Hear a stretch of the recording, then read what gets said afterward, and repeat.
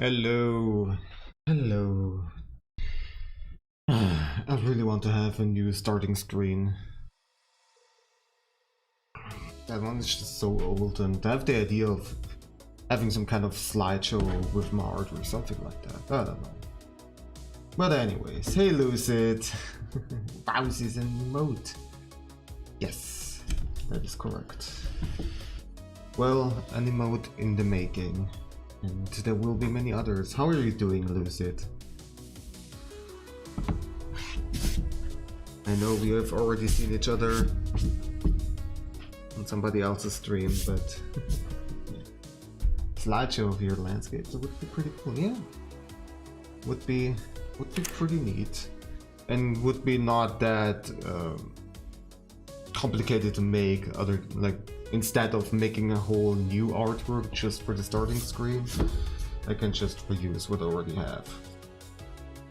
Just I would have to do the layout and stuff. Everything's so dirty.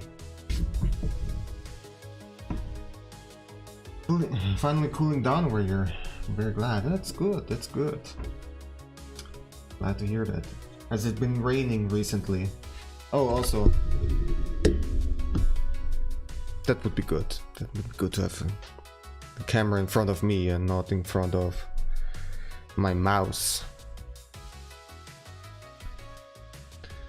And how are you doing? Also, Kitty Cam, I am utilizing both of my webcams again because Hoko's places keep on switching all the time, and she is now very inconsistently on my couch or on my chair, but now she has finally settled down to this chair, to this large chair again, and so yeah, gonna use the second camera for that. But if she decides to join us on the couch or somewhere else, then can be over here. Also, I realized that the shortcut for switching the cameras also makes Winamp do some weird things, so but at least it doesn't interrupt the music. Hokko, ohayo. Ohayo. 眠いね。うん。いつもそうだね。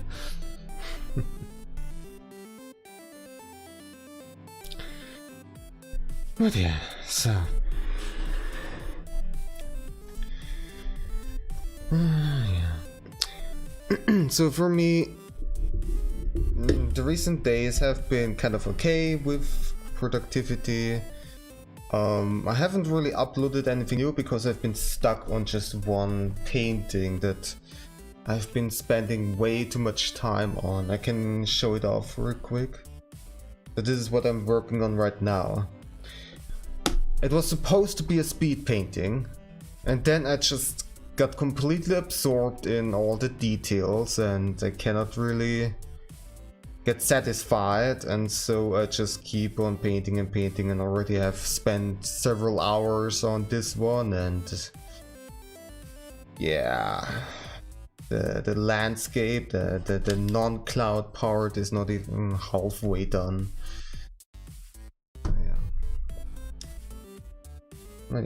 Yeah, I have been experimenting around a little bit with the perspective. If you recall the previous landscape, that was also from a bird's eye view perspective, and I wasn't really quite satisfied, so I wanted to do another painting with the clouds from above. And that one turned out a little bit better, but I still am not super satisfied. It's just like, I don't know, the clouds kind of look flat in a way, but I'm not going to mess around with that even more. The clouds are fine. Maybe I'm gonna do some color adjustments at the end, but as for the form, fine.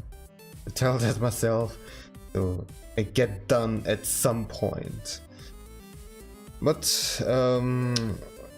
this painting has been at least good for also practicing rocks and waterfalls too. Like, actually, I'm quite satisfied with how the waterfalls have turned out. So yeah, And I am not very good with drawing rocks and stone wall formations. Hoko has left. Where are you going? She is going outside, or did you just sit down with her?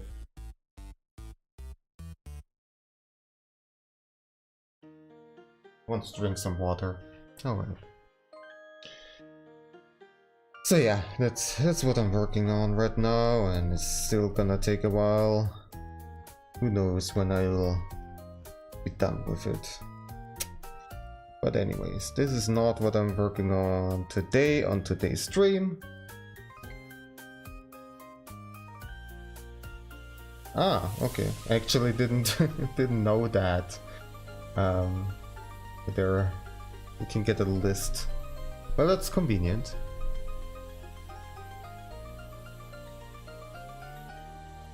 Yeah, you will see that I have a lot of commands. I probably have forgotten half of them. Oh yeah, so the emotes that I'm planning for today. Well, I'm actually not going to start with this one, but with another one that I haven't even sketched out. So for the longest time, I just really want to have a cheer emote, kind of similar like this one here by Christy Cates.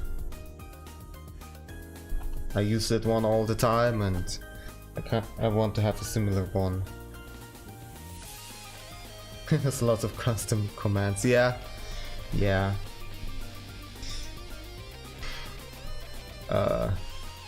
But well. I also have a lot for musicians from the playlist, so. And the thing is also, I have the commands for both YouTube and Twitch. And the thing is, I cannot have them on one singular place. Like, I can at least use the same account, but you have to switch back and forth between using YouTube and Twitch. And so I just have to copy all the commands that I do on one side to the other side. And it's a hassle, but oh well. I like how a lot of them are shoutouts for other people. yeah, exactly. Reminded of chaos, yes. Yeah, that one especially comes very close to that, even though actually like these sketches I've made like last year at some point. I don't even know when exactly. You know, those are really old designs that I haven't gotten around fully rendering. And so after the cheer emote, we can also do some of those that are still waiting and have been waiting for quite a long time. Yeah, like this one or that one. Well, yeah.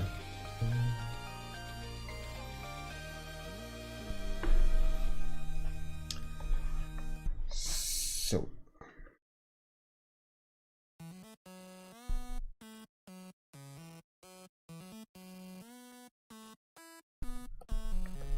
Oh, thank you, Lucid. Picking up cute, Coco. Over here.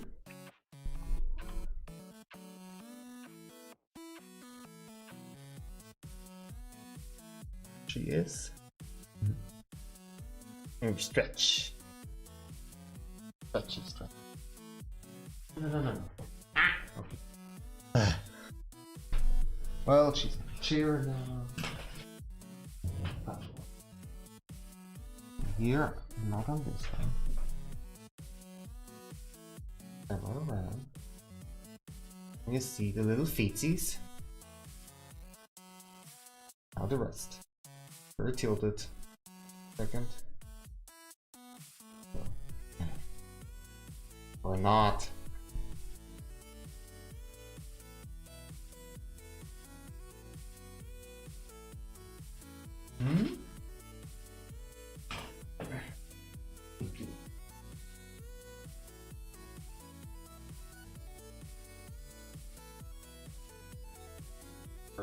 Very busy now.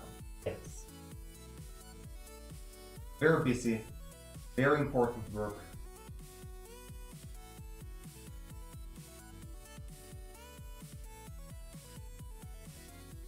Her.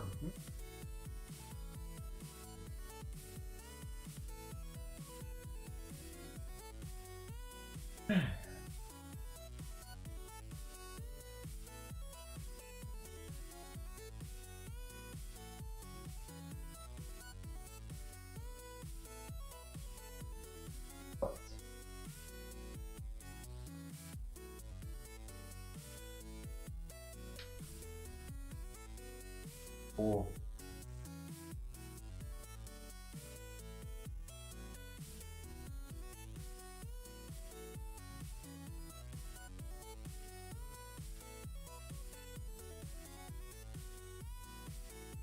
Super excited. Okay.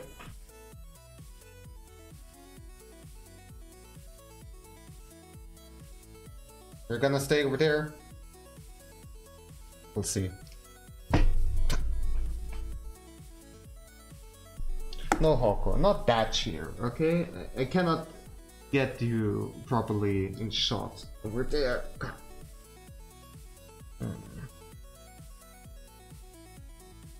Purr into the mic. The noise filter is a bit too strong.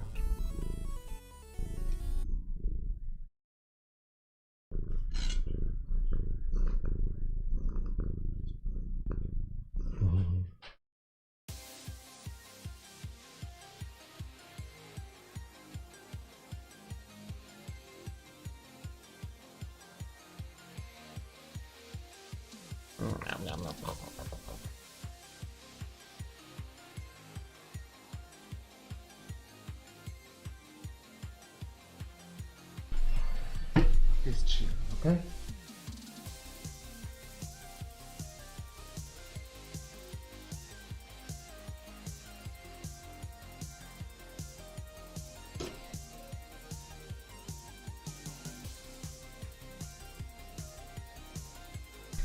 So, how about we do some drawing? Huh? How does it sound? The camera is still kind of tilted. Bothers me.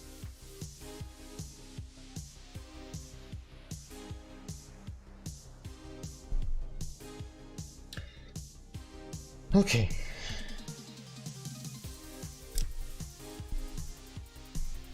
No, my gloves are full with cat hair. She's shedding a lot. Most definitely. That time again, and she's moving again. Now she is just behind the couch again. You don't even know what you want to do, where you want to go.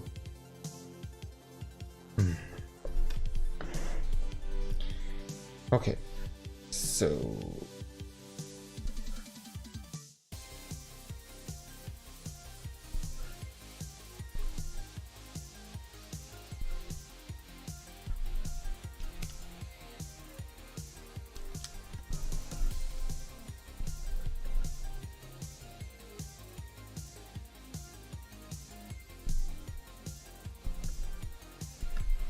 oh yeah, also good thing that you're here, Lucid, because I want to talk with you about emotes.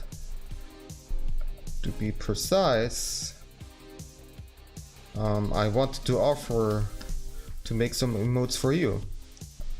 For free, that is. Just it's a little gift for you being always so supportive. I was thinking maybe you want to have some other emotes than the standard ones from Twitch, even though they're cute for sure, but having your own is definitely special. Really, Lucid? Aw.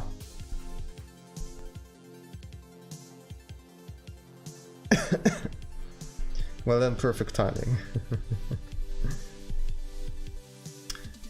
Yeah, so of course don't have to talk about it right now, we would talk about it off stream.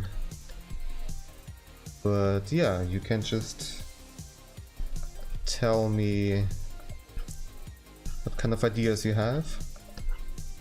Of course, I also would welcome some references and some examples. And yeah. Oh, I'm glad you like them.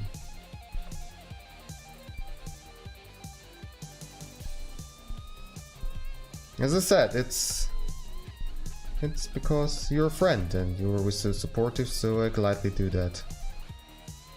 Making emotes is not that big of a deal also, so it's not like investing a whole week or something into it. It's fine.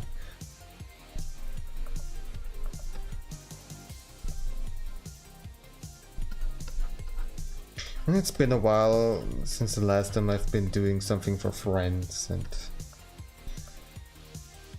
I always liked doing that, but recently I've always just thinking about viewer growth and increasing numbers and getting more money somehow and blah blah blah. It's just draining me, and I want to do something just for friends. Just yeah.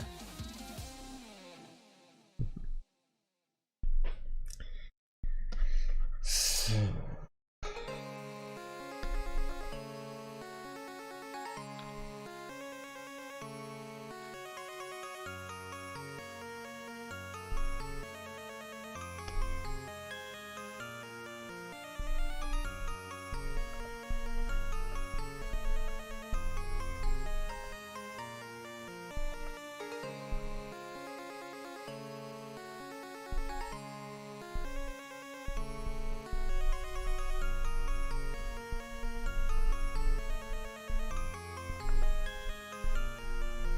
I've been doing the sketches for the other ones off stream because I don't want to spend too much time just adjusting and transforming and all that stuff and not really having a good idea of what I'm doing. Kind of like how it is right now. But I hope I will get something somewhat decent looking.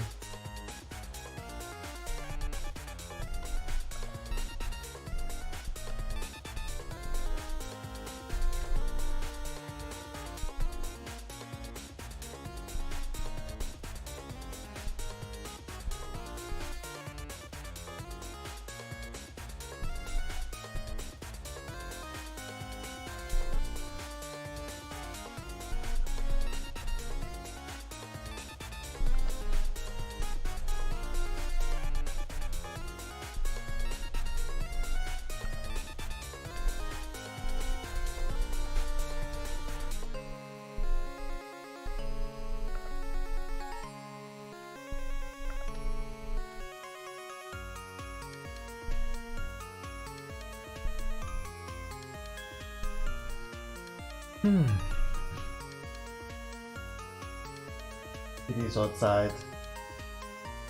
Oh, kitty for kitty can.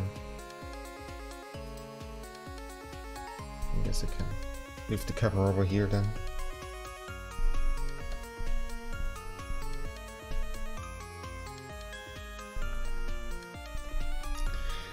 Over here it's definitely getting warmer and warmer. The average temperatures are rising. And I'm starting to feel it, even though I still can manage by always having the window open during the whole night.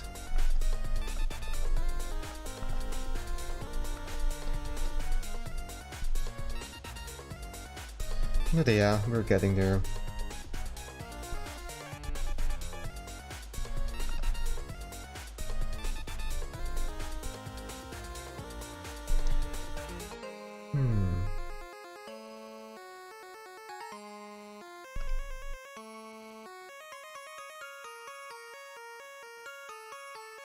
Doing a little dance. Dun, dun, dun, dun, dun, dun. So, Actually, I think for the base, it works pretty okay. Catching.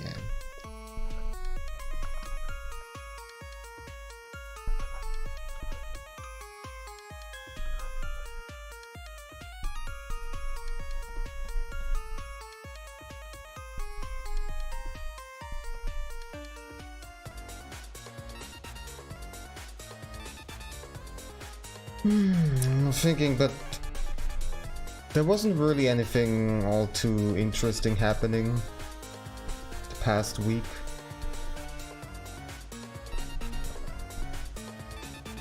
So I started playing Divinity Original Sin 2. Having a lot of fun with that. A few weeks ago I actually played the first one and kind of overdid it with that, but for the second one I am pretty good at just playing it kind of bite-sized. Really should get some BTTV emotes in here. I have been thinking about that, but to be honest, I don't really like using those kind of emotes. Like I have BTTV, but I always have the emotes turned off because I don't like seeing certain ones. Even though they're used in a harmless way, but I've been kind of scarred, and yeah, I just can't stand seeing some of them, and so I just leave it turned off. And the stupid thing is, you cannot just, you either turn it on or off, and there is no option for just hiding specific ones. Otherwise I would do that. What am I doing here?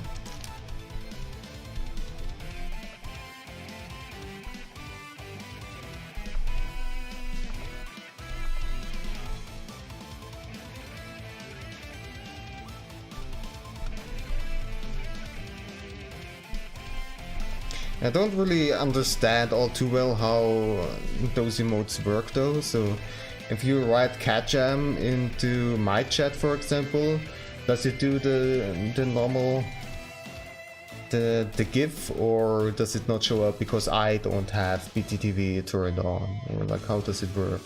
Is it just like, does it work wherever as long as you have it turned on, or?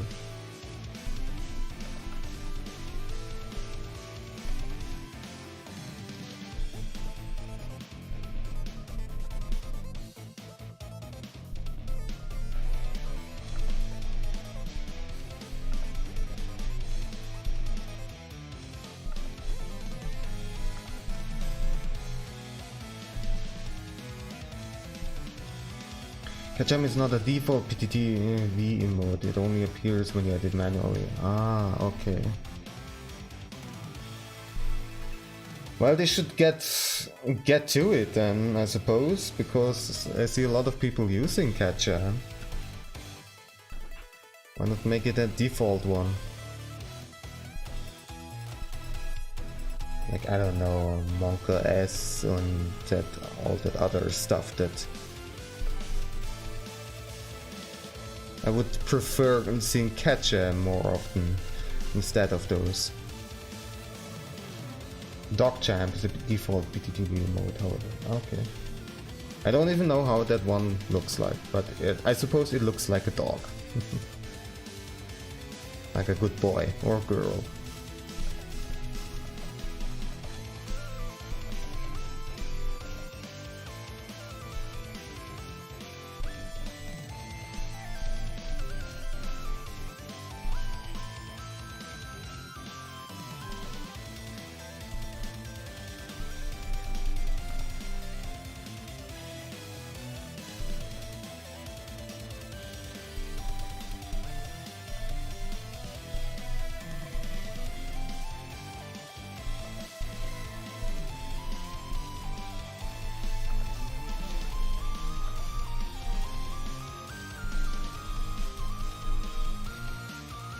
Well, you know, Twitch already has a lot of very good emotes already in just in their own repertoire.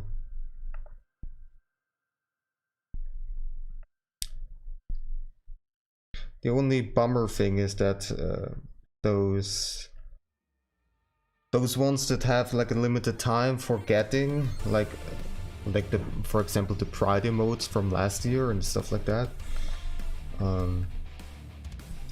Once that month is over, there's no chance really to get for getting them. And I got all of them just simply by just hanging out in chats all the time and getting the scraps from others. And I hang out in chats so often and so much that I always get all of the emotes. It's a shame that memes get appropriated like Pepe. Yeah, you hit the nail on the head with certain emotes that I don't want to see. Like, yeah, this is what I've been mainly talking about.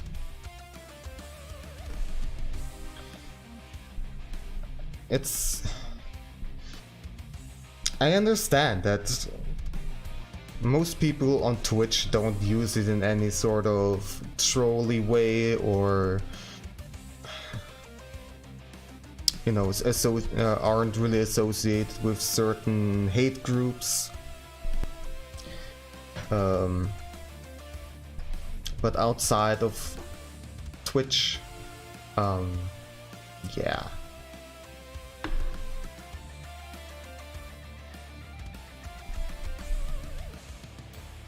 Normally that frog does not mean wholesomeness.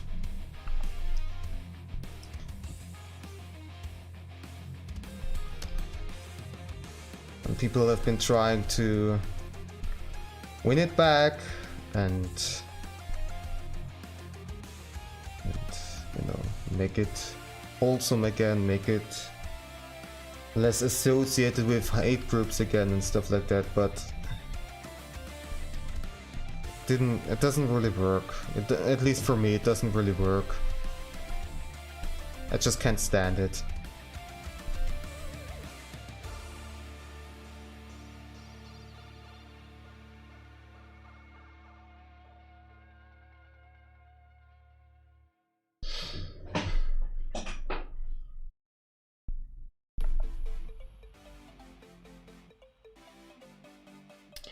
The creator of the frog denounces people who misuse it, even going to sue people who do.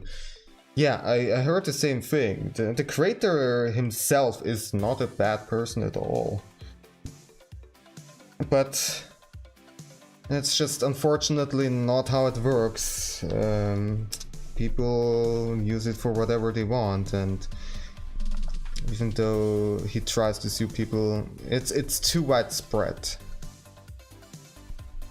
He cannot control it on his own.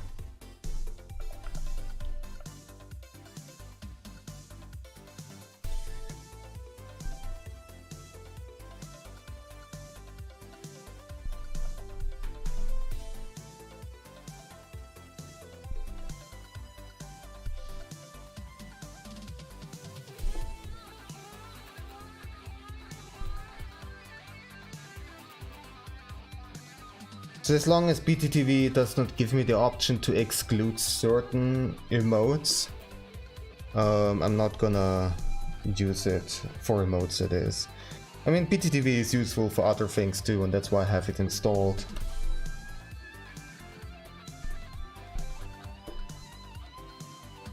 So I'm not really satisfied. I don't know what it is.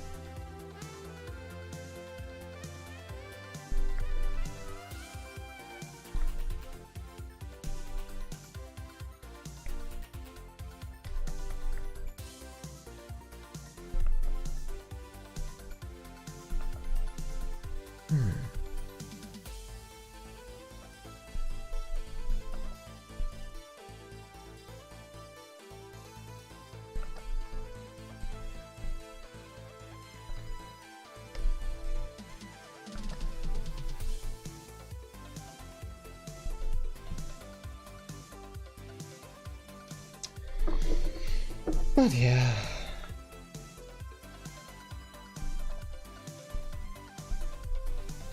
But as I said, and I want to repeat that, people who use it aren't like... Most people just simply don't know, and that doesn't just go for Pepe, but also for other kind of memes and emotes and whatnot. You just simply don't know. It's just funny meme on internet. I want to also be part of it and post funny meme. That's just usually how it goes. Without looking up where it actually comes from and how it has been used. It's just...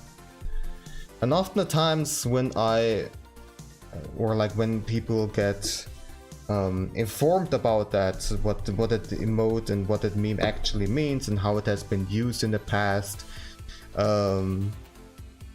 then often just the person just didn't know, and say that if they would have known, they wouldn't use it, and yeah, there we go. Another example would be the re meme, which is also does not have a very wholesome origin, with making fun of autistic people.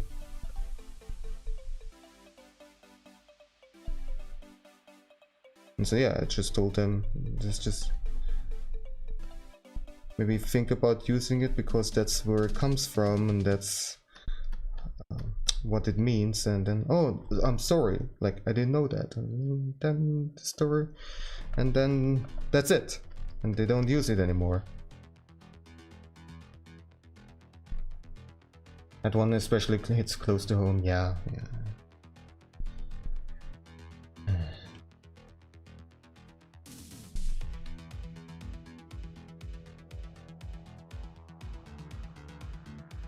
Like, you never know what kind of other people you have in the community and how they experience those memes, and even though those memes are not really used in a harmful way, and whoever posted it in Discord or Twitch or whatever doesn't mean bad at all.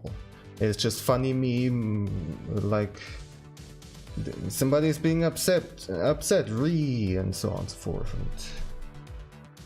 or something shocking happened, and so Monka S and blah blah.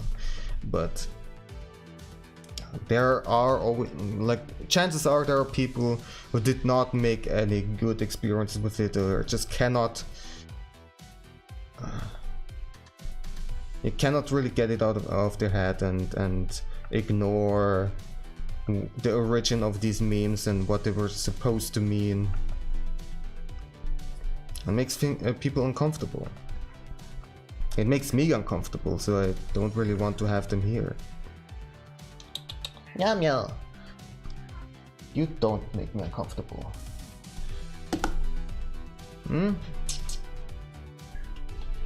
Kitty.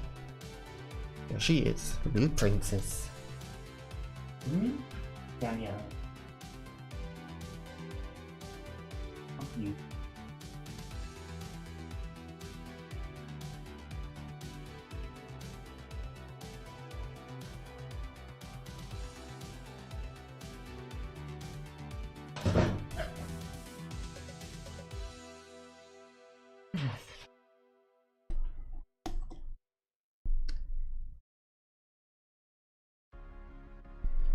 Let's have some confetti, like don't care about the actual shapes of those right now.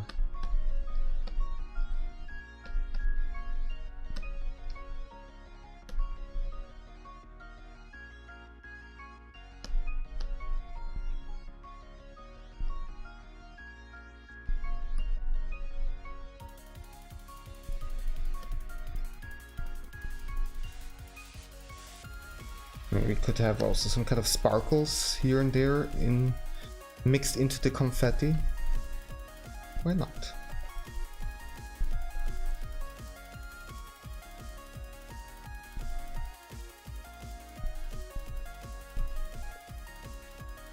Never can enough sparkles.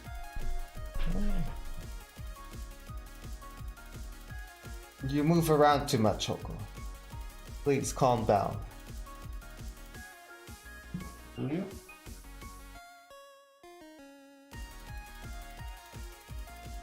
You're so pretty. So pretty. Every day, I'm so amazed how pretty you are. Wow. Unbelievable.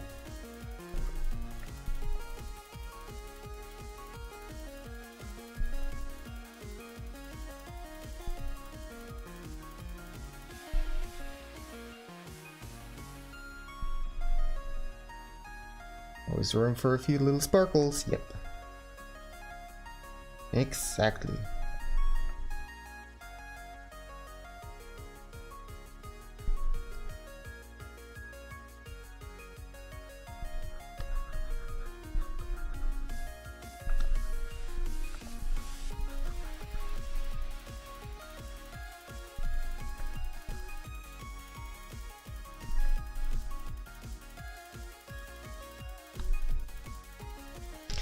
I also have been thinking about, in general, just setting up some kind of plan for commissions for emotes.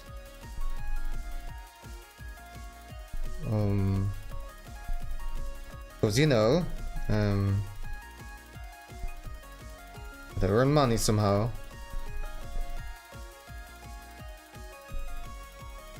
But yeah, I'm hesitant about it because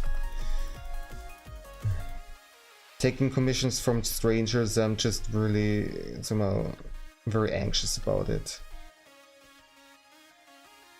But not satisfying them, or them being kind of toxic, or them trying to scam me, or something like that. And probably it's gonna be fine, but still, I don't know.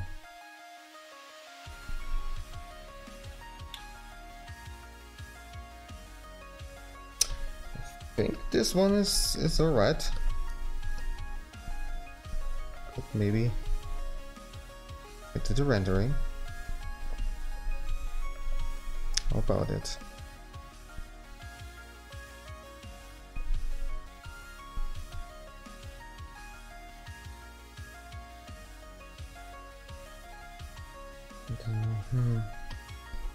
Maybe different curvature for the arm after all.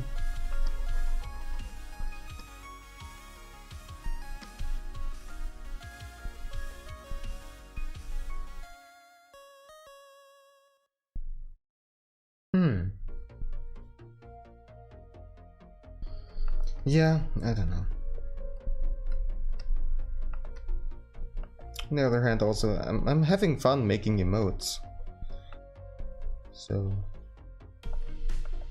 making some emotes for others would be neat.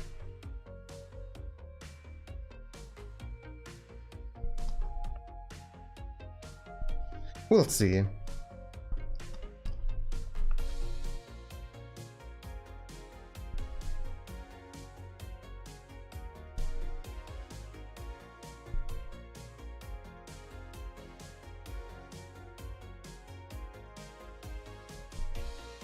Freelance artists do have to be vigilant and steadfast. Yeah, I mean, I'm definitely gonna be very strict about payment at first and stuff like that, and no money back.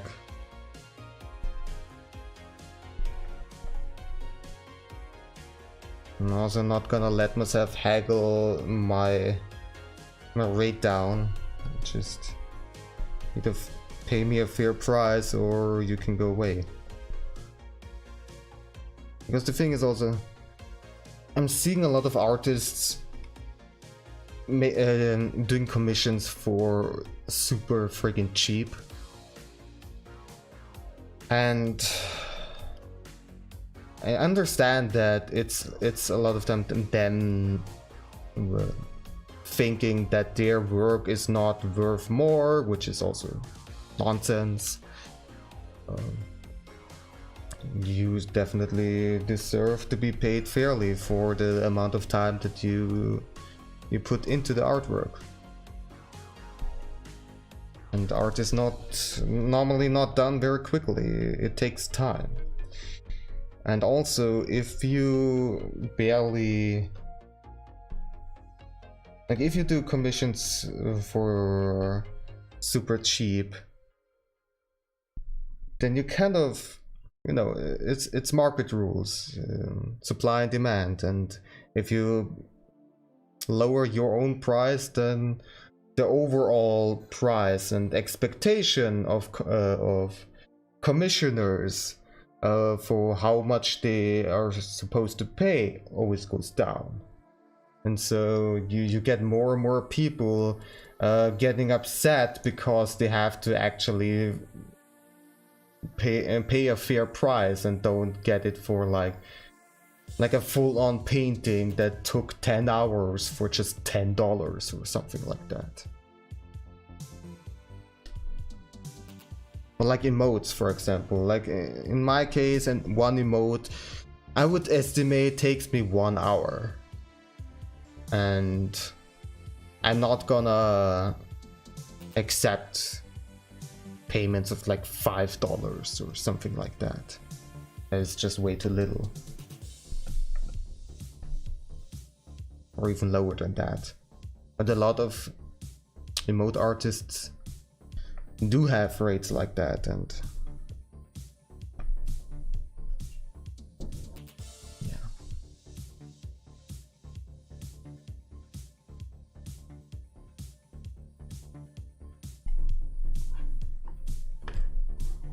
What I'm trying to say is, take commissions, put the price on a fair level. And even if you don't get that many commissions, at least for those that you do get, you actually get paid fairly, and that's good. And you also help other artists like that.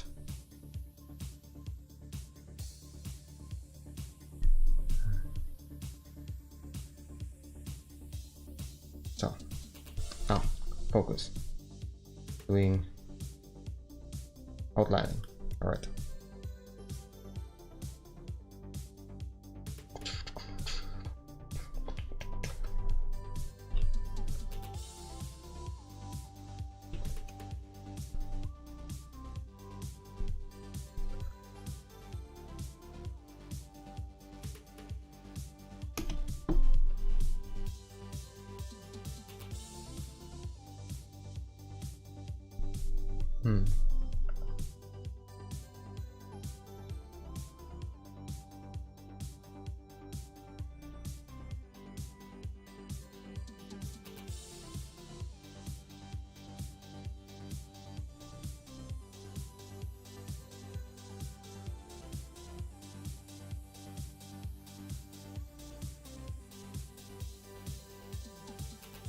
Yeah, like the word that you used, appropriation. So it's also about appropriation of paying the artists fairly.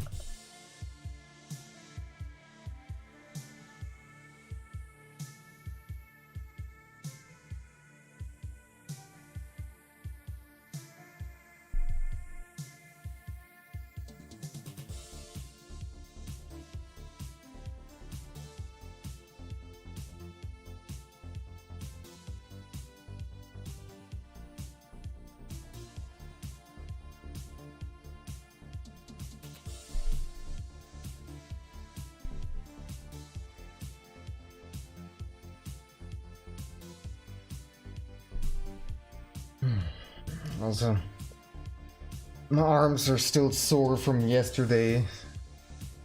You know, we're doing it a little bit, not with a workout or anything, but just buying groceries.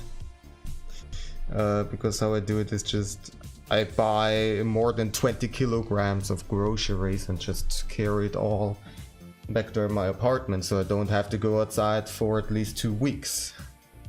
And that's not just because of the pandemic, but just I don't if I can go outside into the supermarket less often, then I will choose that route.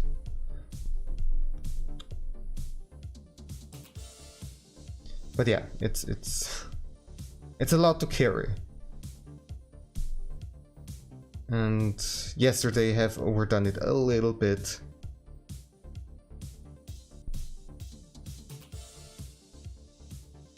And the dumb thing is also, in my regular workout I don't really have anything for my arms. But mostly for my legs, because, you know, I'm playing Stepmania. Or, you know, I'll go outside and take a walk, or go around on my kick scooter, or something like that. It's all leg based. Don't really have anything for my arms. And I should integrate something more for my arms, but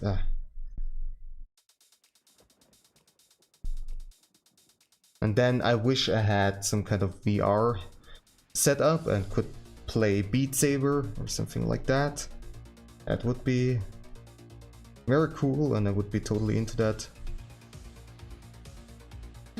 It's just VR is expensive.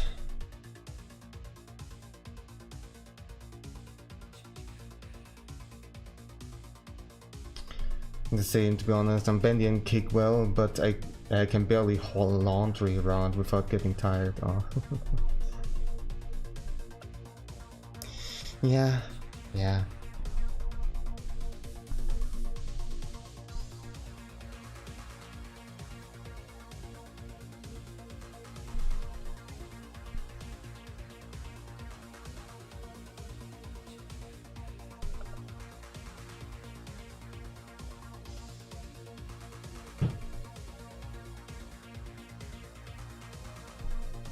The only kind of regular workout that I have for my arms would be practicing some martial arts techniques, which I sometimes do.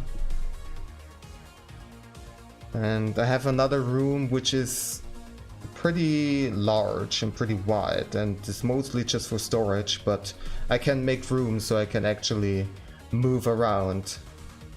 And I even have, and it probably sounds like a total weep, I know, but I also have a wooden sword and a wooden staff for practices. Because, yeah, in my past I wanted to be a samurai, or kind of like a samurai, and practice kenjutsu and bojutsu and stuff, and even develop my own techniques and stuff like that, and yeah. Oh man. But I still know all of these techniques, and I do them for workout purposes. It's pretty good. And it's like, it really is quite taxing for the arms and shoulders.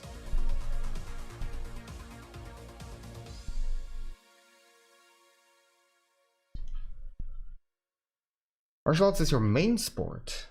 Interesting, it's your main sport, but only sport. I mean, yeah, if there is only one, then it's your main sport. And yeah, I think I didn't... Well, probably you mentioned it at some point at Flipstream, because I do recall talking about sports and martial arts on Flipstream at some point, but then my memory is too terrible. But it's cool. Please remind me what it was that you train. What martial arts?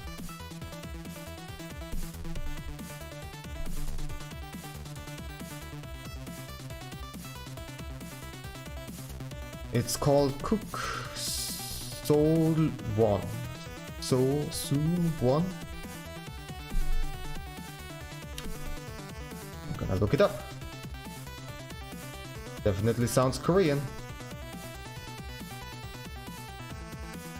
Yeah, you don't really hear it all that often.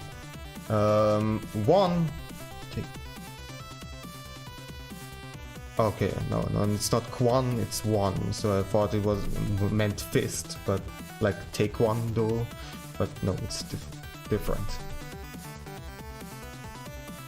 I cannot do it from here.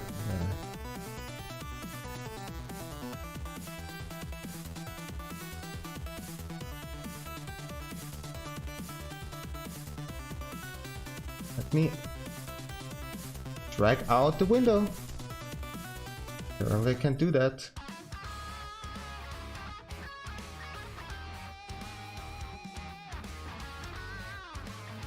There. My god. Alright, let's see.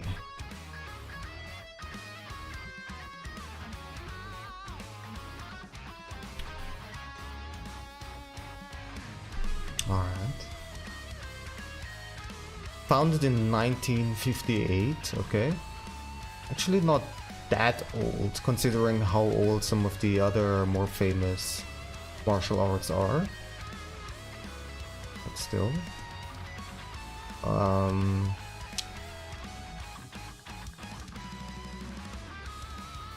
Taking advantage of the human body's many pressure points. Oh, okay. Pressure points.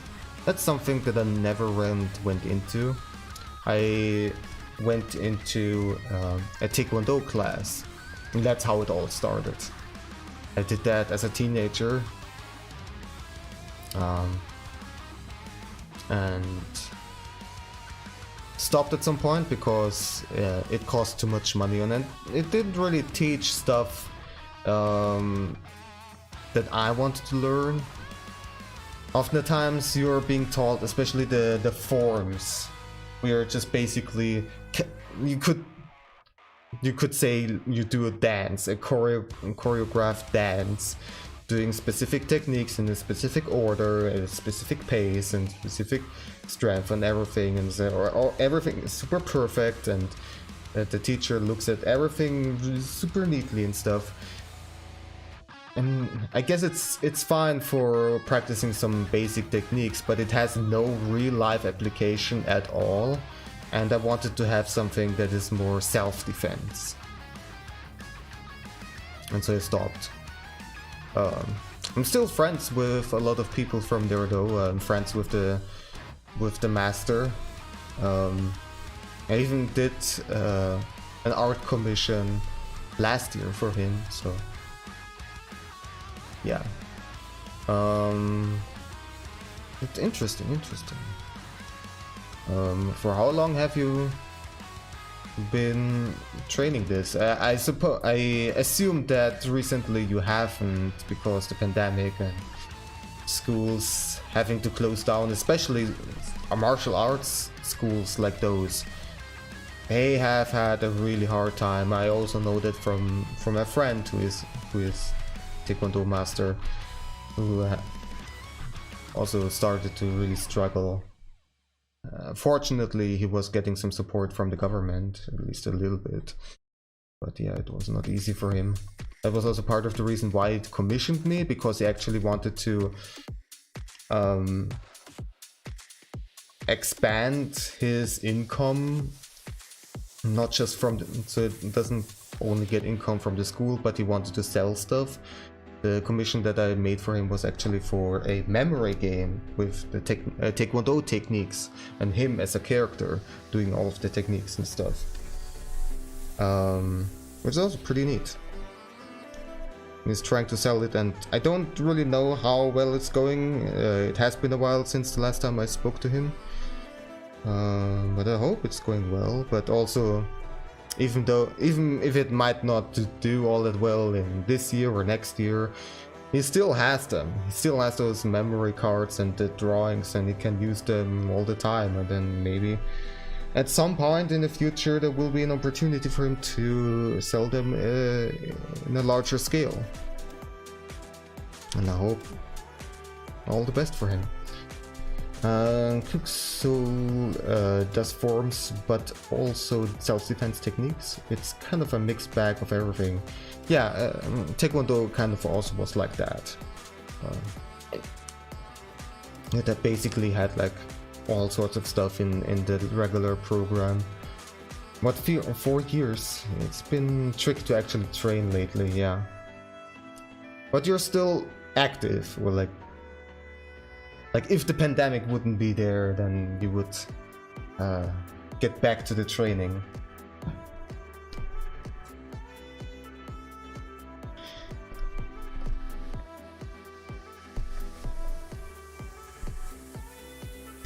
Yeah, training martial arts I find especially very good for you.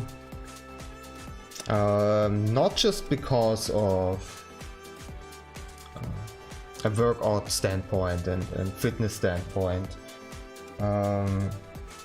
which is also very good because doing these techniques and sparring and all that stuff, you basically use your whole body.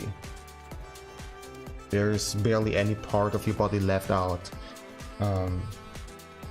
Of course, some martial arts are heavier on certain body parts and techniques than others. Some are more kick-based, some are more like punching-based. But yeah. But also, it is really good for your mental health. It is really good for yourself. For your self-courage, for your self-esteem, and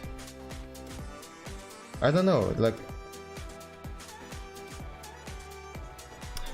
back then when I started doing martial arts, I definitely noticed a big difference just in my everyday life, how I moved around, like for example in the kitchen, and or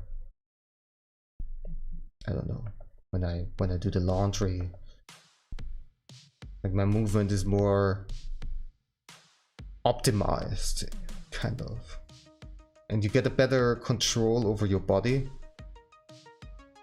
What am I doing?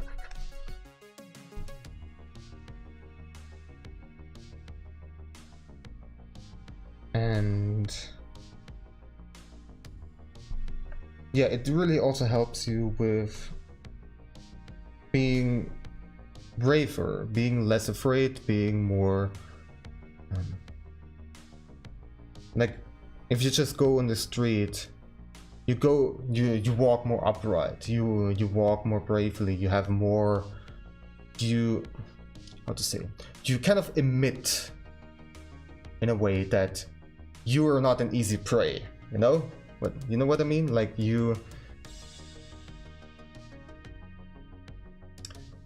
it's hard to also translate because now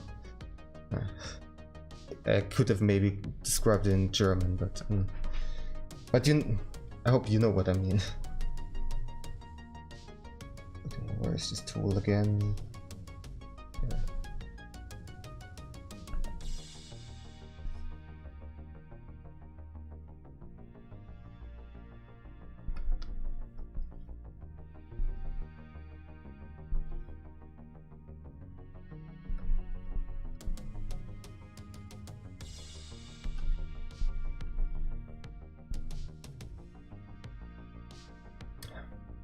I feel way safer outside now that I know how to defend myself. Yeah, exactly. That's what I mean.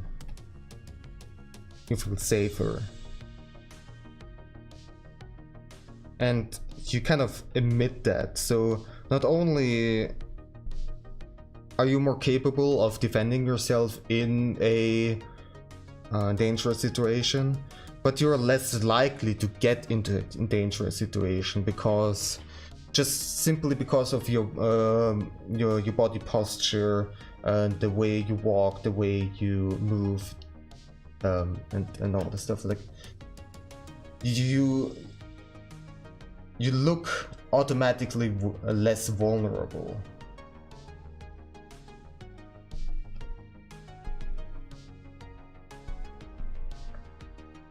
And most of the time, when somebody wants to rob somebody or assault somebody, they look for easy targets. They look for vulnerable people who cannot really defend themselves. They're not You're not searching for a challenging fight or anything like that. You just want to let their rage out or want to get your money without being in danger themselves.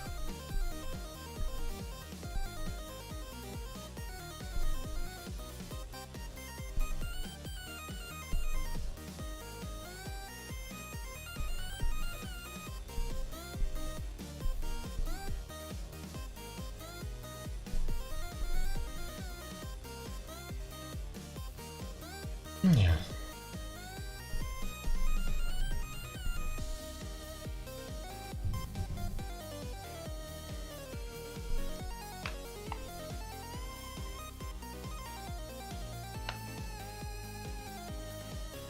Just somebody taking out the garbage.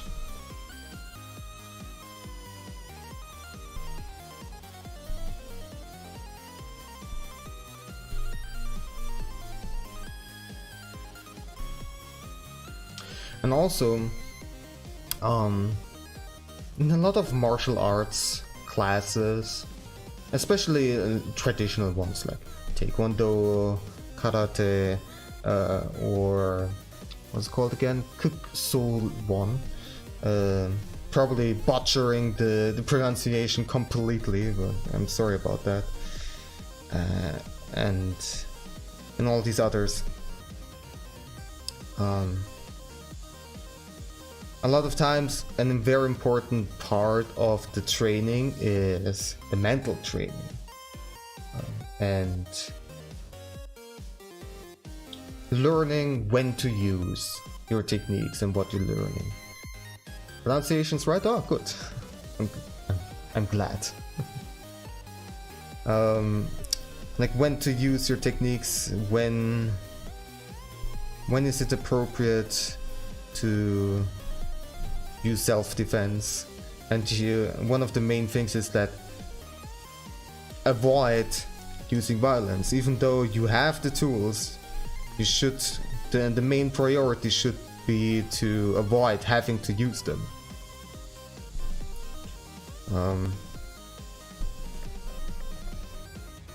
And yeah, I mean, that is being taught in some martial arts more so than in others. There are some that are also kind of brutal, so I do not really approve of those. But like those examples that I've been listing before would be good examples for them. Yeah, also teaching respect. And it's also the thing about these kind of classes, you train with others. And you are training techniques that are potentially dangerous. And so you have to have a proper respect in front of your opponent who is trying to block your techniques for the practice that you're doing. Or you're doing some free sparring or something like that, and you don't want to hurt your opponent. That's not what it is about. And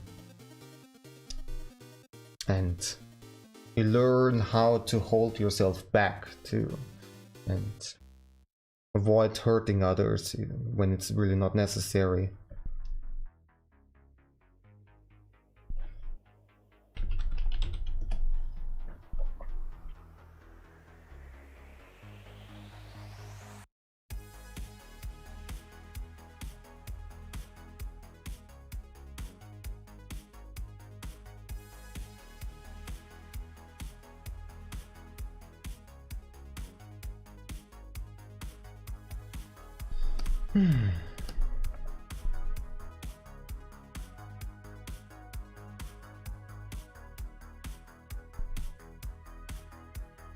Well, you can definitely hear that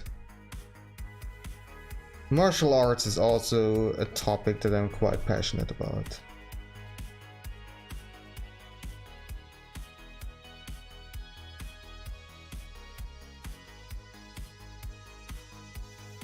And I do have to say I kind of miss training in the class with others. People over there have been really nice. And that's why I'm also still friends with a couple of them. Even though it has been many years.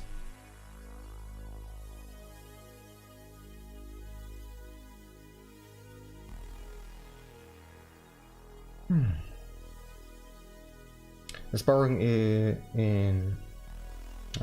is non-contact until very late on. It's good for learning how to control your moves instead of just wildly throwing hits.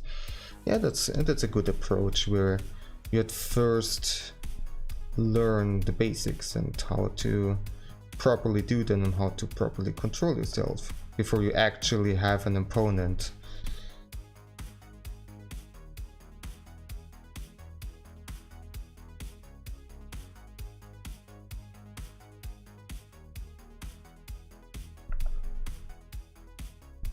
What would you say is your most favorite thing about your martial arts training?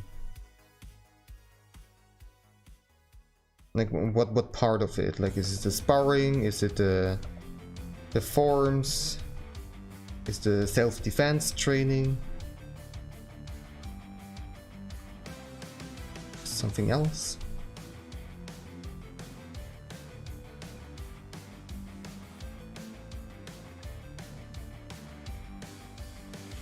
Like, I personally always liked the self-defense training or the sparring, the free sparring. Although I do have to admit, I hurt people quite often unintentionally in the free sparring, not by attacking them, but just simply by blocking them. And if you look at my elbows, they're quite pointy, and so even if I do the normal block position, if they just happen to kick into my elbow, then it's gonna be ouch. That happened several times, and it's just very hard for me to control. Never really felt bad every single time.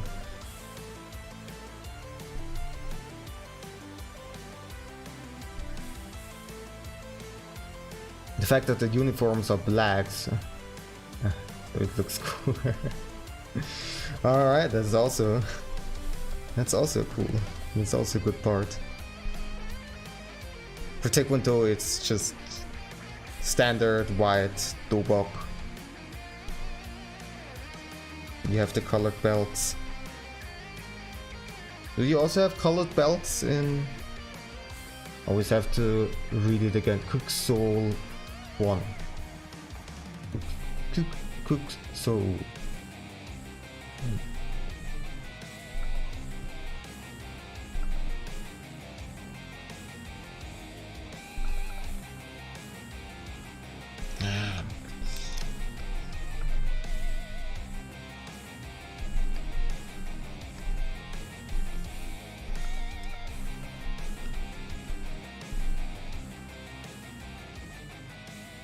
Got natural forms, yeah. Yeah.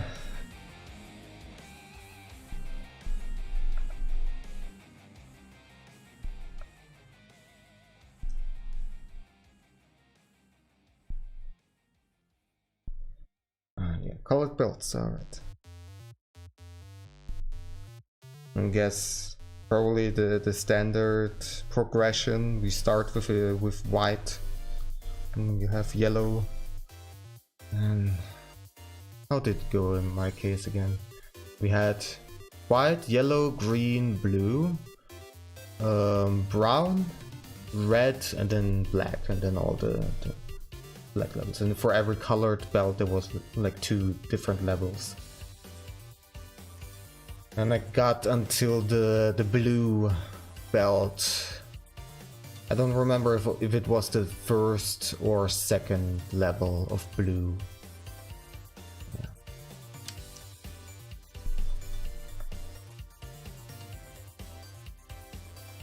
was also the thing, I was not really too interested in getting belts.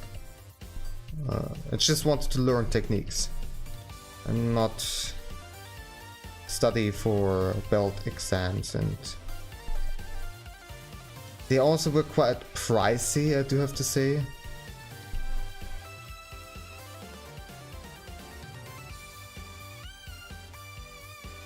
Yeah.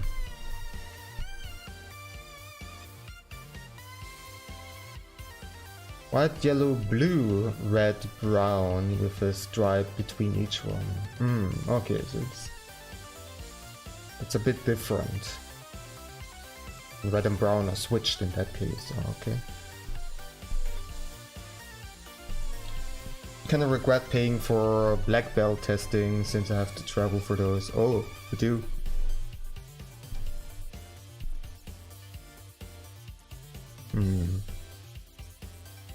Yeah, I guess you have to have a different certification in order to do black belt exams.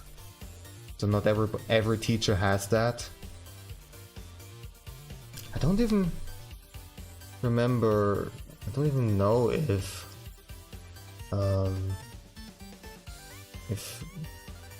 our master or Sabomnim has that kind of certification. I don't know. I don't think I'll go past first dan. Too expensive and too much pressure. I mean, it's fine. In my opinion, the belt colors don't really mean all too much. They're supposed to be kind of a reflection of how experienced you are. But they're not like accurate representations of how threatening you are, how strong you are, how good you are with the techniques. It's just you studied really well to do certain things that the exam requires. And like often, for example, in the sparring, I was doing pretty decent with scoring points and stuff like that, and there were some people who had a way higher belt than I did, but were not really good at sparring. They were not really good at doing the techniques, and like the techniques spontaneously is what I mean. They were really good at doing the forms and learning the words and learning the techniques and everything and do them properly. But if it would come into, like, if they would get into a self-defense situation, for example, a lot of that doesn't really help you all that much.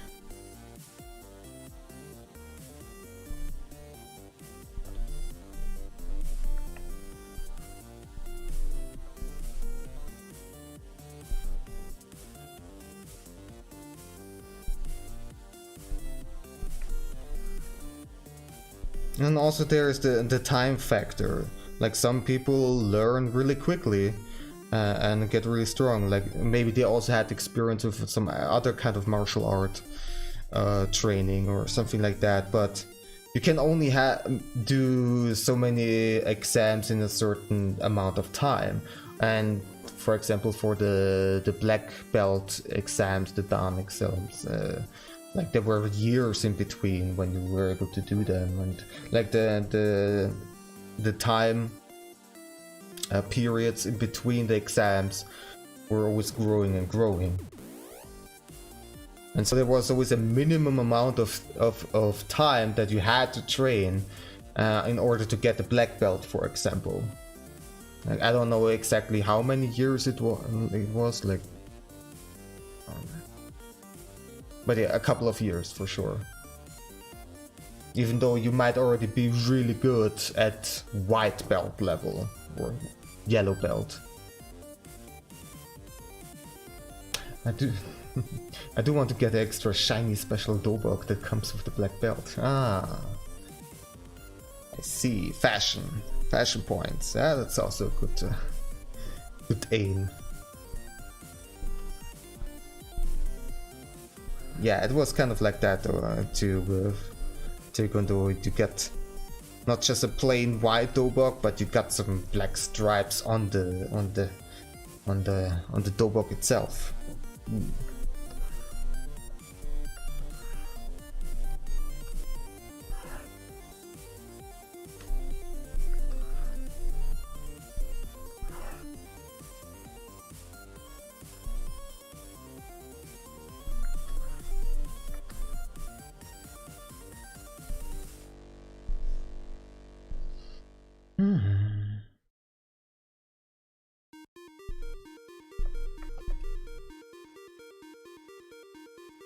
And so, how did you actually get into training martial arts? What was the trigger for that?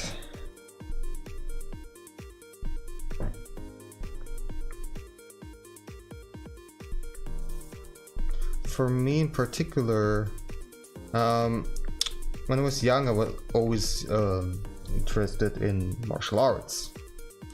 But the particular trigger why I started to go into school, and to that particular school that I went to, was because of a friend at school who was also training there, and we were good friends, and so I also joined that school. And yeah, we were a pretty good duo actually. We had a lot of fun, and before I joined the school, the Taekwondo school, every now and then we were actually training at school, like at the, was it middle school or high school at that point?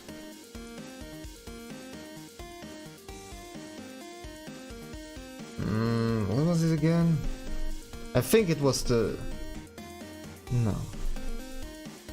No, it was end of middle school. I don't quite remember too well. Oh well. Getting decent snacks. Alright. Gonna wait a little bit with my story then.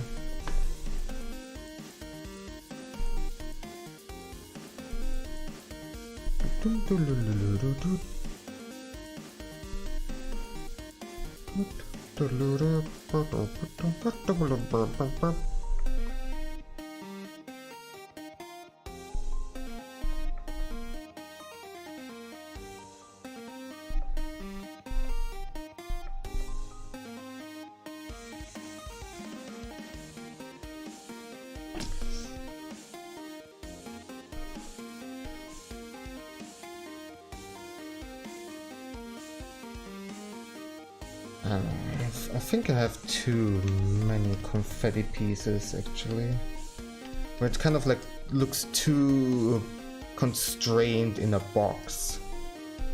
It should look more free floating, spreading out. Maybe this one too.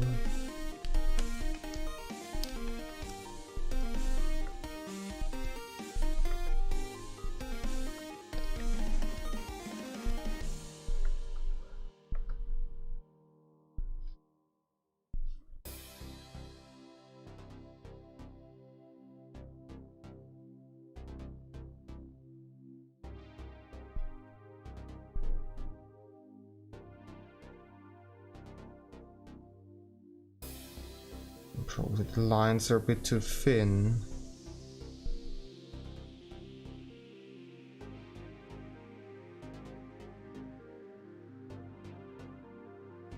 Let me go back to some of the old ones. Like this one, for example. Yeah, no. The lines are so much thicker. Fix that. This one, yeah.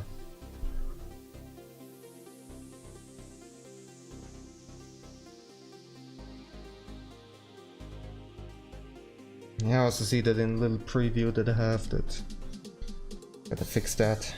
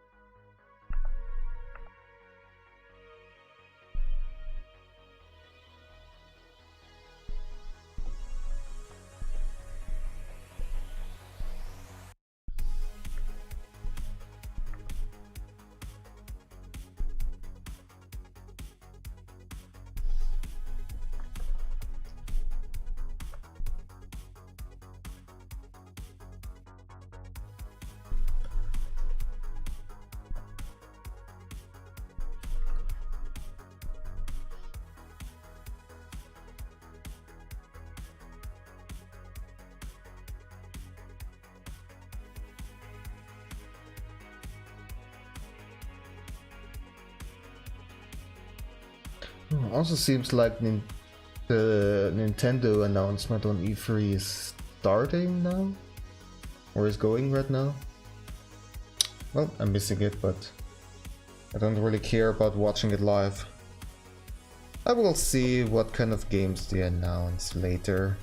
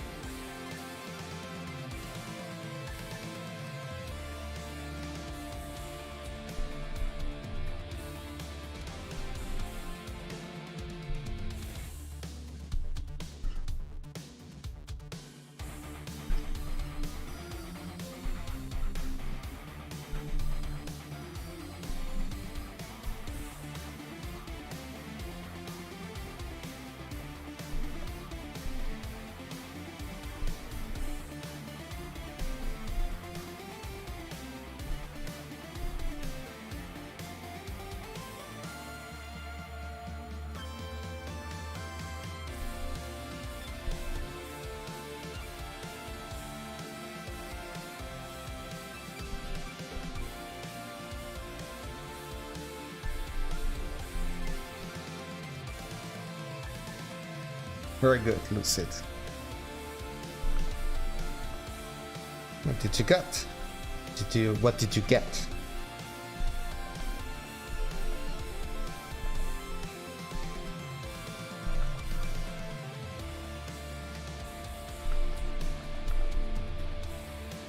Custard creams. Nice. Enjoy.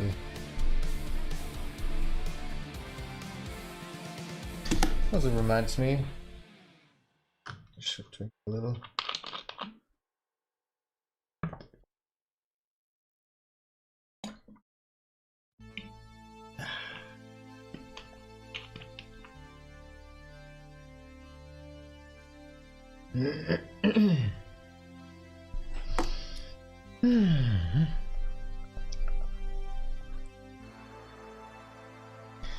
So, to continue my story, how I started martial arts. So I was training together with a friend of mine at school, and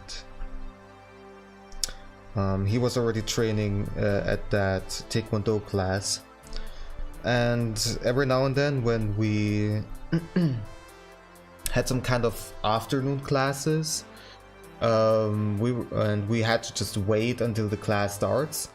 Every now and then we, like in between classes, we were just hanging out, and like during the afternoon there was barely anything going on in the school, and so we just waited in front of the classroom where we're supposed to have our class later, and just trained. We just you know, just as we were with the clothes that we had on and the shoes and everything, we just did some techniques together, and even did some a little bit of sparring, and it was probably very dumb, but it was a lot of fun, and we were just really into martial arts. Sorry. And then at some point I decided to join the Taekwondo class that he was in. And then we trained together over there, and not not at school with just no supervision and no teacher whatsoever.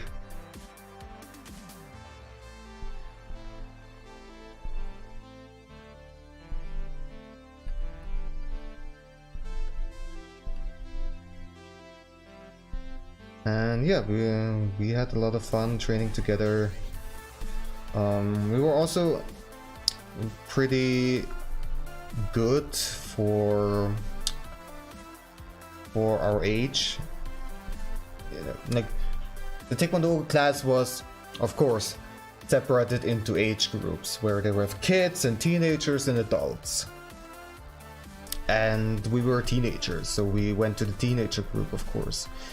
But my friend at some point asked our master if he could switch to the adult class, because he had no challenge in the teenager group. There was nobody really who was good enough in order to, like, good enough at sparring. And Taekwondo especially is very sports orientated, so you have a lot of on contact sparring, because that's with vests and helmets and so on.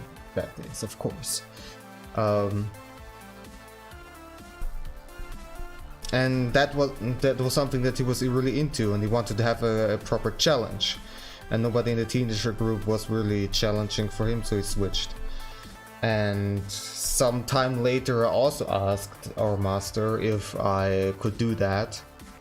And even though he was hesitant at first, he also granted me my wish.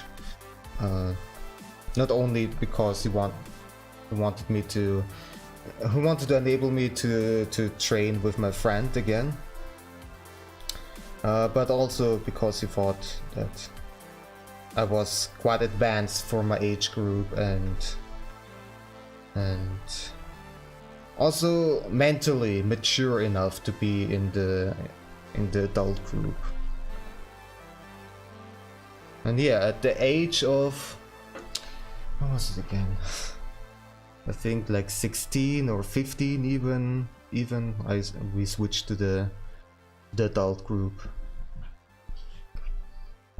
And the thing is, nobody actually really noticed. If they didn't know already that we were part of the teenager group, they would have totally bought that we were adults. My story is a little less interesting. They had a stall set up at the festival and it looked interesting, that's all. Well, that also works.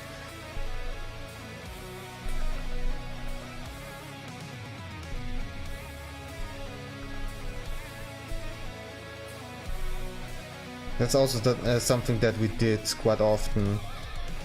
There are some sports festivals in Vienna every now and then, or at least there were. And our school was often a part of it. And our school, our Taekwondo school, was back then even the only one who really participated in those events, the only Taekwondo class that is. And so we prepared, we even prepared some shows where everybody was coordinating and doing techniques at the same time, and then there were like sparring stuff and like you know, break the wooden boards and stuff like that. Show off how strong you are and how precise you are and stuff like that. And I was both participating in the shows and also later, when I was not really training there anymore, I was still helping out, building everything up and supervising. And it was a lot of fun.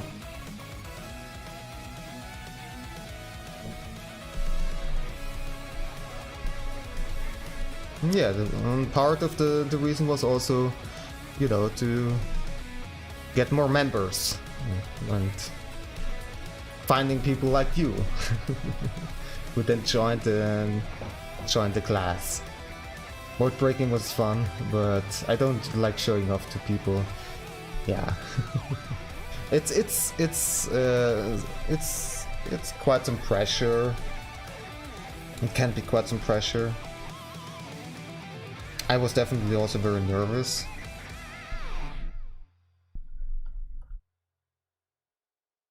But it was all good, it was fun in the end.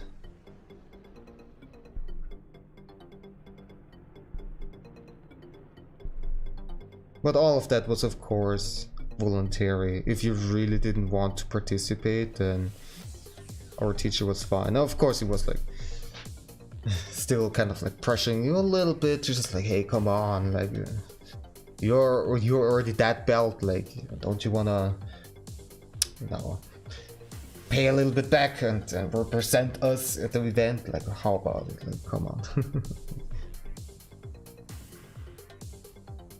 He's like always poking a little bit, you know.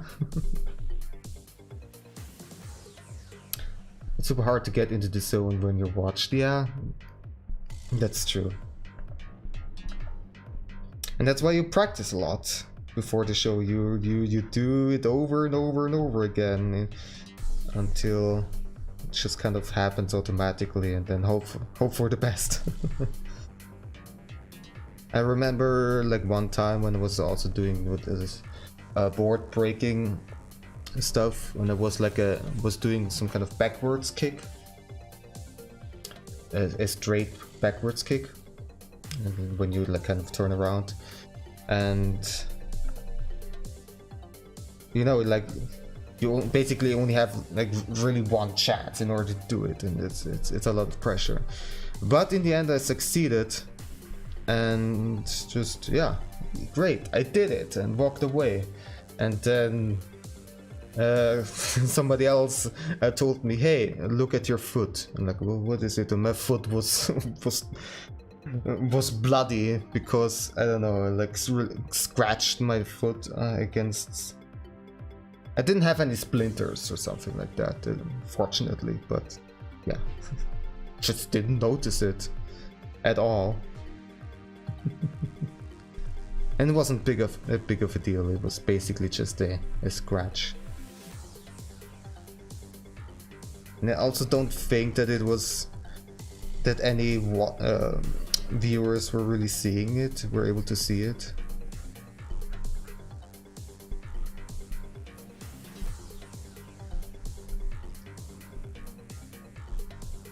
So yeah, it's fine. I didn't splatter my blood on the audience or anything, so that's all good.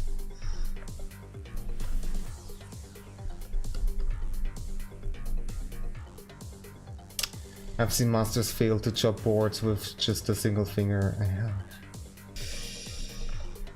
Yeah, oh man. That's the thing, either you, like, for extreme ones like this, either you succeed or it's gonna be very painful.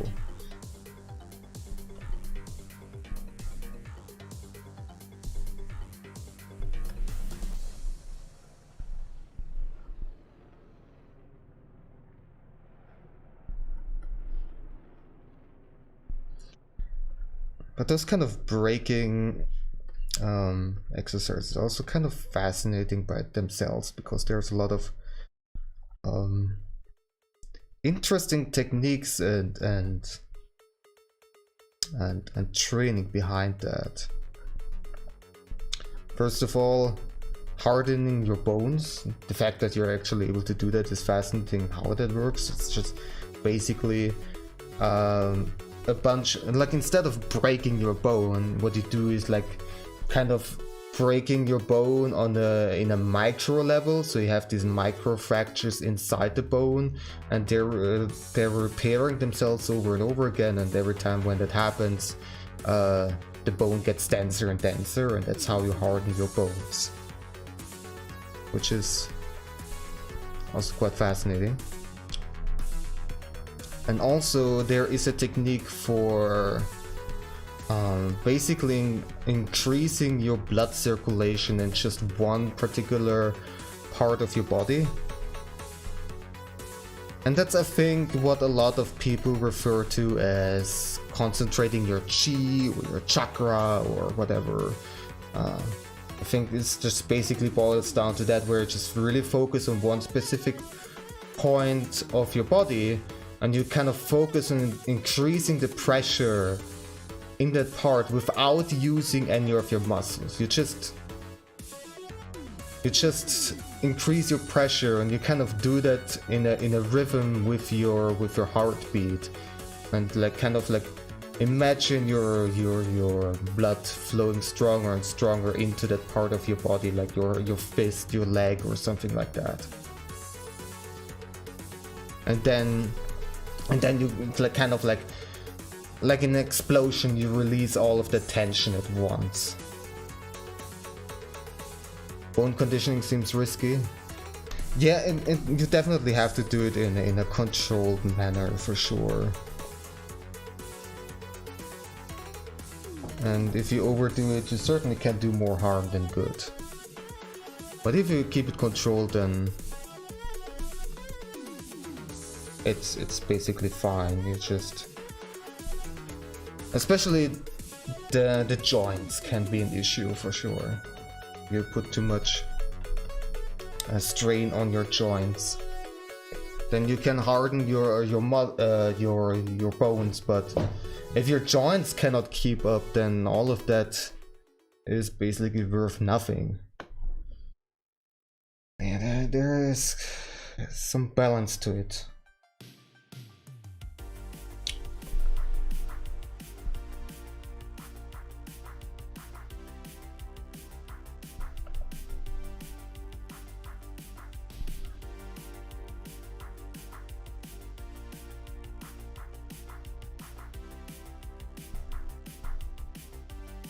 It'd be easy to mess up and do more harm to yourself. Yeah, if you also don't, if you're like too eager and too fired up, and you just punch too hard or kick too hard, then it can happen that you mess it up. And yeah, to be honest, that happened to me. That happened to me. My right hand actually is a bit weirdly formed because I cracked one of the bones by just punching too hard once, and yeah.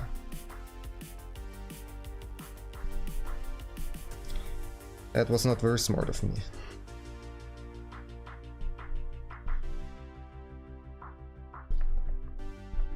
That was not very smart of me. But oh well. It's not that big of a bother. Like, I can use my right hand perfectly fine.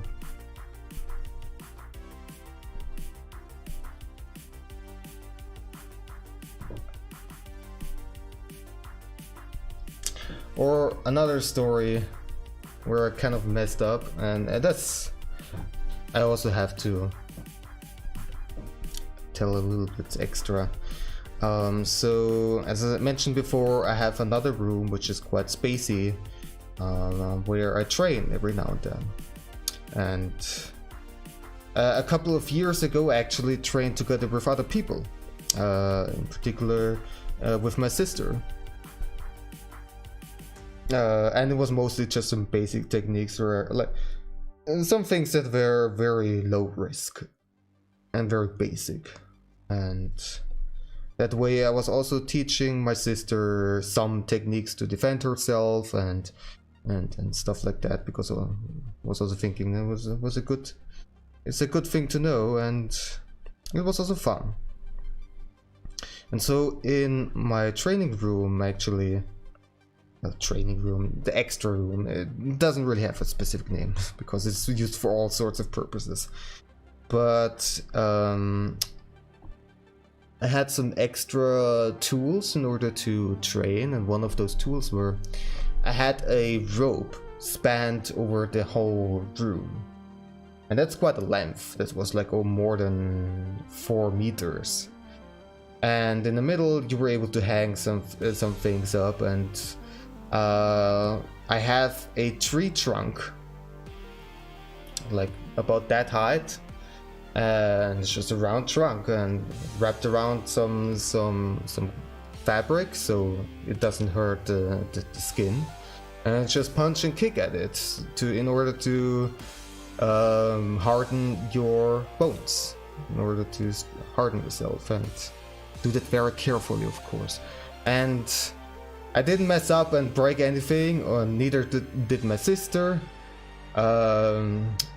So it was all fine. It was all fine. Our joints are fine. Our bones are fine. We were doing it in a very controlled manner. But my wall is not fine. So yeah, as I mentioned before, the rope was spanned over 4 meters. So that's like having something hanged up right in the middle and you punch against it and stuff is quite a lot of tension on the walls. And even though it was very strongly fortified with several screws in the wall, the bricks in the wall can only carry so much. And so even though the fortification and everything was still in there, and the screws were still in the wall itself was giving in, and one of the bricks, I think, got loose or something like that, and we were just punching against the thing. And one thing that we also often did was just putting a cat onto it and just doing a training underneath it, and just the cat was just hanging out and just shaking a little bit here and there. And of course we were careful to not hit the cat, which is of course easy to do. And yeah, we're doing that. Cat on the thing, also extra weight. And then all of a sudden we saw the wall coming at us, not coming at us, but just like a little hill was forming, and immediately we're stopping. No, we removed everything. Nope, that's it, never again. That's the limit. And yeah, and I still have that in that room. It's still not fixed, and probably will never fix it until I move out. So yeah, I did some stupid things. I did some stupid things, for sure.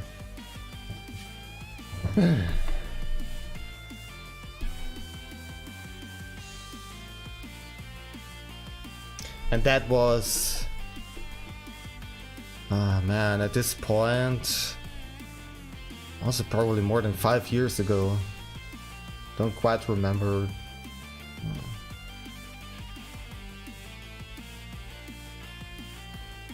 Yeah, that was before my sister started working.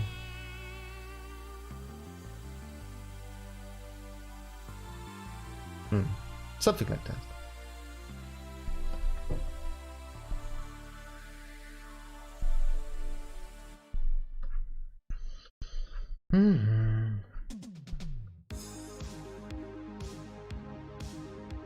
It certainly was quite reckless at some points.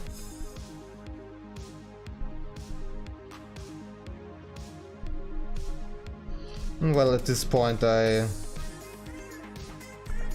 calmed down quite a lot and train way less than I did back then, which is not really a good thing because, as I said before, my arms are getting kind of weak and stuff like that. And I should train a little bit more.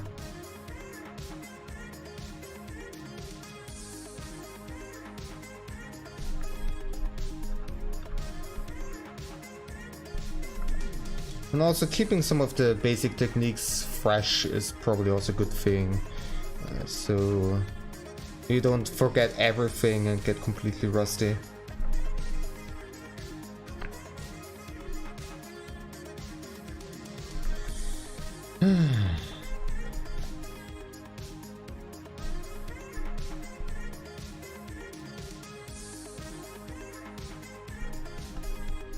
Oops.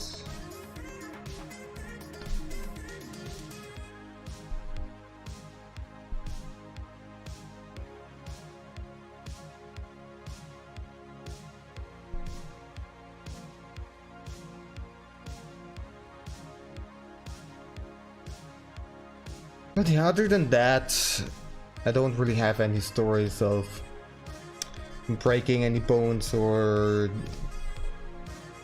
getting into accidents, heavy injuries or something like that. I remain pretty unharmed and pretty healthy.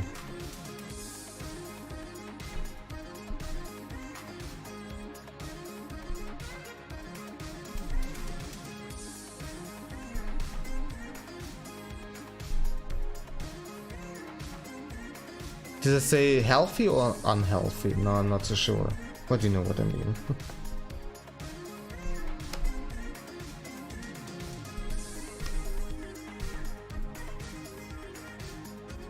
Kitty is not here. She's outside again.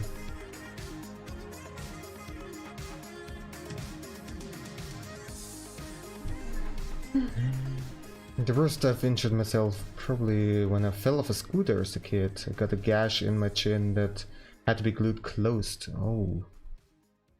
Ouch. Yeah. Well, thinking of it, yeah, I also have a story like that as a kid. I was not a scooter, but a bike. And I was at my grandma and there was this horse racing ring where we went to every now and then, just simply because there was also a playground over there. And yeah, when there were no horse racing, it was a nice place to go for a walk and stuff like that. And there were some other kids, and I don't even know who they were maybe just there. And we played around, and I was there with my bike, and they also, I don't remember if they also were there with bikes or just running around, but basically we were kind of playing like I was a horse and they were the gates that kind of opened before the whole horses start running. And they just ran with me, I think, or like we're on the bikes and I was on the bike, and they were kind of just surrounding me, and I got kind of so distracted and confused by them running around me that I just basically fell over and scratched open my arm real hard. I don't think my bones were really injured or anything, but I did have to have some support for my arm for some reason. I don't quite remember what the deal was, but yeah. Kids being reckless. It was pretty small though, and the scar is barely visible now. Oh, okay, that's good. Yeah, I don't have any scar whatsoever from that.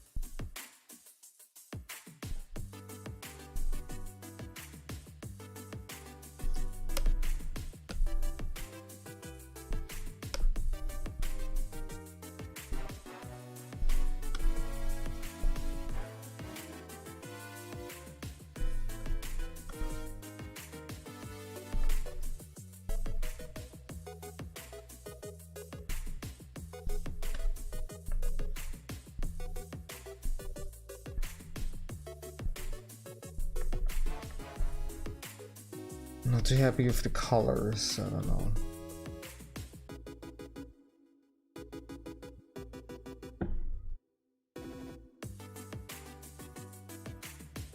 Yeah, this should be a bit more coordinated. It's just all over the place and this kind of looks messy.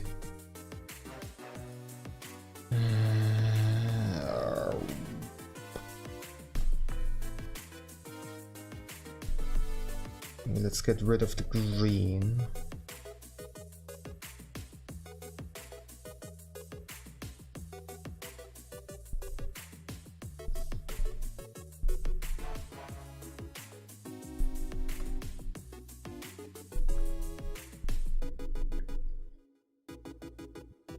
And the blue maybe too.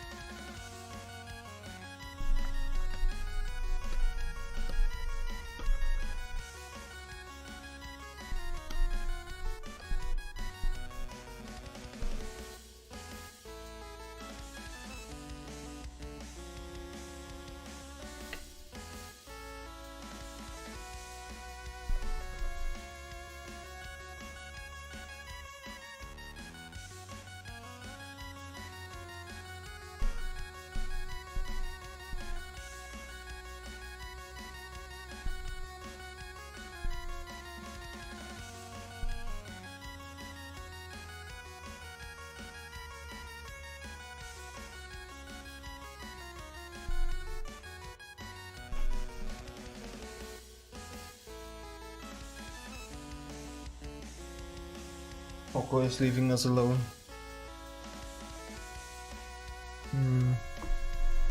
He's somewhere outside.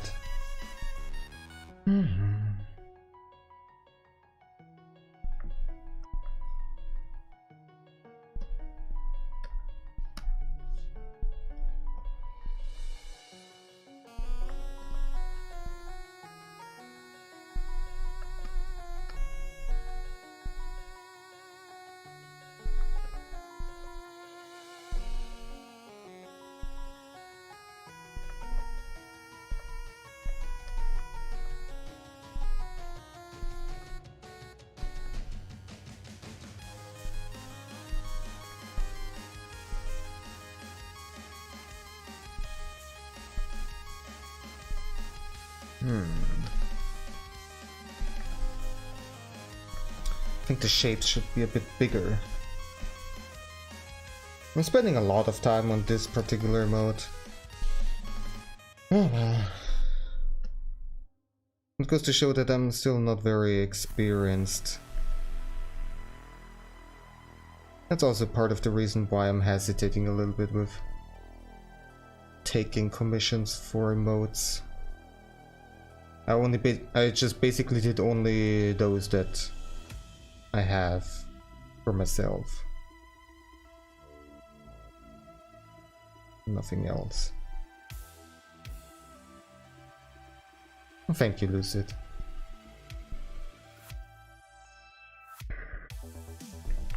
You know how it is, as an artist, you're never really satisfied.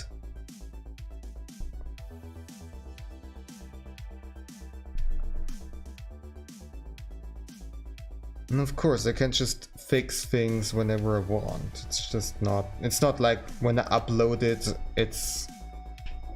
that's how it's gonna look like, and I cannot change it whatsoever. That's not the case.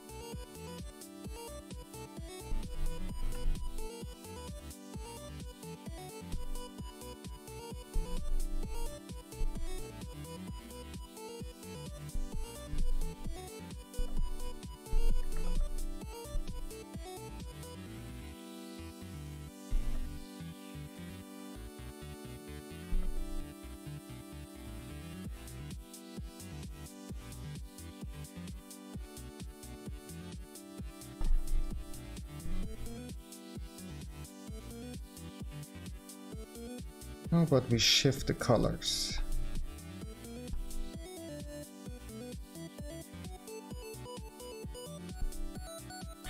The cooler colors like blue and stuff definitely don't work.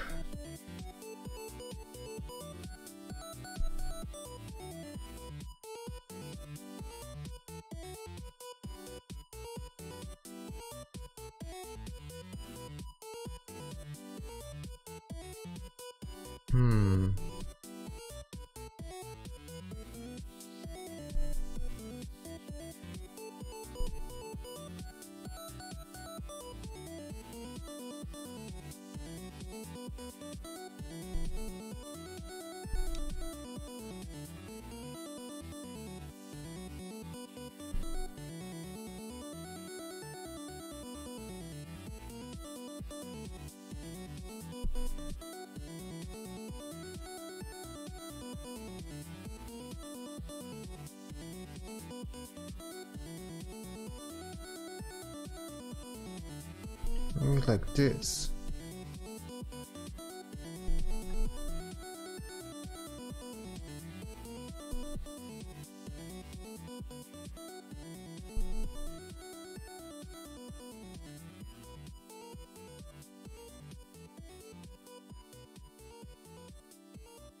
But like this, and I will give it a little bit of an outlining.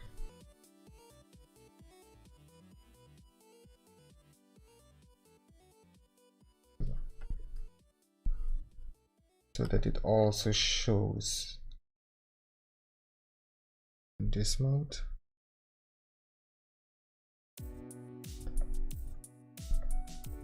Different color maybe.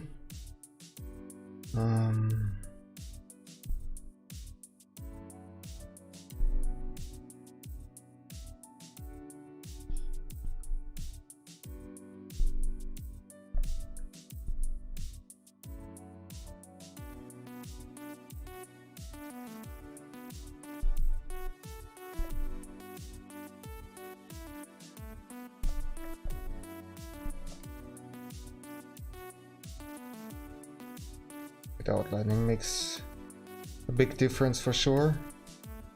I'm gonna make sure that it properly shows in both light mode and dark mode.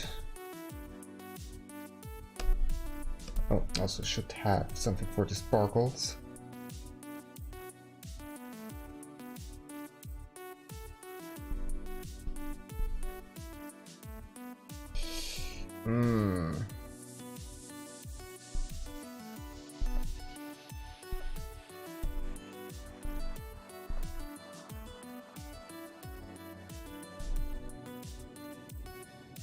There's just 1 pixel outlining and already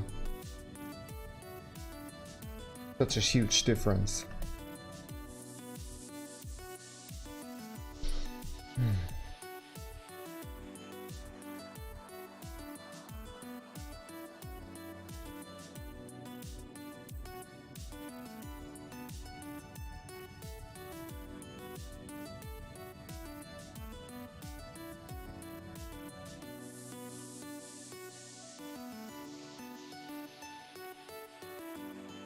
Wouldn't it be nice if I could only focus on one mode, only dark mode or only light mode?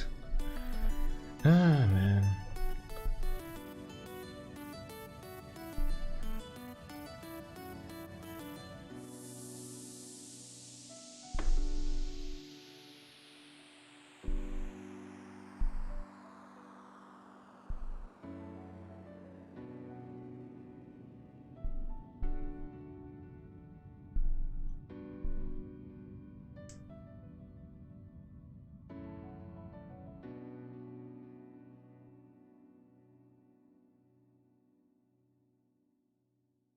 All right.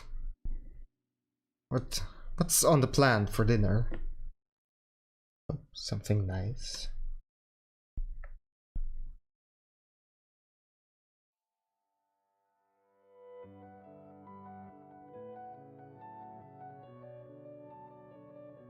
I also definitely noticed that I need a break pretty soon.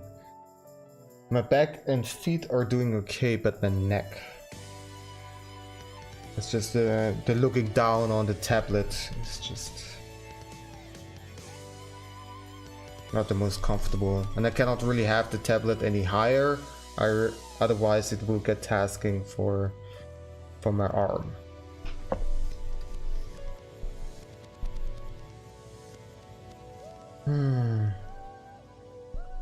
Well, I think I'm pretty much done. I'm not too happy with the light mode version, but I can't really do much.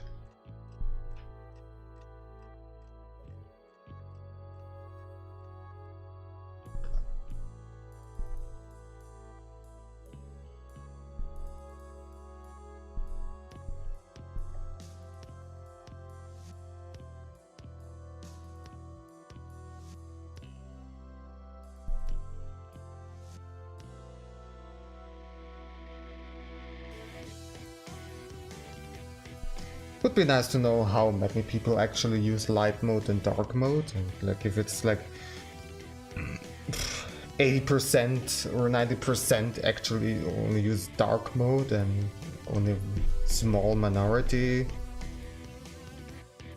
has the white background, or the opposite, I don't know.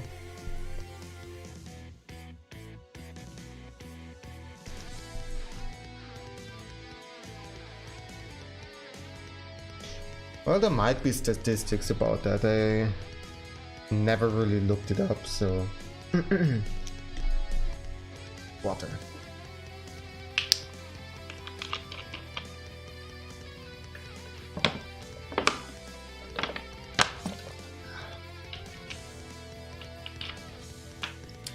But I'm gonna say I'm done. Because I also want to be done with it. This is okay, this is fine. Let's be reasonable. I'm gonna take a little break.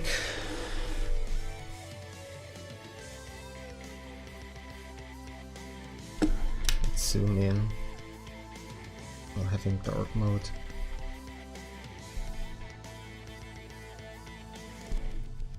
There we go. Okay. I'm gonna look for Hoko, see where she is, and maybe bring her back. And we're gonna take a short break.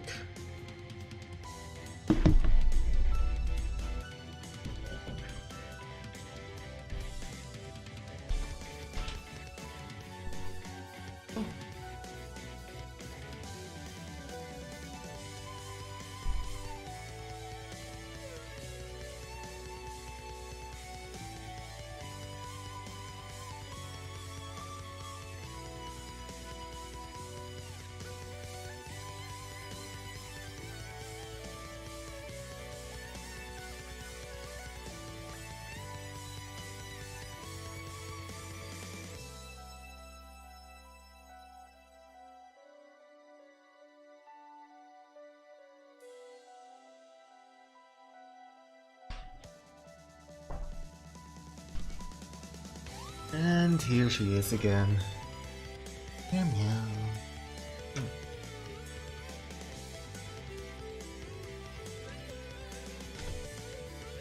Over on the camera, and for some reason it doesn't work on this screen, so I have to switch. So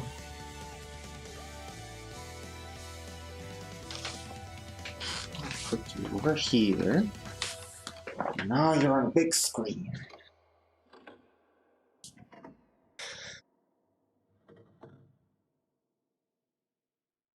Meow meow meow.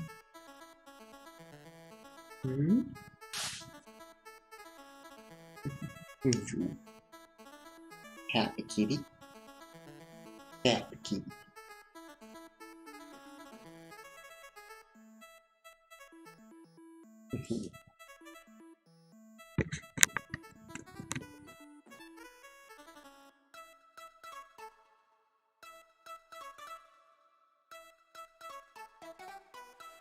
Pearl.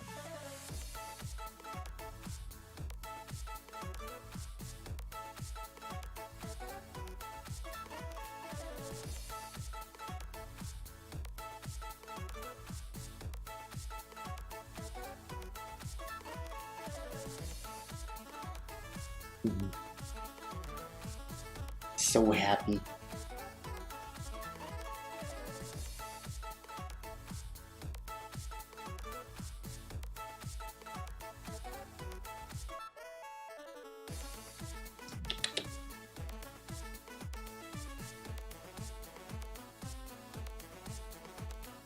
Oh, now you're stinky. Ugh. Did you fart again? Oh, God. Farty butt. Stinky butt.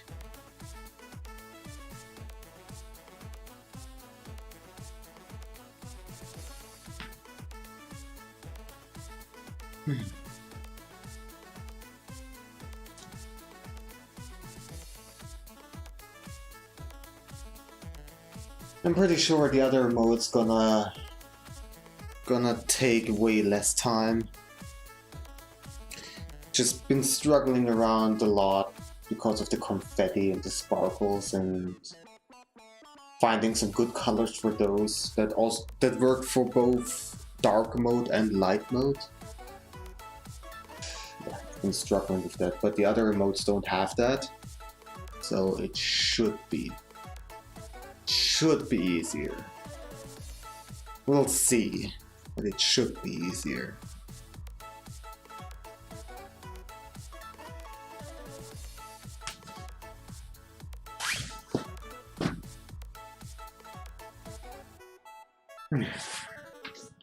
Stupid mouth again. Never can quite get rid of them. Such an annoyance.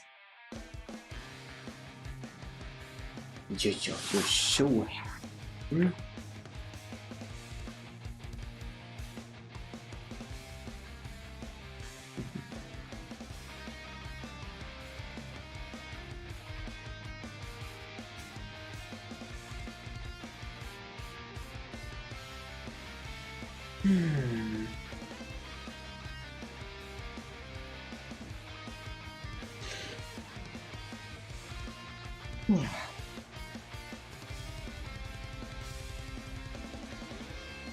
Oh yeah, also today the chimney sweepers were here again. And it still was because the whole story and the whole situation of me getting a new boiler and this freaking thing it's still not completely done. There was so for anybody who doesn't know, at the end of last autumn, basically my old boiler was not really properly functioning anymore. It was behaving really weird and like sometimes not going on and sometimes not stopping heating the water and just going crazy, which is dangerous. So yeah, a new boiler had to come into my apartment, and well, it's a rental apartment, so fortunately I did not have to cover any of the costs. It was always everything was paid by the apartment owner, by the house owner. So yeah, I just had to make sure that the mechanics and so on and so forth that can come here and come in time. And so the first step, I mean, at first they had to, chimney sweepers had to make a report, and then the people come in order to replace the boiler. Simple as that, and that went pretty smooth, and I got a new boiler fairly quickly before winter actually started, and I really needed it.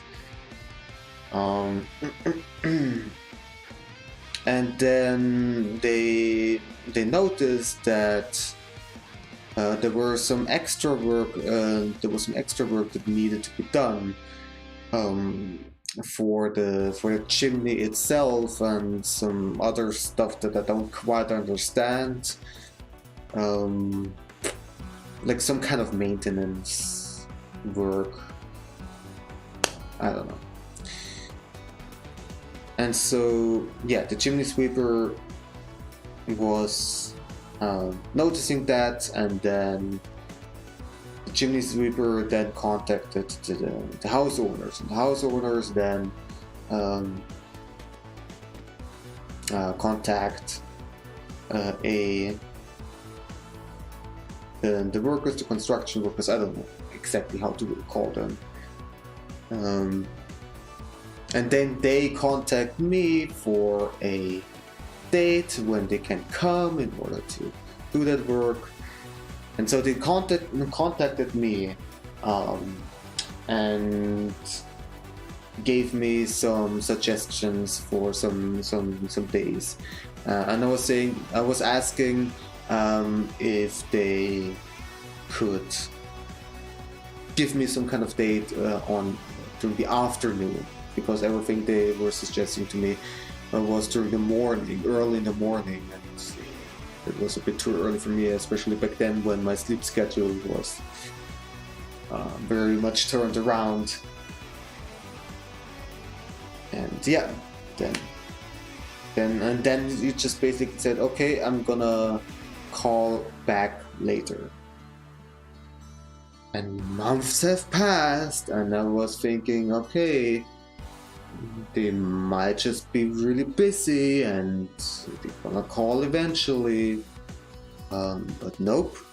The point where the house owner called me because the construction workers, have called them, the house owners, and complained about me not contacting them because, and the house owners told me, like, because of COVID or some other things, they're not even sure, and like was completely made up crap. Like, just I was waiting the whole freaking time, and then they are going to complain, and anyways, once again, then I said, okay, well, I'm gonna contact them myself then, because they apparently are not able to. And no, like, the thing was, okay, yeah, then I told, they said then, okay, can you please tell them that they should call me, and then I will make sure that the next best date I will take, no matter how much it interferes with my sleep schedule, and we're getting it done. And that was the thing. And then again, a week has passed without them contacting me at all. And I was calling the house owners to then ask for the telephone number, because just there was nothing coming. And then I called them myself, basically. And then it was just this whole back and forth. I called them and they said, no, they're the wrong ones. We're actually not doing this sort of work. And I called the house owners again. No, this seemed to have been the wrong telephone number. But no, it was actually not the wrong telephone number. And then they're very sure that this is the right one. I called the construction workers again.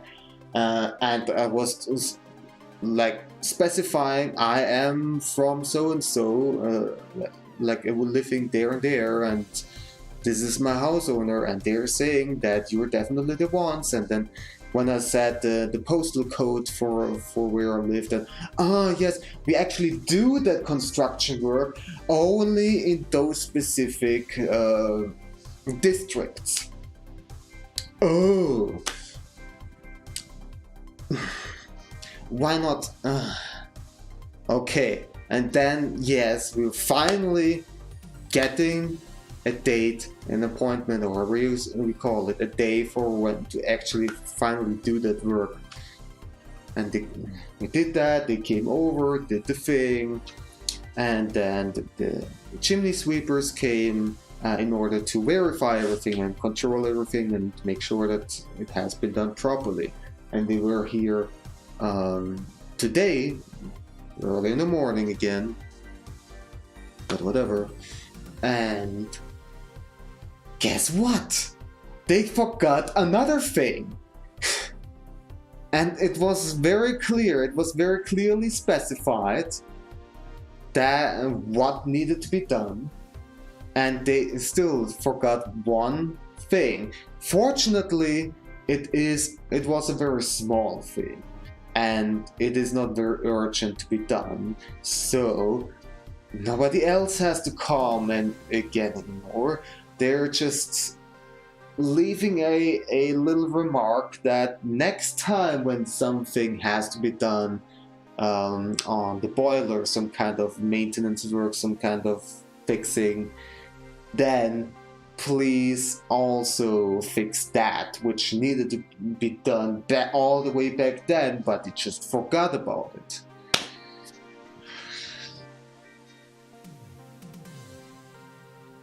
I'm glad that I did not have sorry, I did not have to cover any of these costs. Man, oh man, that was so stupid. I'm so done with it, and I'm happy that nobody has to come into my apartment anymore because of the freaking boiler. Kitty break, yay! Kitty break and me ranting. What a lovely combination.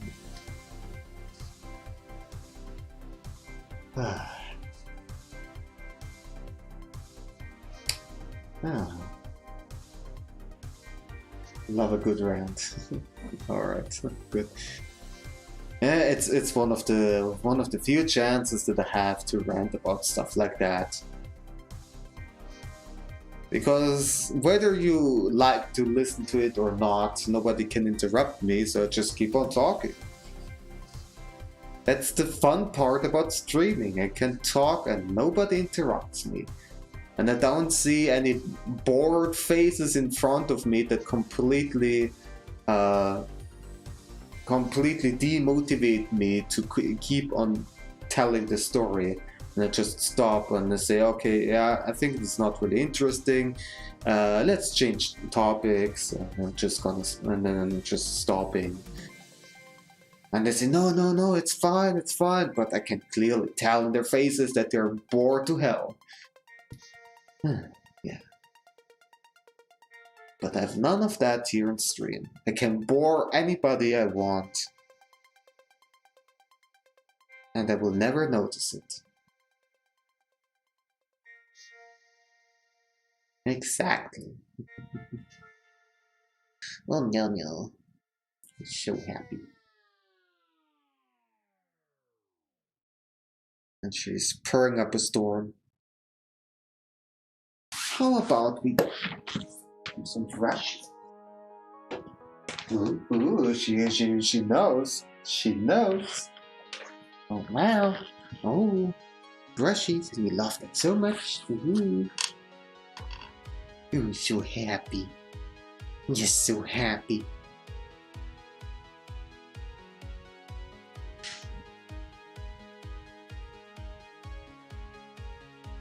You're purring even harder now.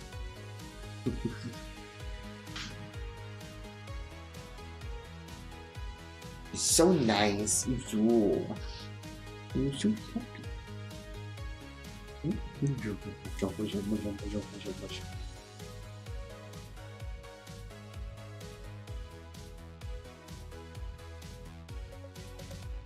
Brush your butt. Yes.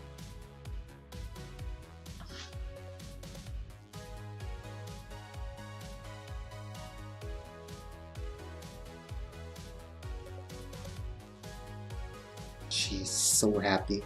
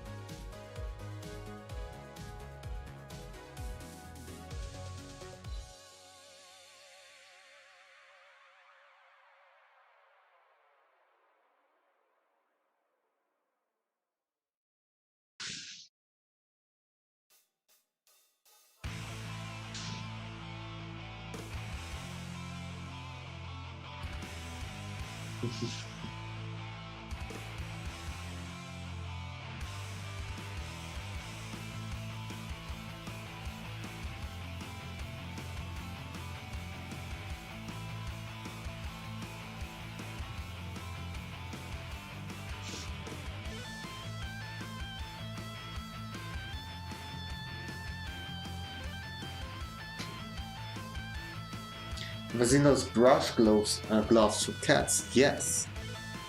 Those seem very nice too.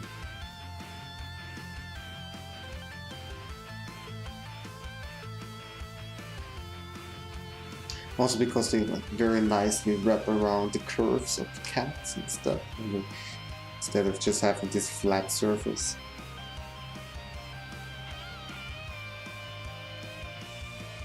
But well, I have this brush and it works pretty well, so I don't need even more stuff. Oh yeah, my elbow is very nice here. As I showed off, my elbow is very pointy, which is very good for the kitty because she loves pointy edges to rub her face against. So she loves my elbows. Yes.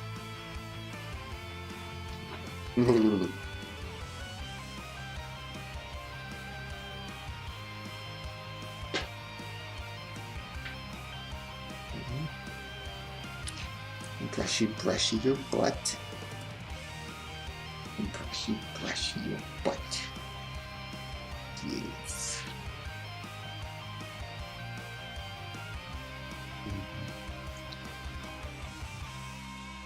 Should do it.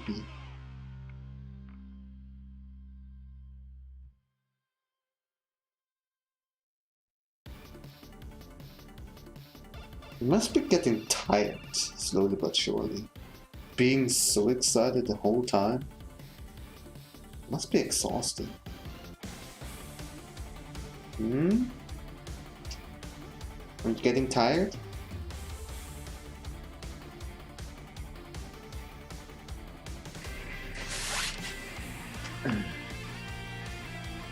Makes it easier to get every bit. Yeah, I can imagine. For sure.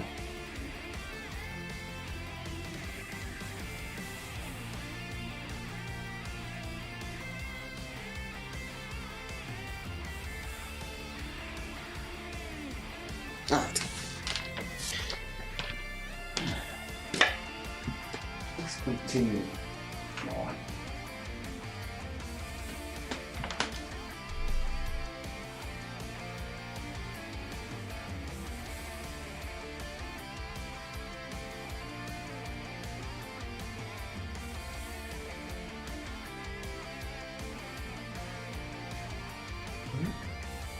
I'm gonna stay here.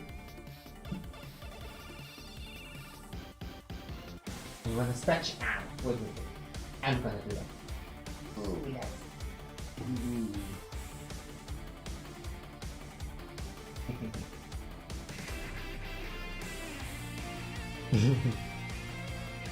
Love doing that. Love doing the scratches for her.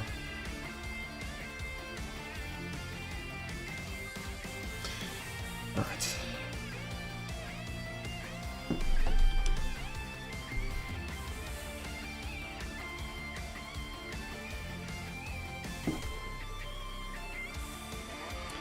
Moved over here again.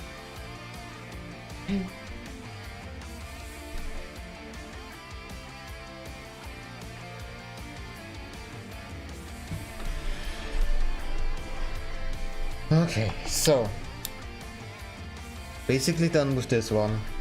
Let's move on to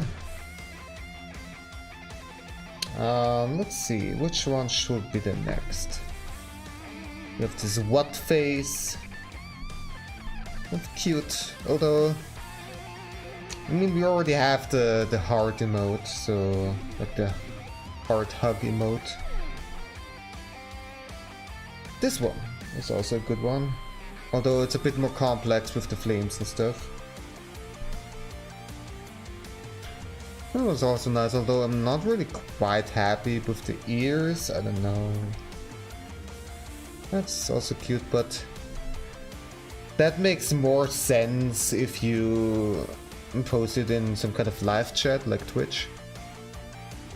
And not so much in Discord, probably. Some kind of lurk emote, like nobody says that they're lurking in Discord. Whatever. Yeah, well, those are the ones that I have currently. I mean, I have some others too. I have like this Yoshi, but I'm not really happy with that sketch. And there's not really too much of a need for it since we have this one now.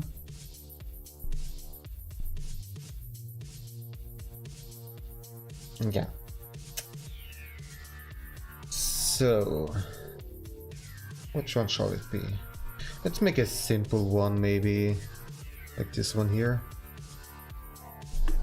That's fairly easy to do.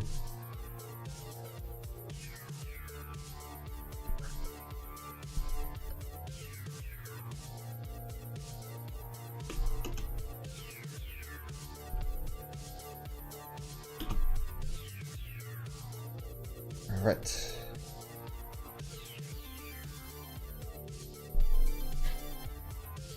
My nose is tingling from all the cat hair.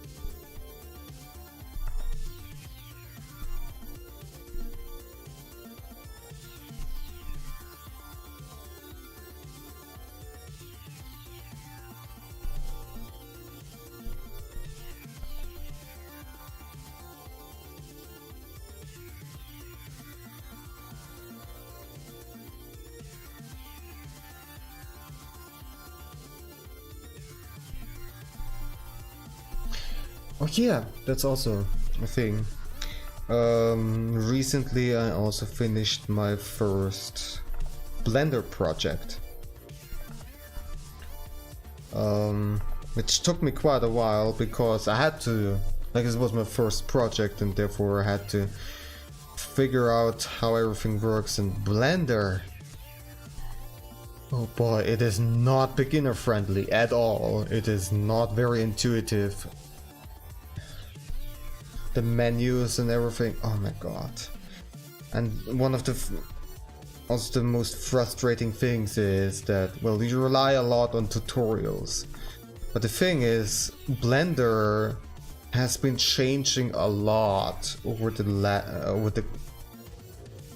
years from version to version, and the menus have also been changing a lot. And so if you watch a tutorial that is 5 years old, it's so confusing because things that are shown in the tutorial are not where it is in the current version at all. It's completely scrambled and my god. I mean, it's for free and open source, I think, or something like that, and Sure, but it's just so uncoordinated how they do the changes, and oh my. And navigating is confusing. And just moving the camera is kind of weird in that program too. I don't know, it's just, if you're used to moving cameras in video games, it feels very different.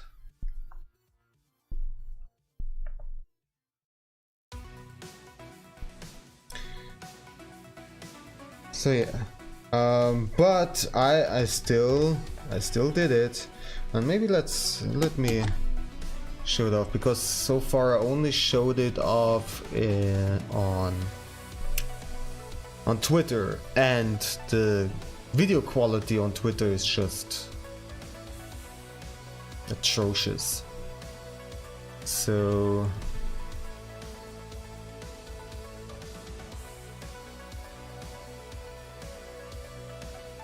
window capture, new source, VLC.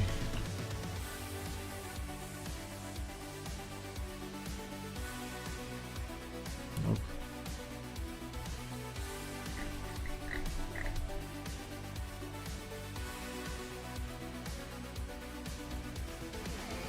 Where is it now?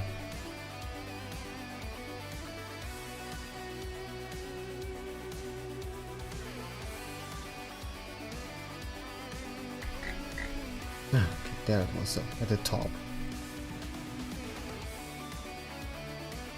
Why is it completely black?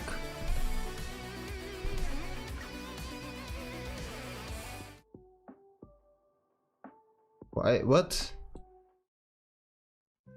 What's happening now?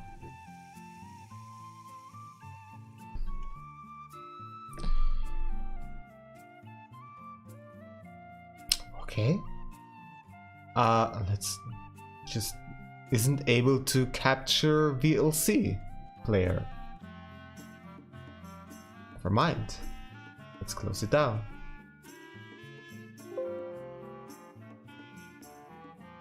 Did not think that it's gonna be that big of a hassle. Let's go media source instead, not window capture. And just a source. Gonna find the file.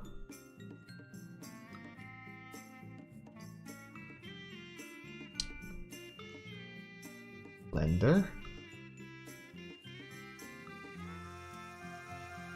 we go. Let's loop it. There we go. So yeah, now you can see it in much better quality than freaking Twitter. So it's basically this thing here, this pen here. This was the reference, and just in order to show in a neat little animation how to sand it down so it's getting smooth again after you used it up and stuff like that, like how it transforms and everything. Yeah, and that was quite something. That was quite something. Especially these kind of like subtraction animations where you can like smoothly subtract something, is just, it is so performance tasking for some reason. It's crazy. Like this very simple model with these simple animations really put my PC to the limit. Yeah. But it's fine. It's done and I can use it for the video, and it's definitely very much an overkill, because it's not that hard to imagine how to do that and how to sand it down, and when you change the angle and stuff. But it was also a good opportunity for me to get a bit accustomed with Blender. I've been wanting to use it for a while now. Now I did, and yeah, I have some experience now, a little bit at least. Still require tutorials, very much needed. Next time when I do some kind of project, I will have to look things up again. Because boy oh boy, is it confusing.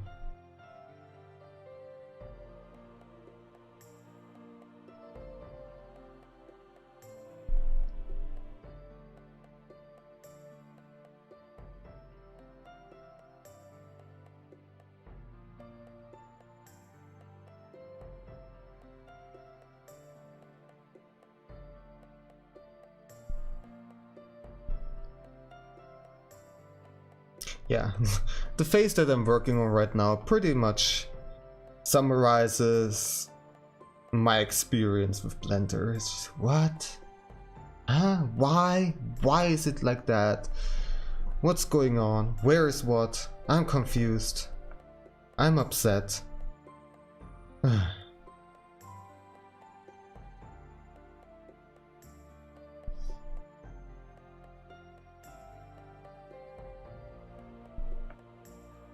I understand it can be very powerful if you're good at it.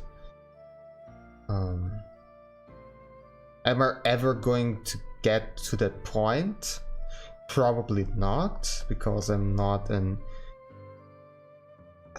person who does 3D models and 3D animations or stuff like that. So yeah, well, some ideas that I have for Blender that I also want to use it for would be kind of to combine it with 2D animations, where Adobe Premiere is not able to do them. For example, like particle effects would be neat to have, like, I don't know, like next time when I need some kind of precipitation animation, like rain or snow in some kind of background, then I could use Blender, and there are so many tutorials. That's the nice thing. So many people use Blender, and therefore there are so many tutorials about anything you want to do. Want to make some kind of particle effect for rain that loops? Fine, there's a specific video just for that, or like several videos. I've been also looking up how to make some kind of some retrowave aesthetic city, and how to style that, and how to make some kind of loop with it, where you kind of like drive through the city, and the city loops over and over again when you make this kind of loop animation. There's a specific video just for that. And I have had some kind of idea for doing something like that, where I just make a drawing and have this 3D environment that loops around, and it's just this drawing driving through the city, and just looping around while some background music is going on that I made myself, which is like some kind of retrowave style music, and it would be cool to make someday.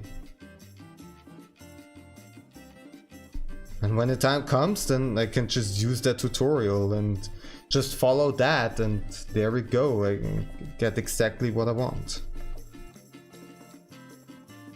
Of course, then I also have to translate everything into the current version, because things are just completely scattered, and then just have to find them again in the new versions. But other than that,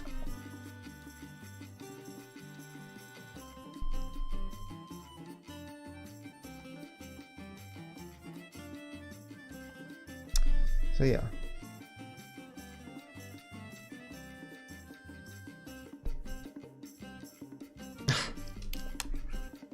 Wrong layer again.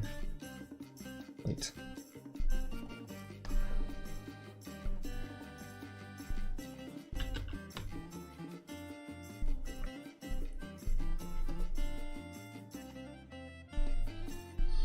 Oh well. And what did you get for dinner this time?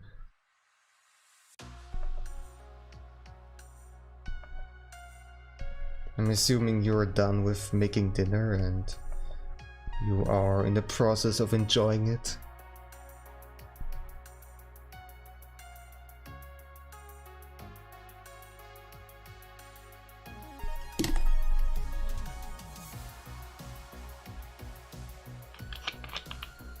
Just some noodles. Well, it's also nice.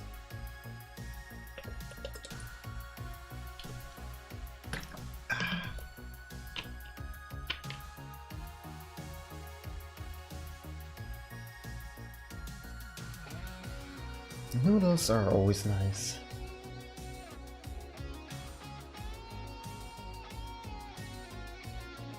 And Hoko is outside again. Why? Why?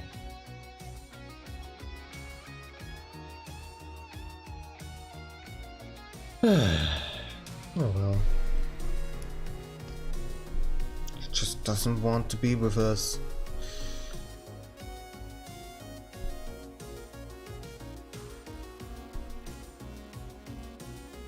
Makes me sad.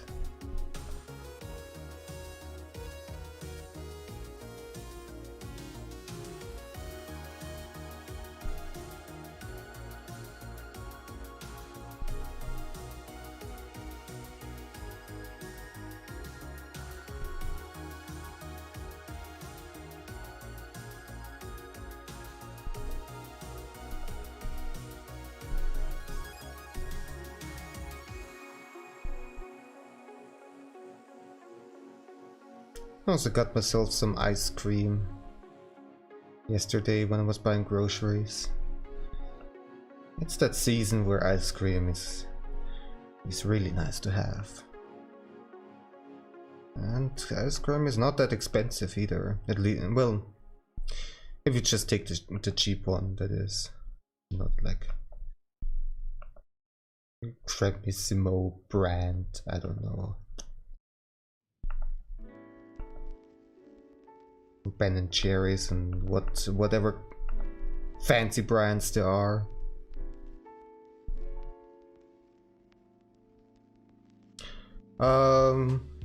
I got 3 different ones actually.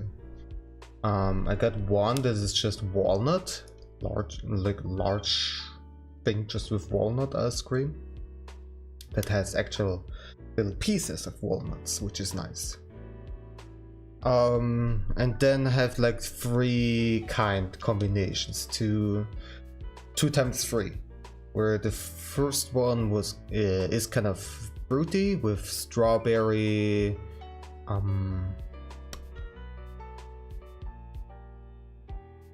I always forget how that berry is called. It was raspberry, was it? I don't know. To be quite sure, look it up because I always forget. Raspberry, yes, okay. And then lemon, yes. Oh god, why wasn't I able to remember lemon? I definitely noticed that my English gets worse when I stream. For some reason, I'm even worse at remembering words. Which is the worst time during the stream, it's the worst time, but oh well. My brain. So there's the first combination, and the second one is, if I remember correctly, chocolate, vanilla, and hazelnut. Yeah. And that combination I mostly get for the hazelnut taste. Chocolate is nice, vanilla is whatever, but hazelnut is really nice. And for the fruity kinds, strawberry is definitely not really up there. It's like, whatever.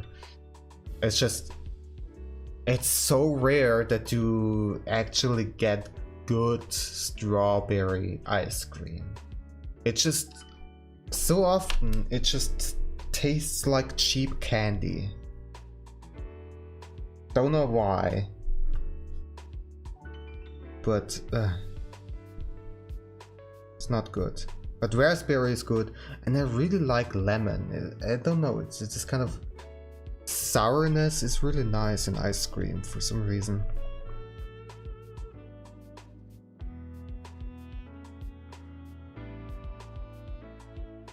I also like funky ice cream flavors. Ooh, nice. What are your favorites?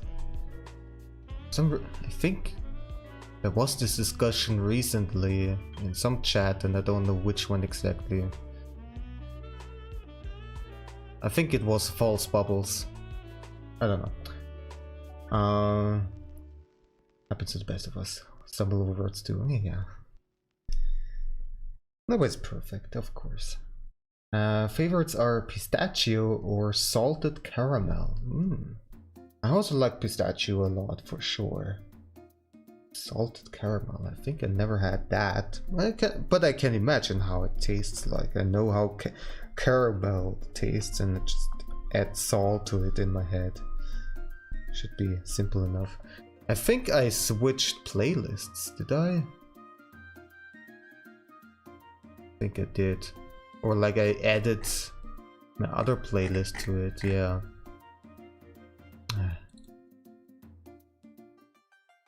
Okay. As you know, I have like two different playlists. One is very chill and one is energetic, and somehow both got mixed all of a sudden. Well, I was messing around with VLC player, which just... Anyway. Closely followed by raspberry and white chocolate. Nice. Definitely approve of all of them. And together in one ice cream. Ooh, that sounds good. White chocolate and raspberry together. That's a good combination.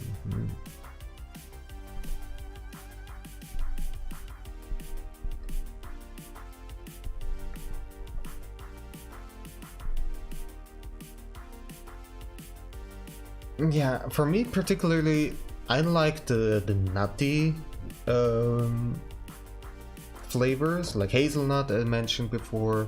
Pistachio also kind of counts, I guess. Walnut is okay. Walnuts are not really my favorite nuts, but they are also good. And fruity ones, like raspberry, like the berry versions, except for strawberry, that is. Apple, lemon. What else? Yeah, I mean, that's mostly it, I think. Black sesame ice cream is a thing. I'd like to try it. Ooh, interesting.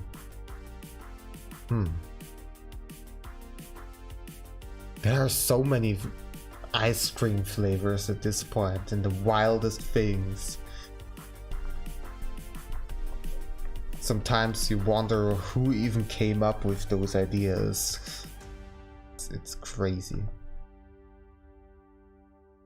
But it's fun to experiment and fun to try out things. And every now and then you get very pleasantly surprised.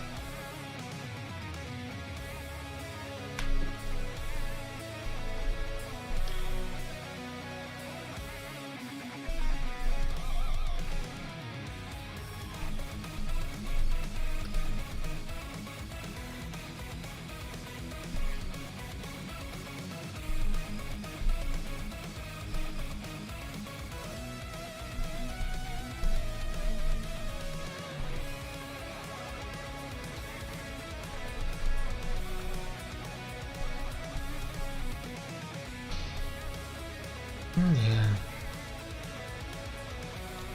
And ice cream often reminds me of childhood days. Especially when I was at my grandma's place. And she's not living at Vienna, but a bit south from Vienna, where it's a bit more, a bit less densely populated. At a place called Baden, and at that place there is a how to translate,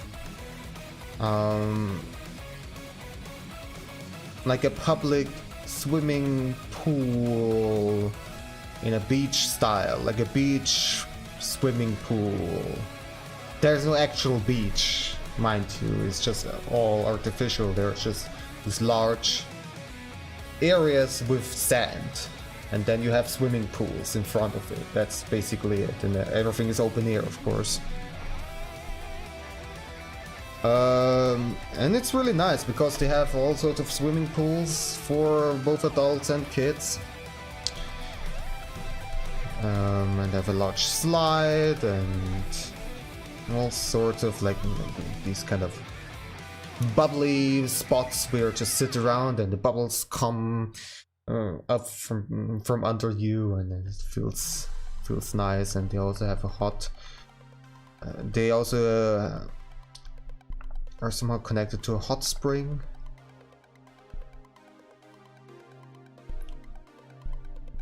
And so every day we drove there through bike, on a bike, and later when my grandma was getting older and older, it was just only via bus. We were going there, and my grandma, that was her workout routine in order to stay fit a bit better at her age, especially. Just going there and swimming every single day. I don't quite remember if it was also on weekends. I think weekends were an exception. I think so. Must have been. Especially Sunday. Which is church day. I made a mistake again.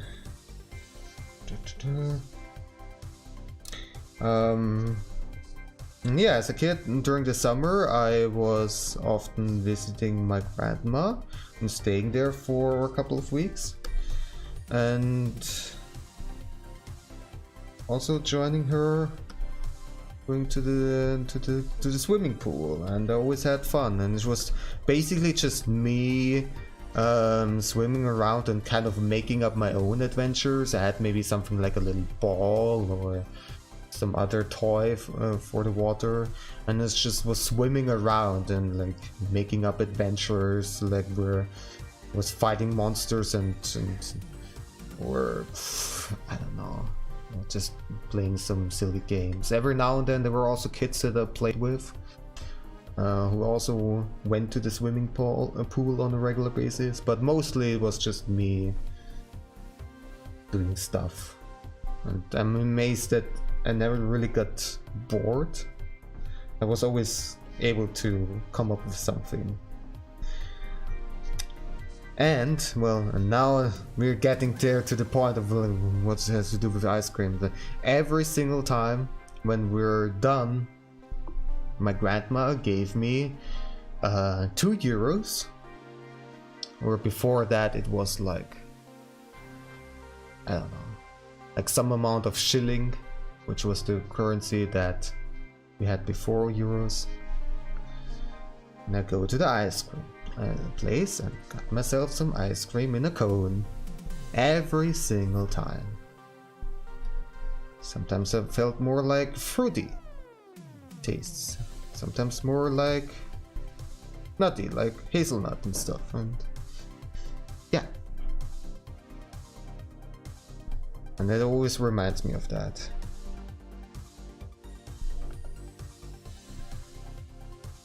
Yeah, it is a lovely memory for sure. Good times. Good times. I think the swimming pool is still around. At least a while ago I was was curious and looked it up on Google Maps and see if there are still satellite images of the place, and there are. So I'm assuming that it's still running. It was a bit of a secluded place, but it was also quite famous. Like the station is like just Strandbad, the beach swimming pool. It's just called that, and there were like bus lines that had their. Then the end station was exactly that. A lot of people knew about it.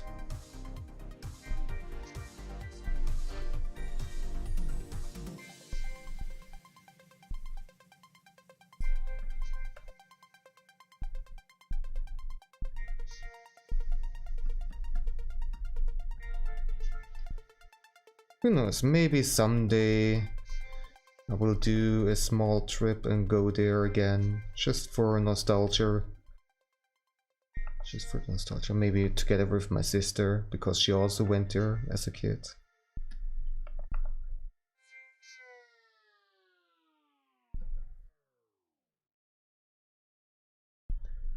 She also went to my grandma and stayed there for a while. As far as I remember, it was never both of us at the same time though. Because at some point I got a bit older and I was less interested in going to my grandma's place. Which, yeah, in hindsight was a kind of regret. It's definitely nice over there.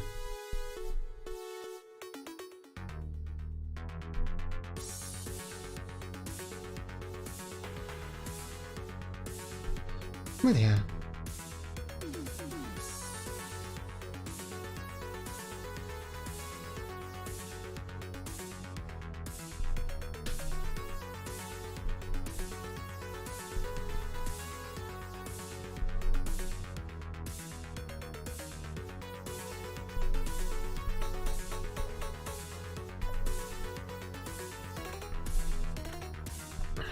Well, I think I'm done with this drawing already. I mean, yeah, there is. Well, maybe the whiskers need some adjustments. Probably. Let's see.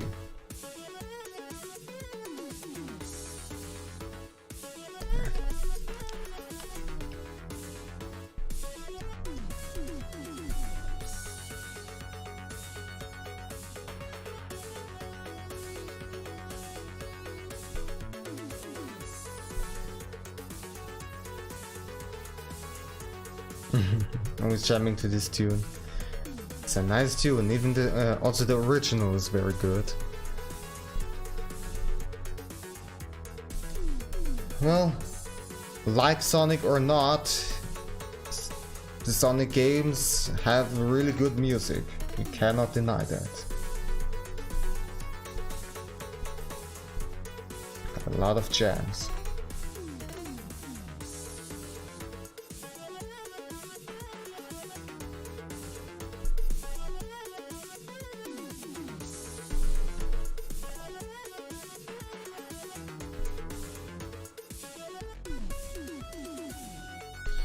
I would say it's pretty much done. As I said, it's a very simple design, so it doesn't take much.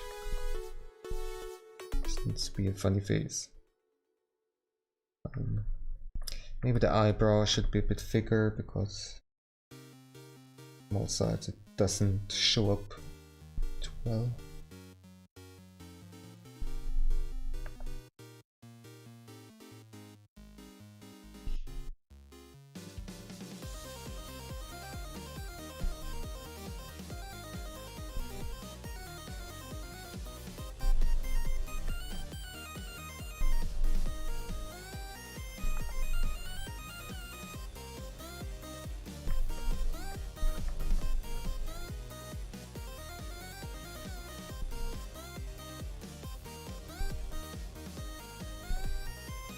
I don't know, maybe this eyebrow brow at the left, the lower one is a bit too low maybe? If it gets really small, it kind of blends together with the eye itself. I don't know. Yeah, I think so. Let's correct it then.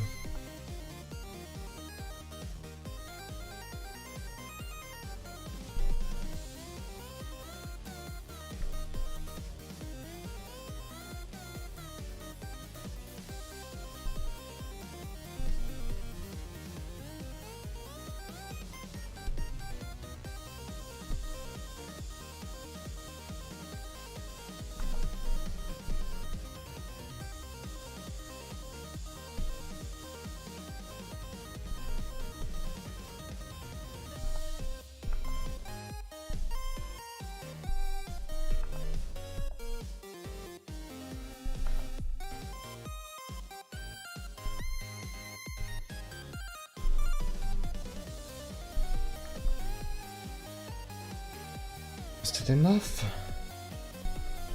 Maybe let's make it a bit longer too.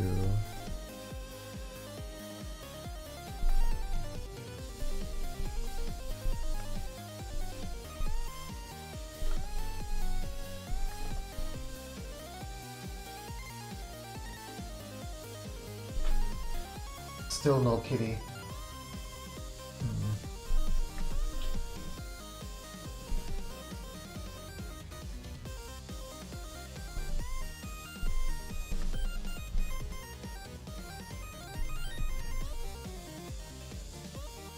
Yeah, it's a bit better.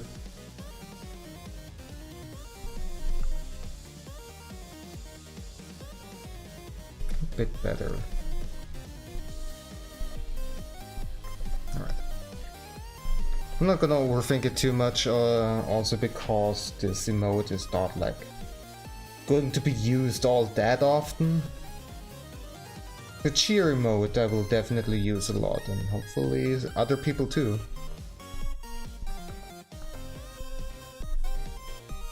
But this one is just very occasion pendant. So let's take a short break again. I'm gonna try once more to bring Hoko back. She might just again leave us. We'll see. We'll be right back.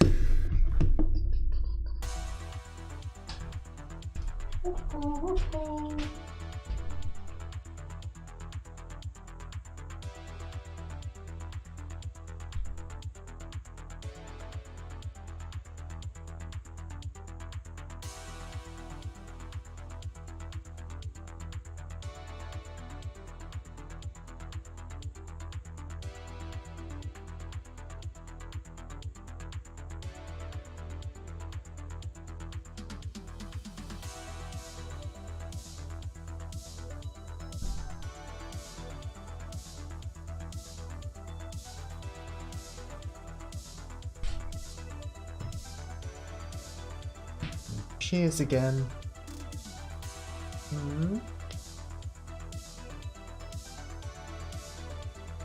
Yeah.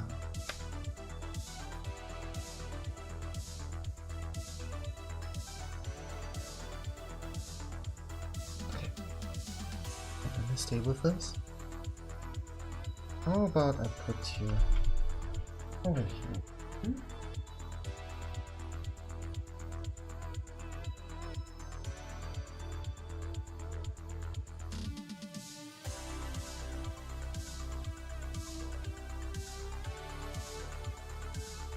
Nice.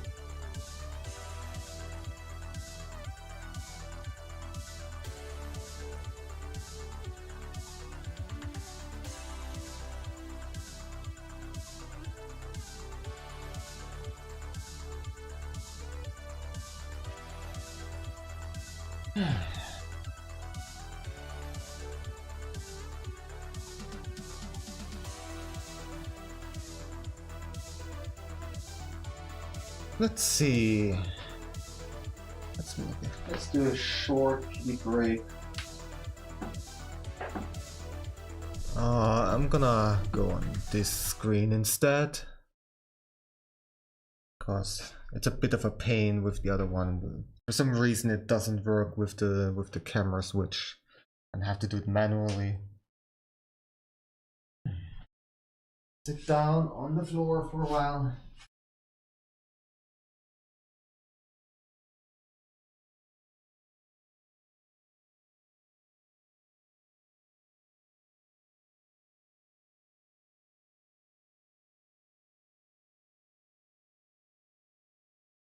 The only thing about sitting over here is I do not have any side contact with the chat, so I cannot read it right now. But I will be back very soon.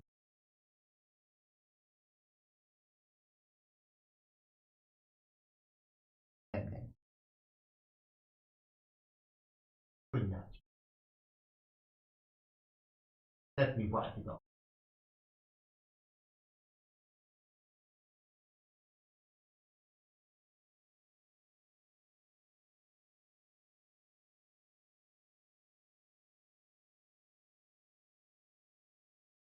You're shedding so much.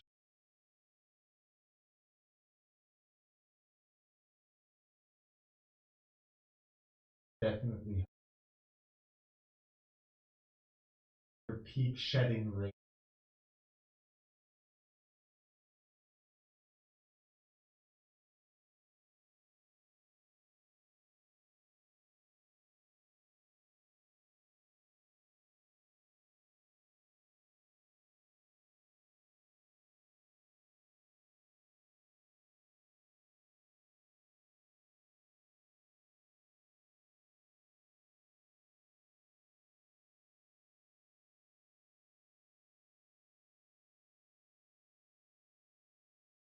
Yourself comfortable.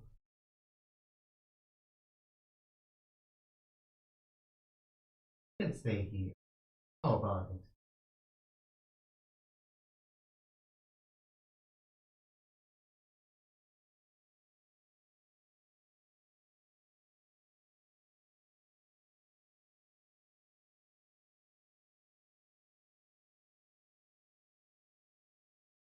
Okay.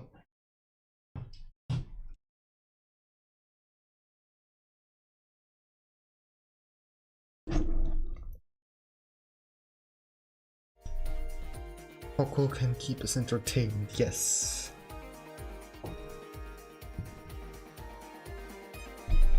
If she stays here, that is, and... Coco, why? Why?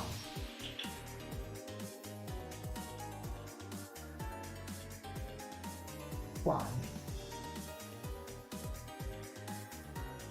You like it in here? I mean, I understand, it's... I talk a lot and it's very bright with all the lights.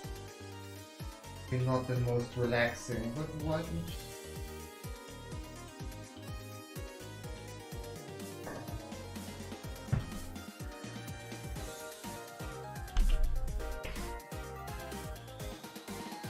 you... You're being difficult.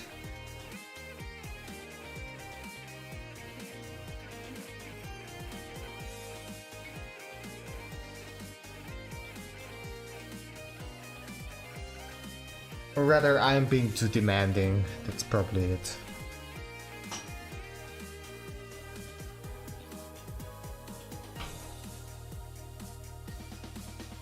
But I like having you around.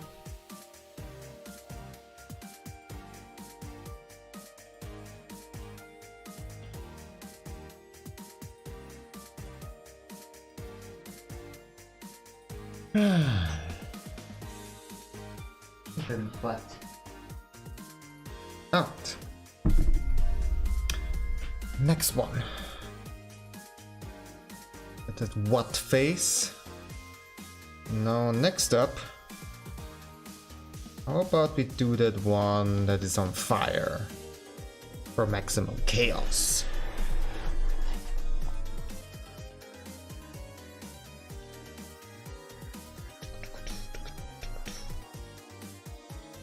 this one. Kind of like that, but less upset looking like that emote. More like inspired by this emote actually, also from Christy.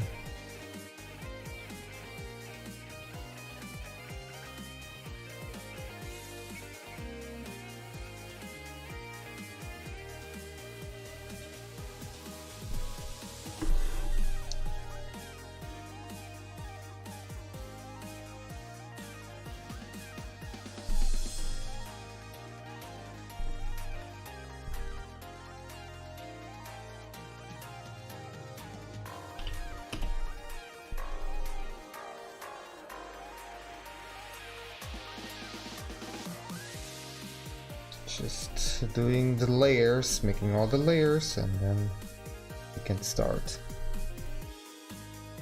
So, let's see how we will do. First we start with the little mink, which should be easy enough, but the fire, we'll see, we'll see. I will then again encounter the issue of making it look good for both light mode and dark mode.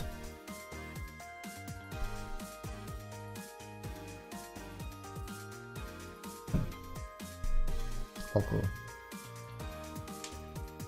Yeah, it just... He wants to be outside, I cannot force it. Look at the door. Where's the door? There's the door. He left. Oh well.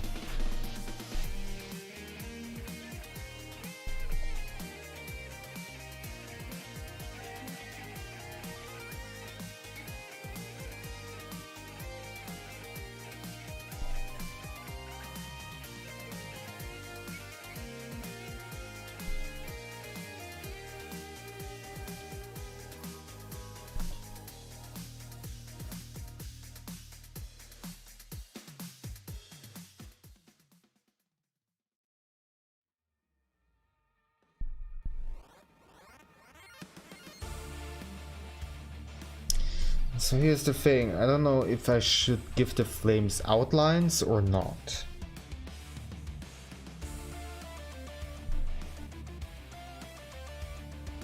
Probably should. The outline color will be different.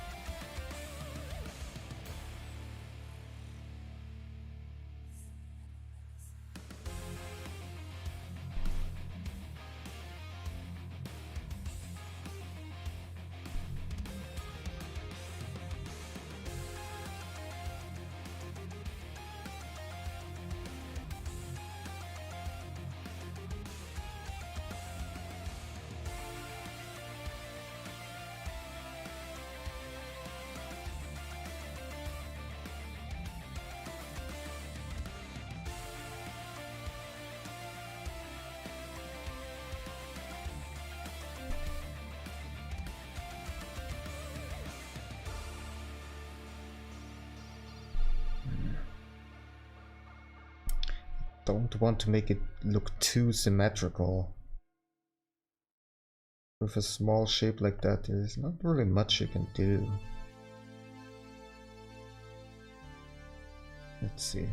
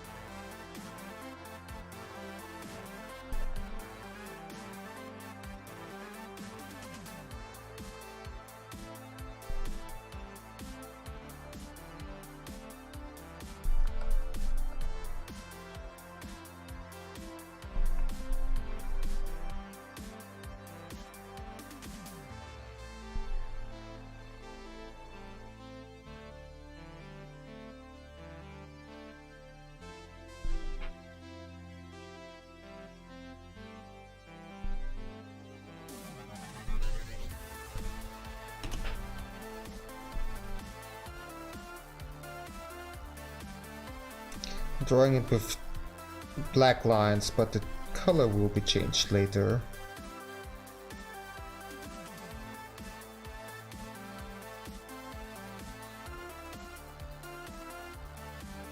Also, the line thickness doesn't have to be that strong.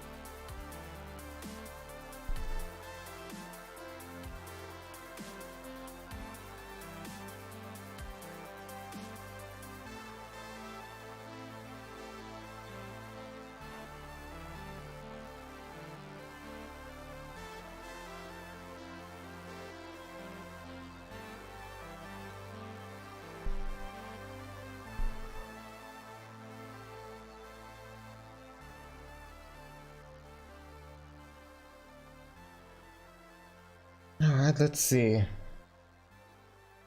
Let's see how it's gonna look like.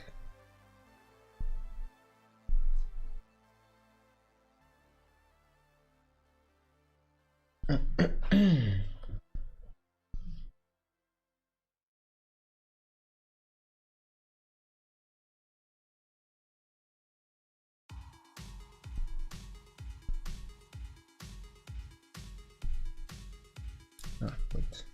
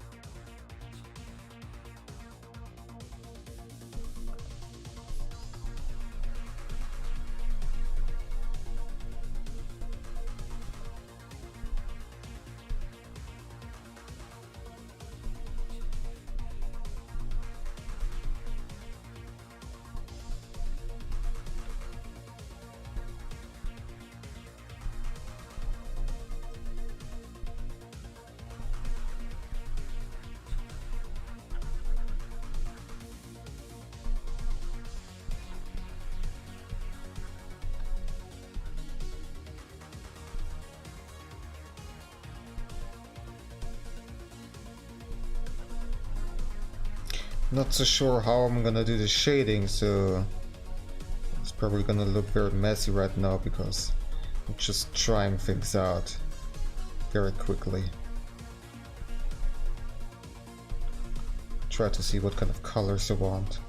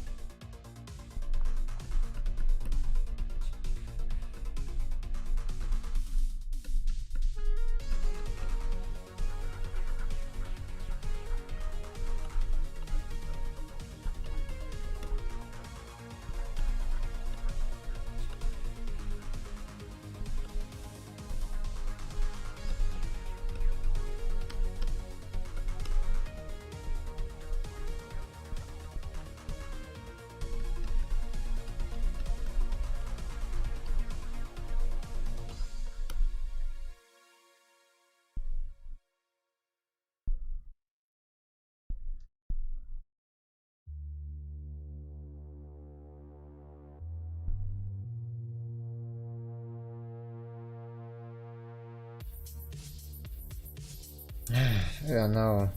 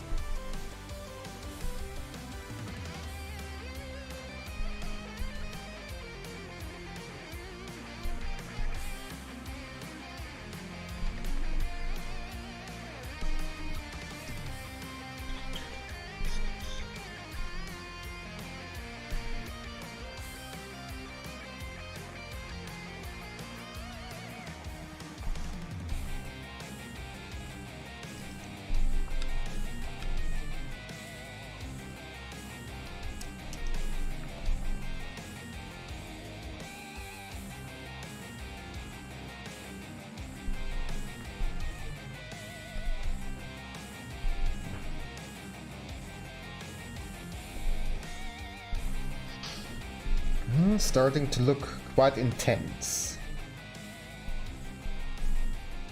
Slowly but surely.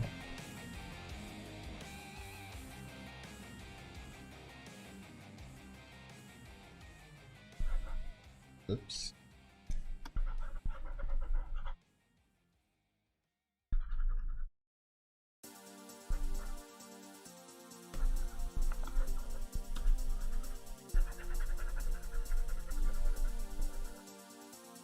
So some glowy effects.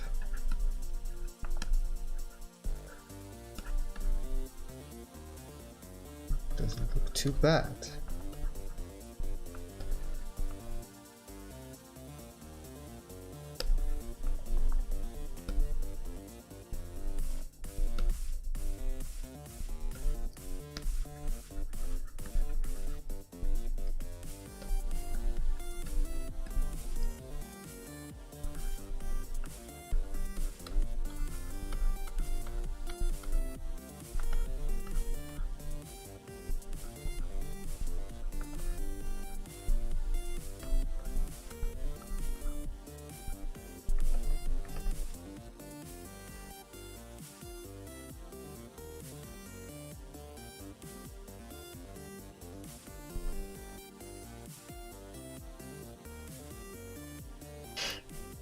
Looking almighty, yeah.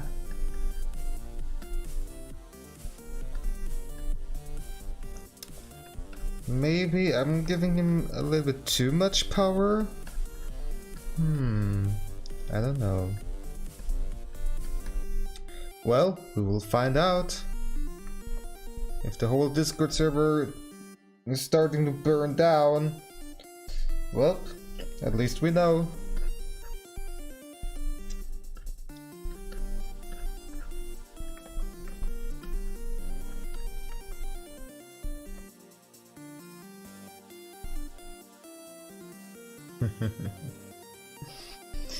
Yes. Probably. Maybe.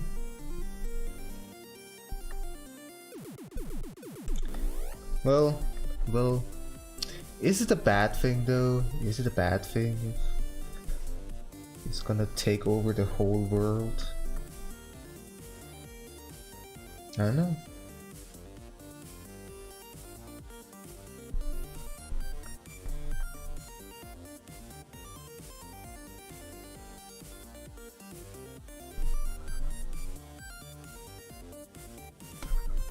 What's this black spot? Why can I not paint it over?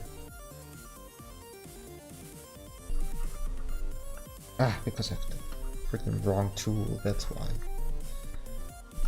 Here.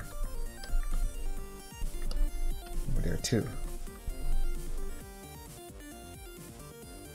Hey, sad boy Husky. Thank you, I'm doing right. How about you? Link would be a benevolent leader. And also, hey there, King Curly. How are you doing? Chaos, yes. Very appropriate. Lots of chaos. Let's see how it looks in light mode. Oh.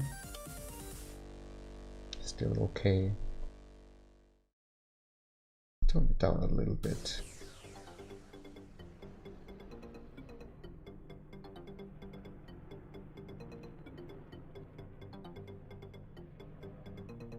Sensational. That is good to hear.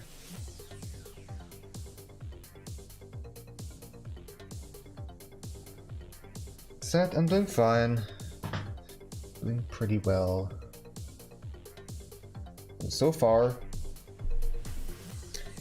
Oh, oops. Thank you for the follow, sad boy. I appreciate it. So far we have 3 emotes, so this was the 3rd one, and I'm pretty much done with it. I think there's not really much else I think that I could do with it. Yeah, so that one, and the second one just what? And the cheer emote, because I really wanted to have one. It's fun. And I struggled a lot with the colors of the confetti and stuff. And yeah. It's fine. I tell myself, it's fine. And also, both for light mode and dark mode, always making sure, and also making sure to look at it while it's really small.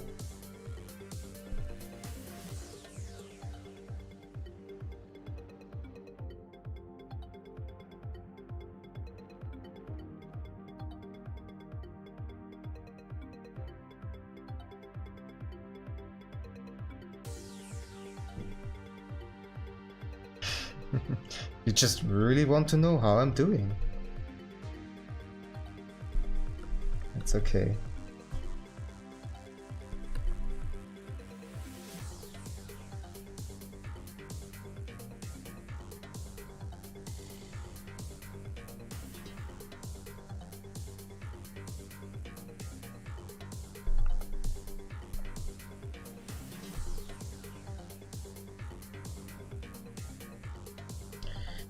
And yeah, Kitty is somewhere outside. I can't really do much about it. She has her own will, and well, her own will tells her that she wants to be outside. Today we're not blessed, unfortunately. But we were a while ago.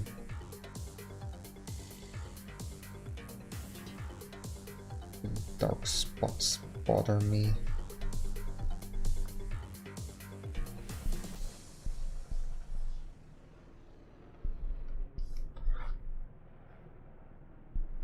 Even though you would not see it in emote form at all, but just I see it, I have to fix it.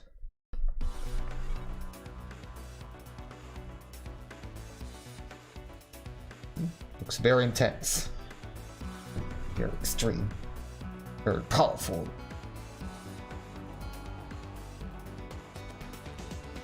Let's see, maybe I can make the shading a bit darker after all.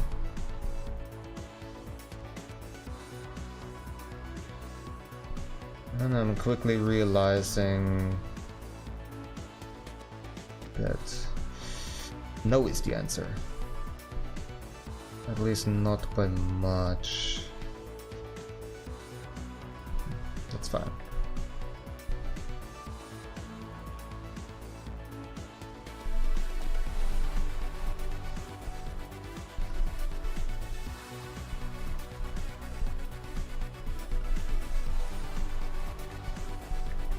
Okay.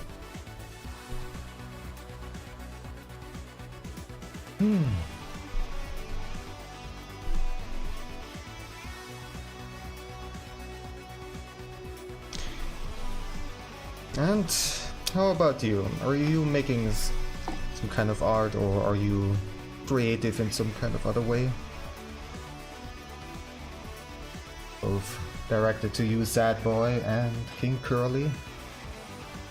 I think both of you are new here.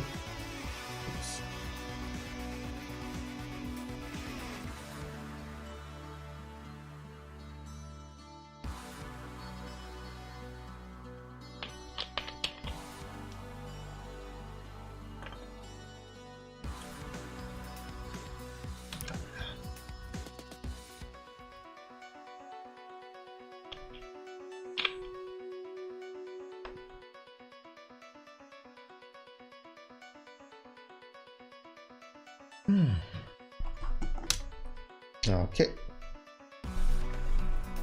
We're pretty much done with this one. Now, I could go for a little bit longer.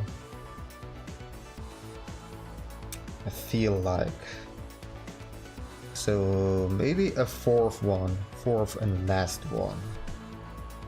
I have two sketches, two further sketches that I prepared. Should not be this grim. This kind of lurk emote or like shy emote. Although,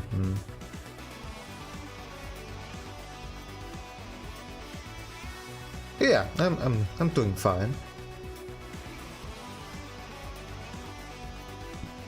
Or this one, although I said that not quite happy with the ears. I'm not sure why.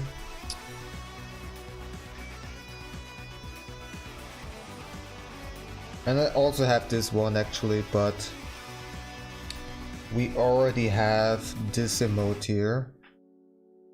And that already covers basically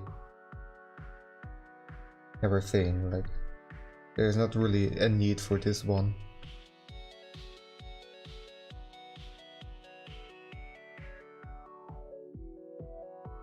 What? Which one? This one?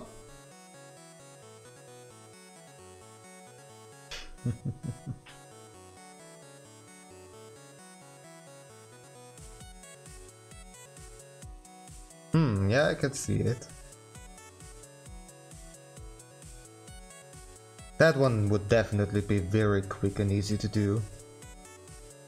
There would be room for some kind of text above it, which normally would be like lurk or something like that. But again, those emotes are for Discord primarily.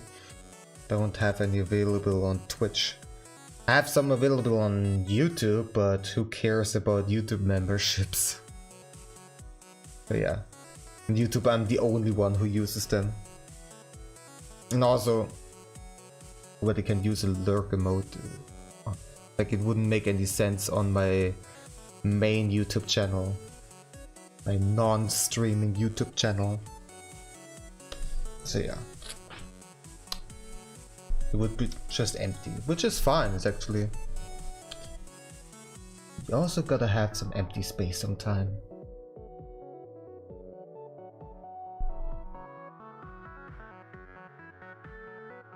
One's nice, and I think like that one could also get some good use.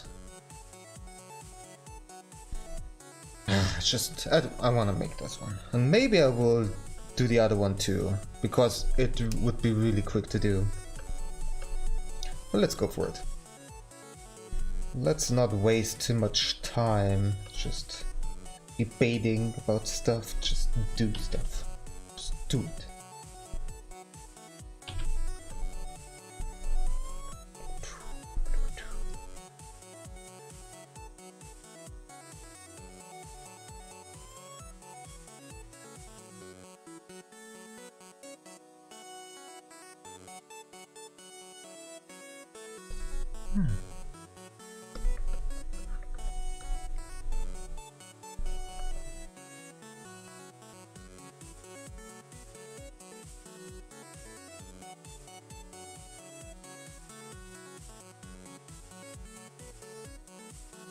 Duolingo Bird was not kind to you?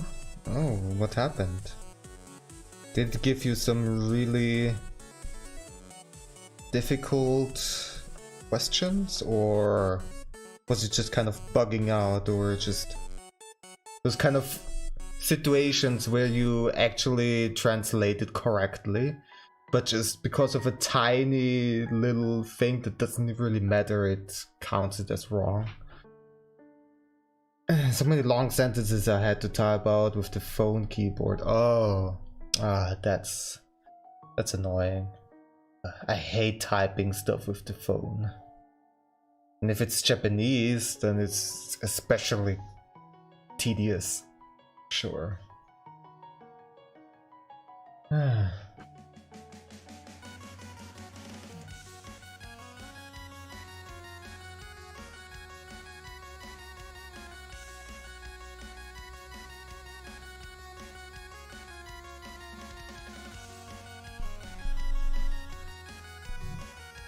And what are you currently learning in Japanese? What I'm assuming that it's also somewhat structured into sections, chapters, or however you would call it.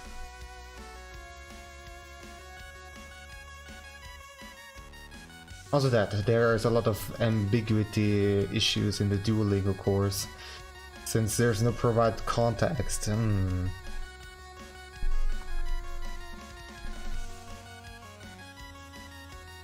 Yeah, especially in Japanese, context really matters, because you omit a lot of words and you just naturally understand what they're trying to say and what kind of words you omitted from the context. But if you're not given that context, then yeah.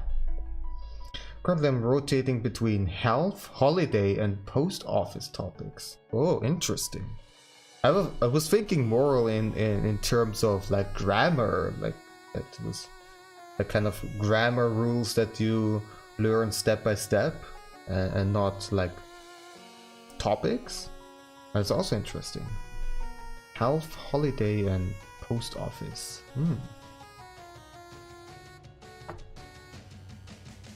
Health, so you probably learn about anatomy and being sick, and yogi, right? Yogi desu and genki desu and stuff like that.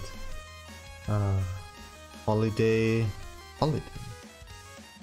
Christmas, Golden Week. I don't know how to say that in Japanese. Valentine and stuff. Post office, yeah. What's it called again in Japanese?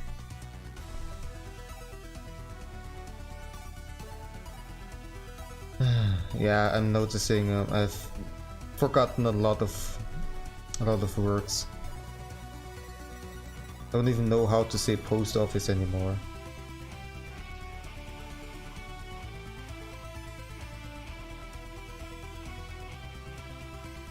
Yubinkyo. Yubinkyoku. Ah, okay, yeah.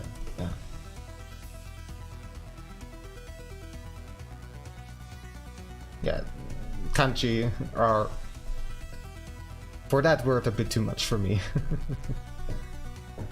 The most recent grammar points I think are tari and hogai. And itari. Oh yeah, okay. So tari, if I remember correctly, was like if you kind of like list several adjectives in a row. Or no, what was it? Tari. No, that was that. Tari, what was it again? Things like this and this. Oh yeah. Okay. Not adjectives, but just listing nouns, I suppose. And hogai, okay, yeah, then yeah. Like liking something better, or like this comparison, and one is better than the other. That I remember.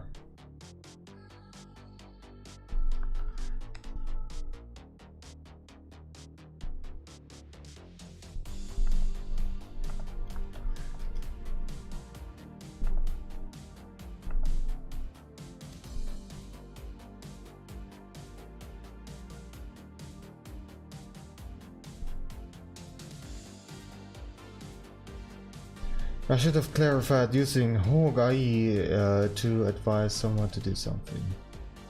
Ah, in that particular context. Okay, I see.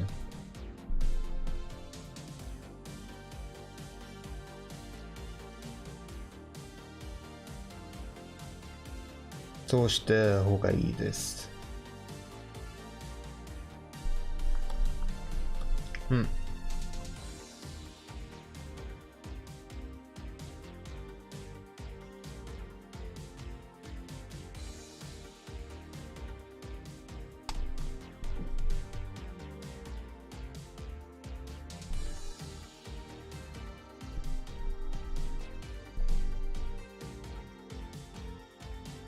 But yeah, you can expand that rule for Hoga E on other adjectives.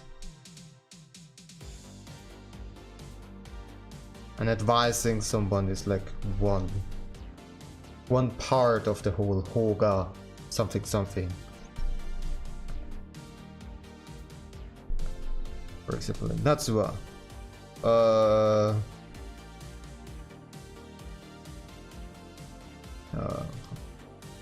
Yuri no hou ga... No. Ah, Natsu no hou ga atsui. This. Meow. Meow meow. What do I hear?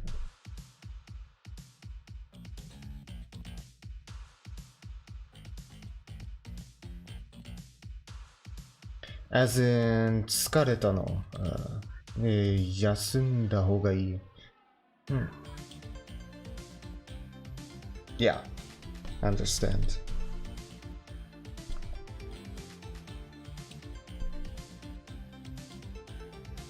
Are you exhausted? You should better rest, kitty. How about you rest? We're here. Right here, alright.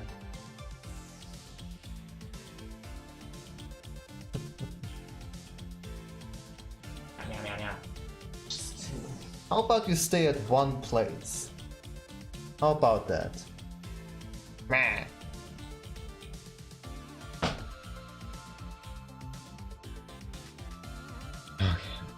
It's interesting to learn the literal meanings of grammar points. It's almost like saying the method of resting is good.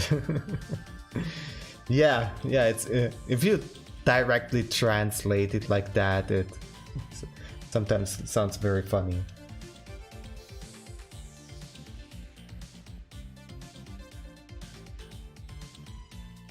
But yeah, it's still, even though it's like kind of for us weirdly constructed sometimes, it's still very much logic based.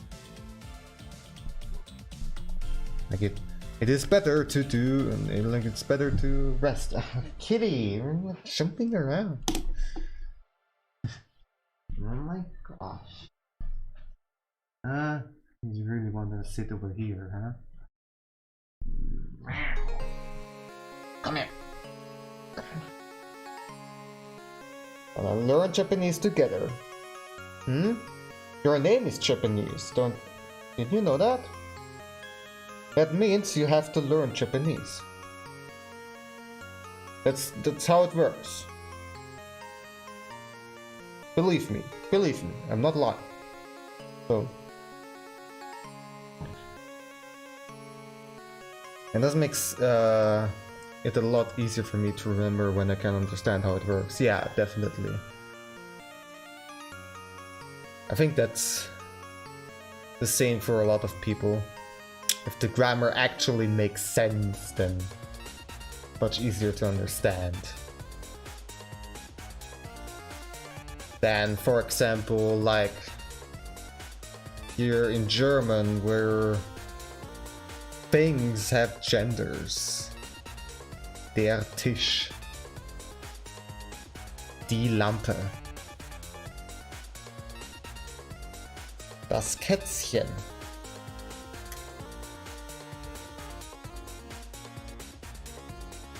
Does it make sense? Nope. Still, I have to learn it.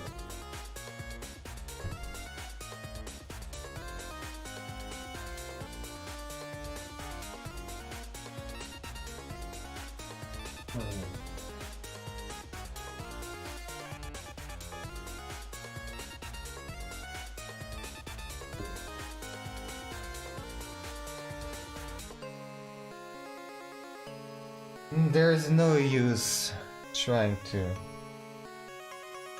all over the place.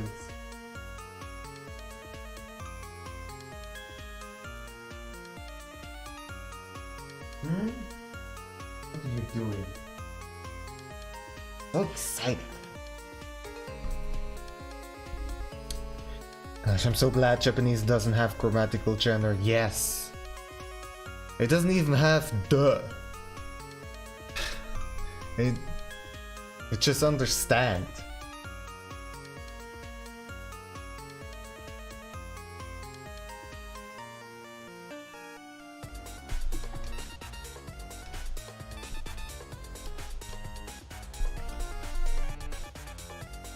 In the meantime, there are these huge debates here in the German-speaking countries of how to make the language more inclusive, not exclusive, and try to always include all the genders, and like every profession and everything else has like a distinction between men and women, and like either you say both at the same time, which is tedious, or you like invent a new way to say it, and then there are people who are getting upset about it for no good reason whatsoever because they're stinking lazy to learn new things and new ways to say things.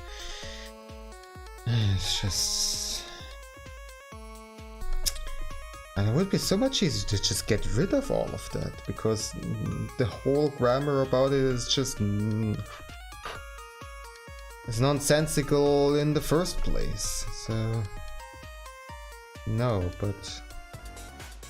you have to make a tedious workaround.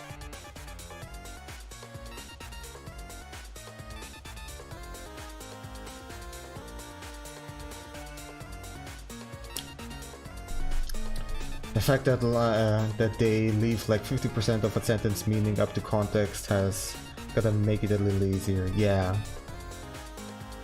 definitely. Something I really like about the Japanese language.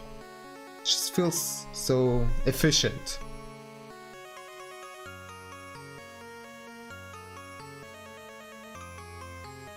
Well, you can also use Japanese in a very inefficient way, depending on what kind of what's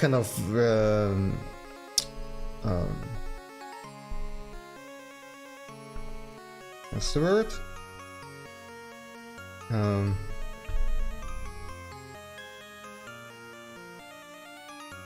Like if you're saying it casually or very polite, that's the word. And what kind of politeness level you say things in, and then if it gets more complicated and convoluted as the politeness level goes up.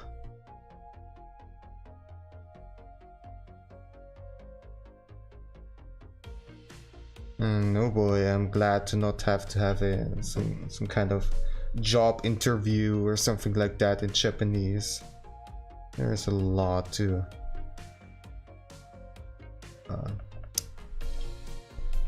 keep track of.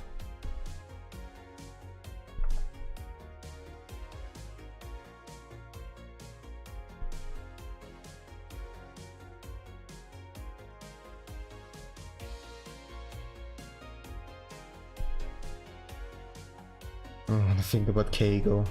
Yeah.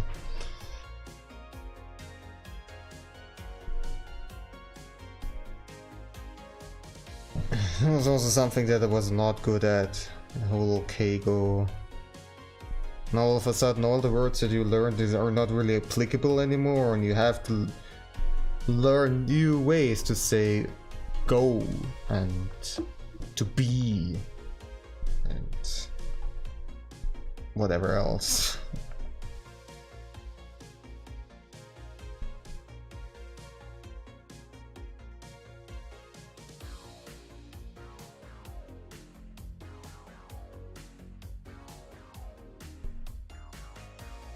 The whole Keigo stuff was, I think, about where I stopped going to the Japanese course. I think that was about the point where that started.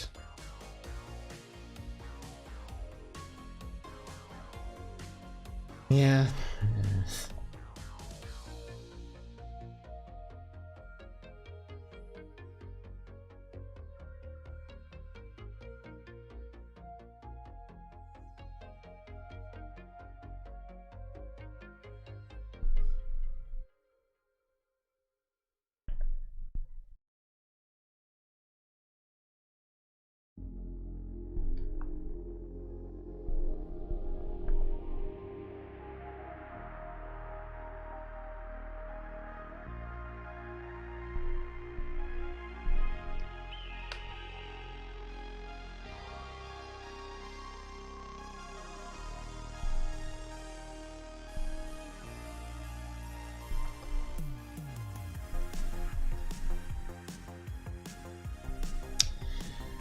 Well, in the end, it boils down to languages having their ups and downs, their cons and pros, things that are easier and things that are more difficult. Like with German, for example, the pronunciation is very easy, and there are not that many syllables. You basically read stuff, you pronounce stuff basically how you read it, and like it's very easy to understand how to pronounce stuff just based on how it's written, which is very different from English. And that sort of stuff also applies to Japanese. It's, well, except for kanji, that is. But if you have like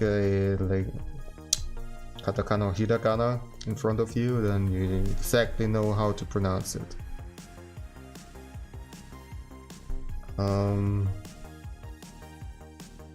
But then there is the one weakness of Japanese, all the kanji. Definitely not easy to learn all of them. So reading is not very easy. And then all the politeness levels are also a weakness of it. Well, not weakness, but it just makes it a bit more difficult to learn it in its full extent.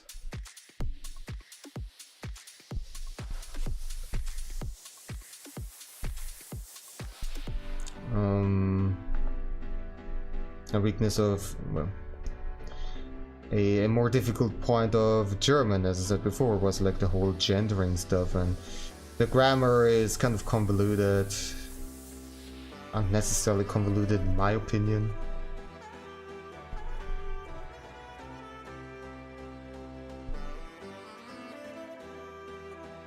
It's not an easy language to learn. And I think in the English grammar is a bit easier. But then English, as I said before, pronunciation-wise is... if you're not a native English speaker, it's not easy. And even native English speakers have sometimes no idea how to pronounce certain words. And I encounter that situation all the time where like streamer doesn't know how to pronounce stuff in their own language. English spelling is so stupidly illogical, it might as well just be kanji, yeah. Might as well. I don't know. How did it even get to that point? Don't understand.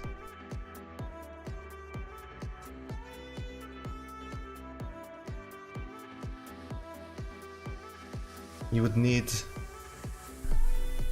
need linguists and large extensive studies just to understand how certain words got their weird pronunciations. Where did it come from?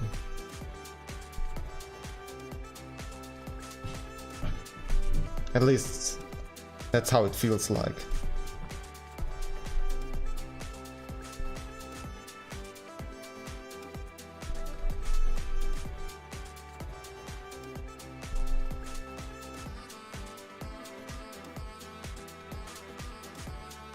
Doesn't help that one of the most difficult sounds is in a lot of the most common words. Which one particularly do you mean? There is one sound that comes to mind, which I freaking hate. I hate it, and it's the TH. I hate it so much. It's such an awkward... Yes, okay, you also mean that. Okay, so then... Why would you put your tongue in a position where it's right between your teeth? And like then blow into it and do this kind of weird sound and just It's just basically so counterintuitive to just put your tongue between your teeth and kind of like lightly bite into it.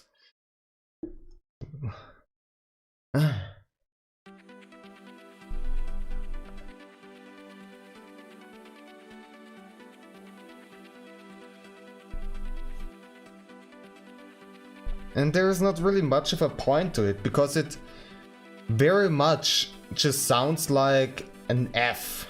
Why not just use the F sound for these words? Teeth. Or like a D sound for the. Basically no difference. Trust me. It's the last sound native speakers learn properly too. Yeah, this is from what I've gathered that so I actually had to look up an actual tutorial video to understand how it's properly pronounced. And in the video itself they said that a lot of people have troubles with it and do not feel bad. It's just completely normal. Even native speakers have troubles with it. And then they went on and showed it how to do it. And just why? And again, you can't just replace it with like an F sound or a D sound, and basically sounds the same. And you also don't have to put your tongue in this weird position that also kind of blocks the flow of your talking flow, because it's just so out of place for your tongue that it just kind of interrupts it. I don't know. It's just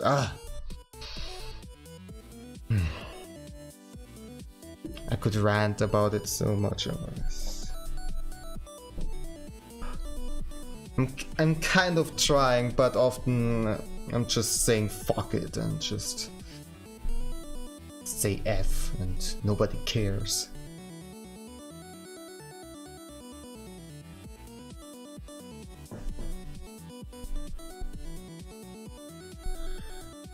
Oops. You could pronounce it as F and just pass it off as a Cockney accent. Okay. So there are just actual accents who don't care about the proper TH pronunciation. They're just saying F. I do that pretty often since the accent where I'm from is similar. Oh, okay. Well, that's also good to know. It's not just people who struggle with the sound and that don't pronounce it in the proper TH way, but their actual accents. It makes me feel even a little bit better.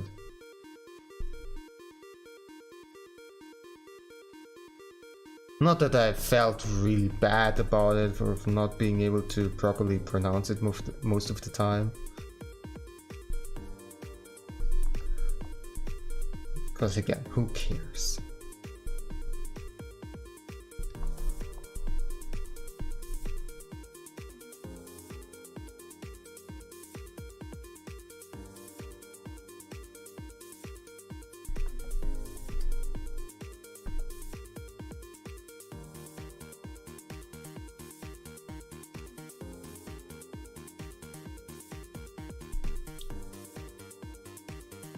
And also I think it just also looks weird if you look at somebody else talk and then they just put their tongue in between their teeth, and it's just...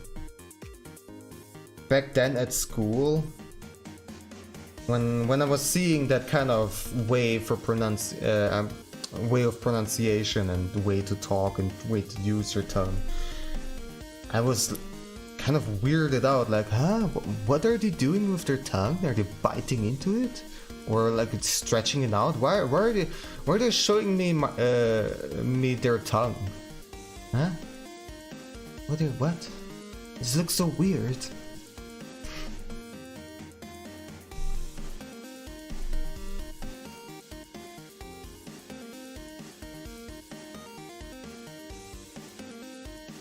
The first time, as I remember, the first time where I saw it, or at least where I noticed it, was when we had a native English speaker from England coming to our school, and we did some lessons with him, and he was pronouncing it that way.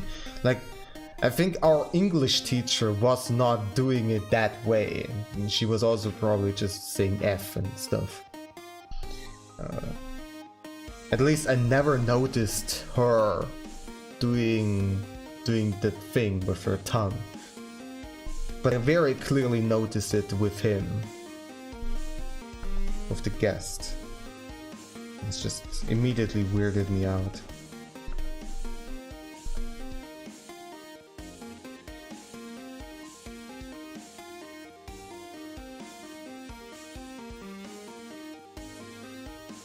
Ah, yeah. Well, thank you for also letting me rant about that, because I do have some pent-up frustration with that, for sure.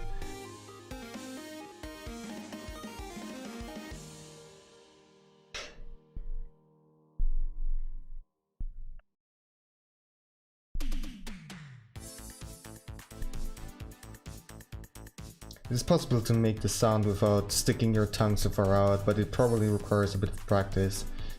Yeah, I mean, also in the tutorial video they said that, like, there are actually two ways for pronouncing the TH sound depending on which word it is. And like for some words you stick out the tongue a bit more than for others, and just oh my god. As I said, who even cares? Yeah. Who cares?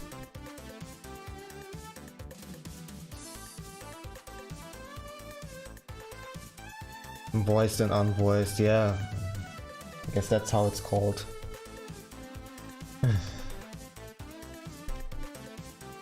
Just unnecessarily complicated.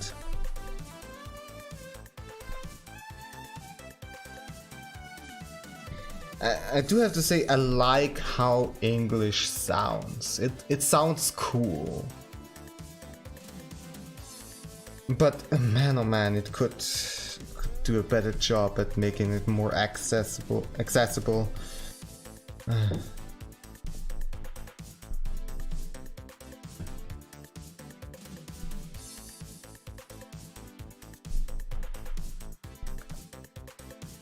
Like, and at this point I really got used to English, and I use it all the time in my everyday life, and even to with some friends I just speak English, although they're also native German speakers. And just also in songs and stuff like that, it just sounds so much better. Or like in movie dubs or stuff like that. Most of the time it sounds so much better.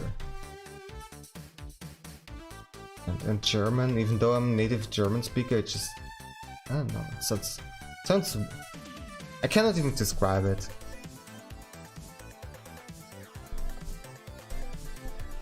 Like the TH in that, the tongue does that, yeah, that, and not that. That's too much. And the tongue doesn't really come out. It kind of just pries on the back of the front teeth. Yes, exactly. But still, that is kind of awkward a little bit. But the D, it's just so much easier. That. You can kind of soften the D. It's not d.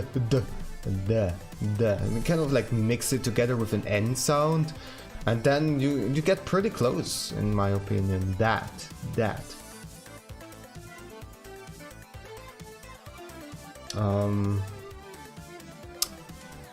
There was also, yeah, one of the sounds in Japanese actually took me a while to grasp, and it's one of the more difficult ones to understand for non-Japanese speakers. The R sound, which is not R, Like, let's take for example the word ramen. So ramen, if you would pronounce it the German, the English way, or in German way, it would be ramen. But both of them are not really correct.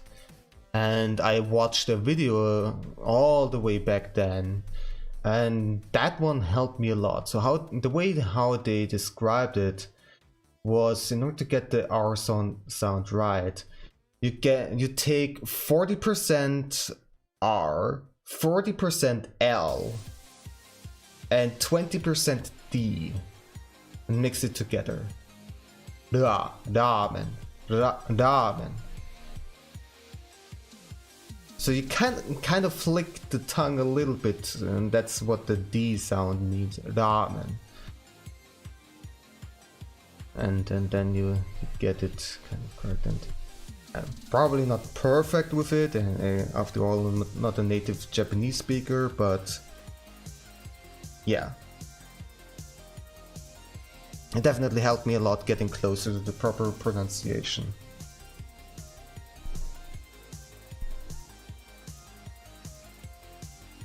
Since English is widespread, there are so many interesting accents. Yeah. I mean, I have an accent myself that I cannot really hide. I'm trying, but people notice that I'm not a native English speaker. Spent a lot of time trying to get the R right. We'll talk about the N sound. It's annoying because it changes so much, but I gotta run away now. Oh, okay. Gotta see a friend. Nice, then have a lovely time with your friend. Yeah, it's definitely has been very nice talking to you again, as always. Enjoy. Having some fun with friends. Always nice. If you need any help with the accents, I could help you. Then thank you. I mean, if you just notice that I get some things terribly wrong, then you can always feel free to correct me. I do not mind.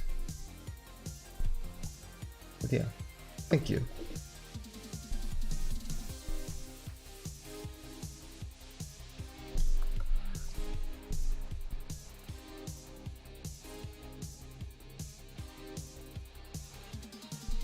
And yeah, also we're gonna talk later about the emotes. Probably tomorrow, because after I'm done with the stream, it's gonna be late.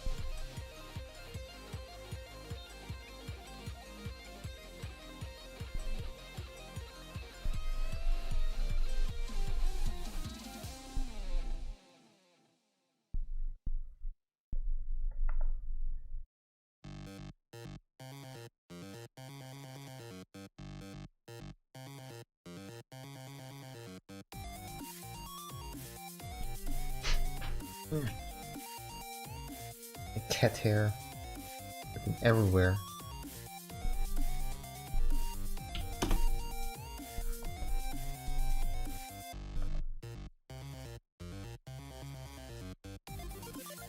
The whiskers were on the wrong layer, and that's why I'm redrawing them.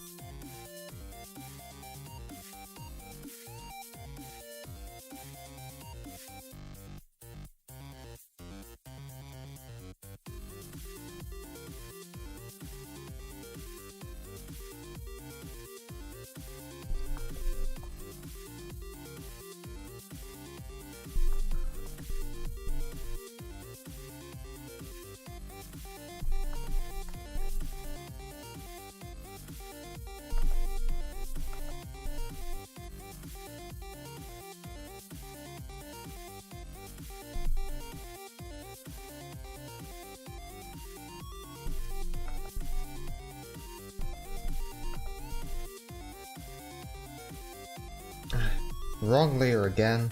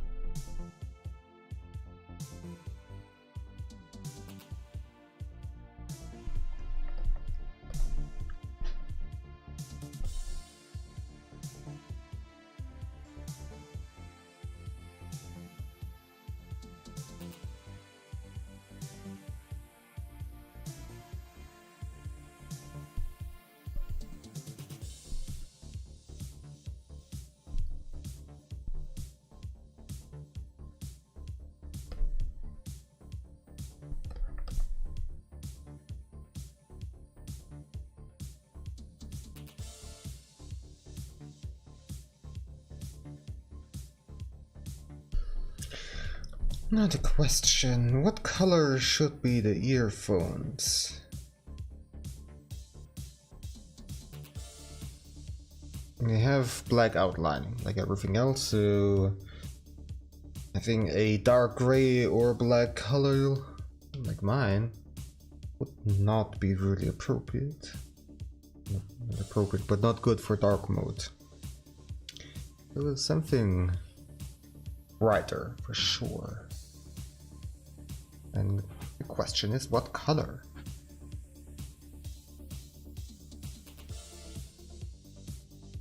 How about purple? Purple always a good color.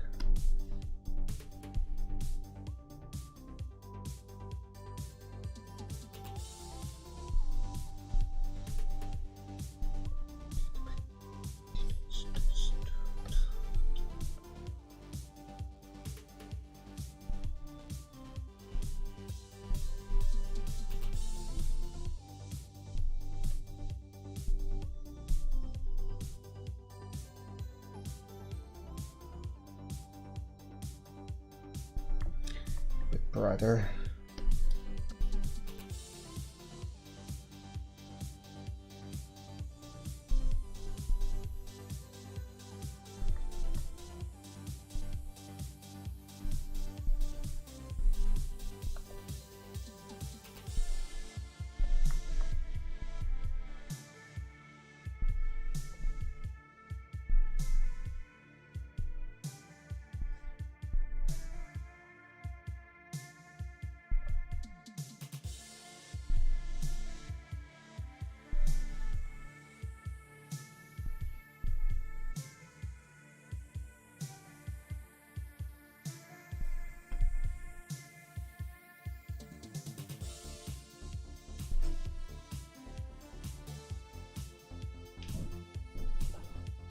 Yeah, definitely should be brighter.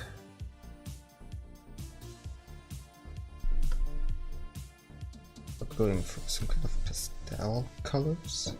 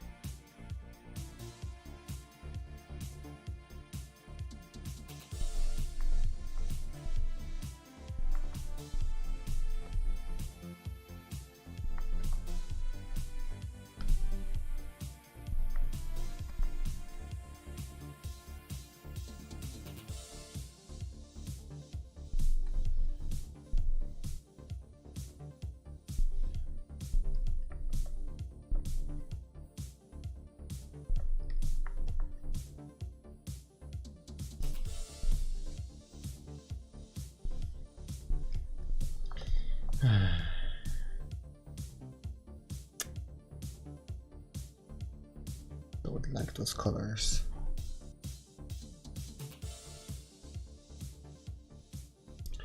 Maybe let's look some things up. Some inspiration. Colorful headphones. Let's see.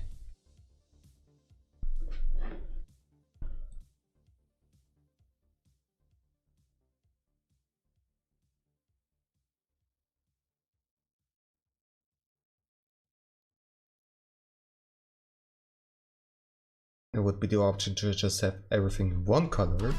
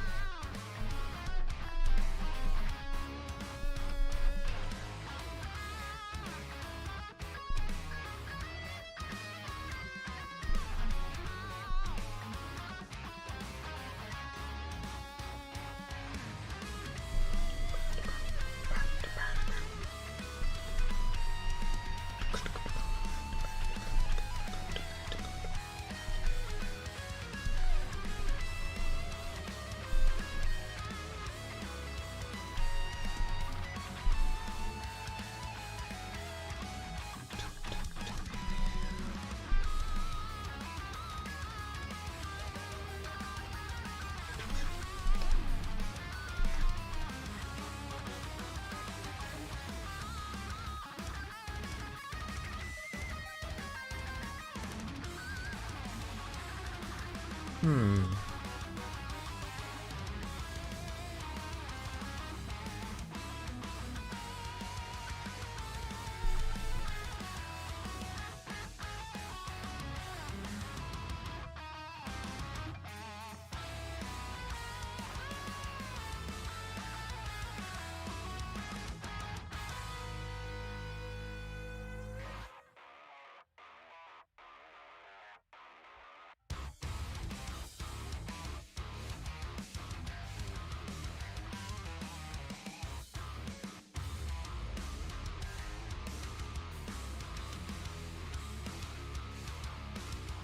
I don't know, for some reason I like this a lot. Do I hear a kitty? A kitty. Meow.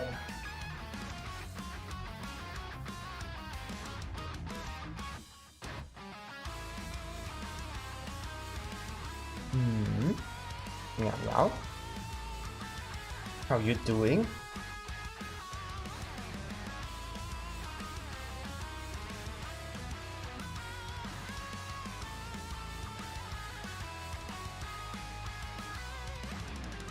Meow meow.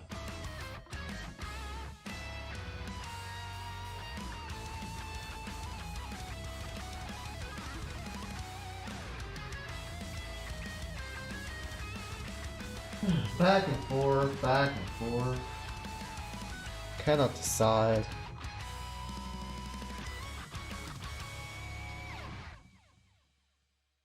Meow meow. So, what color? What color?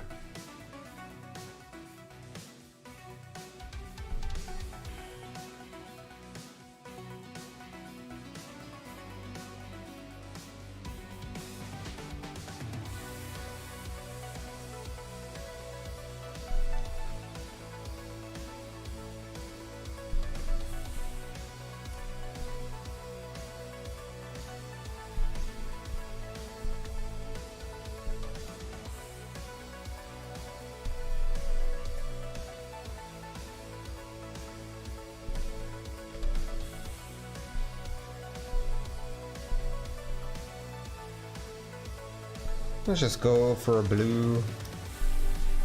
Can't do much wrong with it.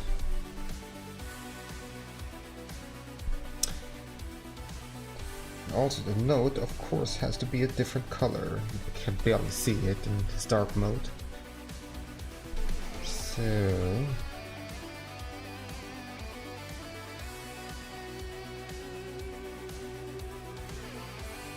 of course, it should be at least somewhat color coordinated with the headphone color.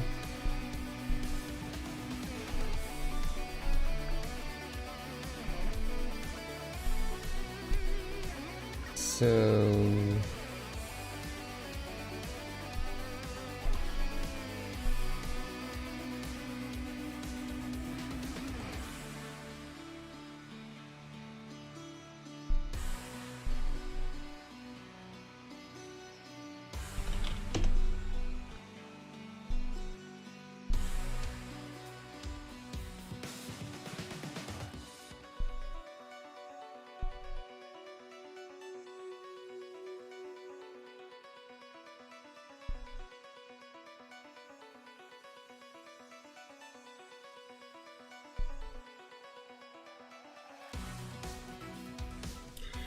and here we have the issue again that I need to hit a good color where it properly shows up in both dark mode and light mode. Well, not blue mode, which is so maybe I should just do this.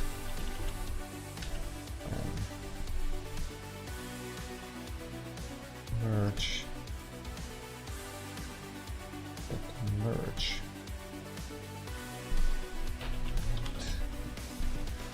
And give it some outlining. Dark outlining in this case.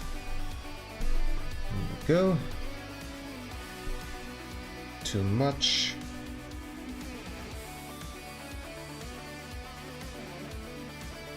Back over here and make it brighter.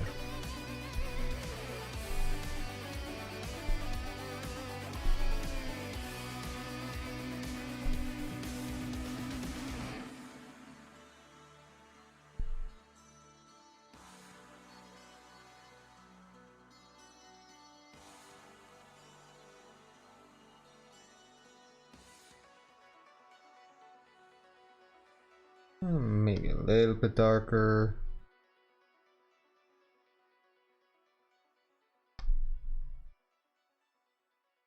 That should do the trick. I also need some shading, of course.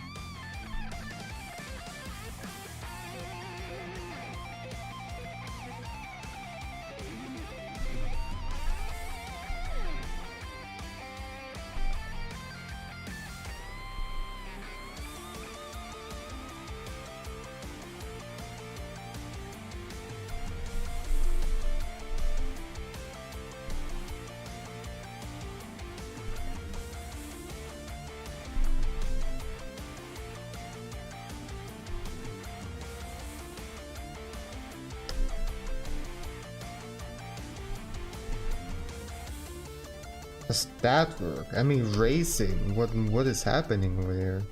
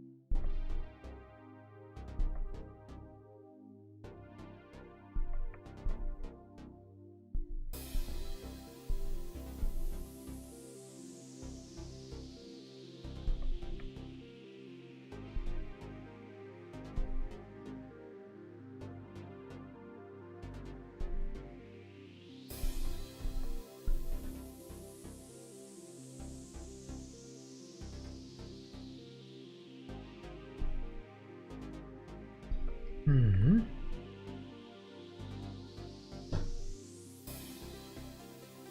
Pretty much mostly done.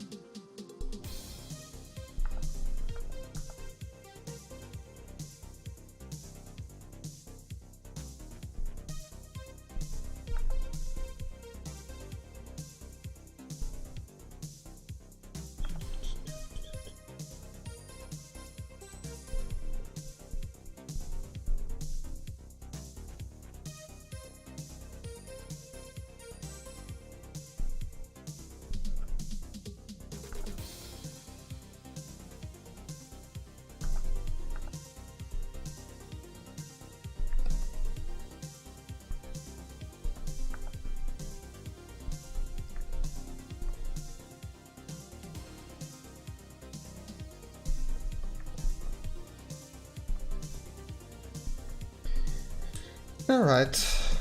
Let's say we're done with this one. Oh, Kitty's still here. She is. Oh, yeah.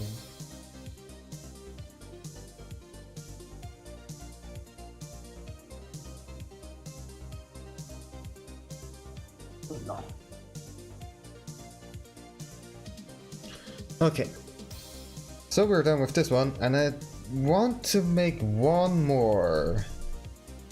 The last one that I have here prepared, which is this little guy. This should be... I should be able to do this very quickly. There is no extra colors or anything like that. It's just outlining, shading, done. Well, let's do this. WLSC.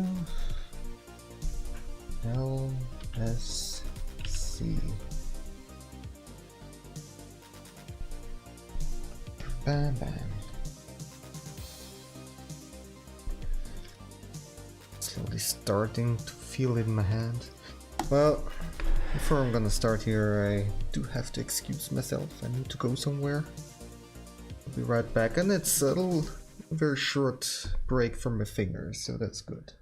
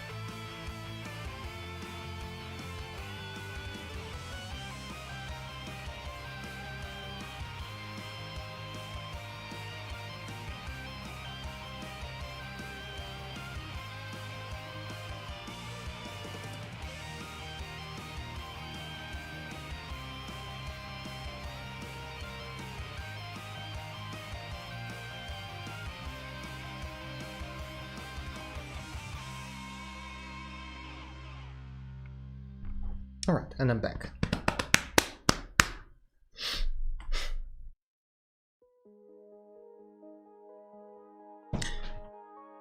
Kitty's gone. Did I upset you, little princess? Okay.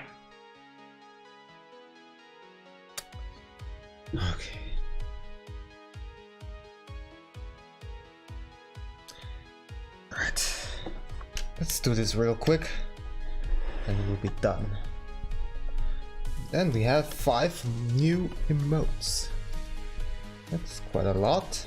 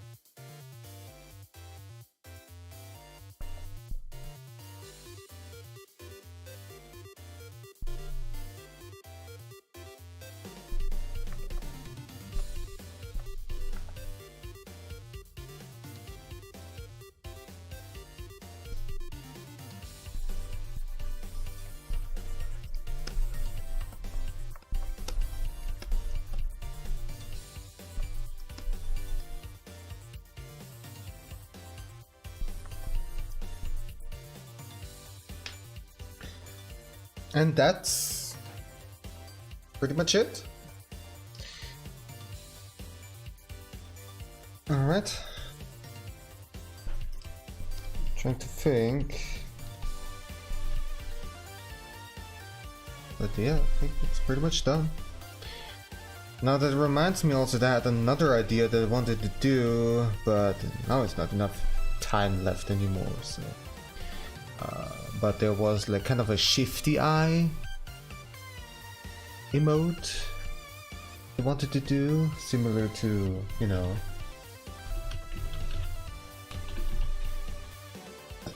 I don't know how, if it works on YouTube side, nope. Why did it not send it over to Twitch? Everything okay? Am I still streaming over to Twitch?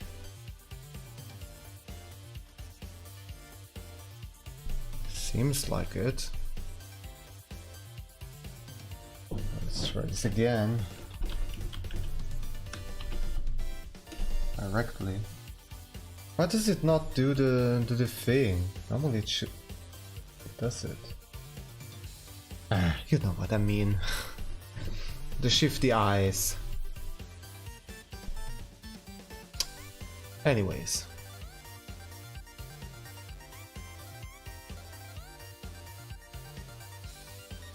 And it's kind of similar to this one here.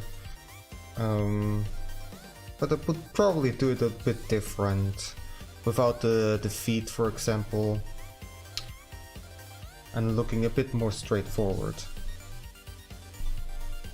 Well, the face is facing more straightforward, that's what I mean. Anyways. So, let's just... hey there, cat, how are you doing? How is it going? Seeing you on the Twitch side this time. Hope it's working for you.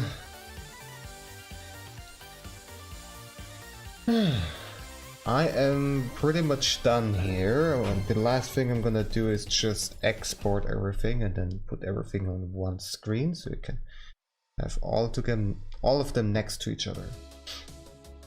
So, turn off the background. I have this base square here that I basically just use to make a selection real quick.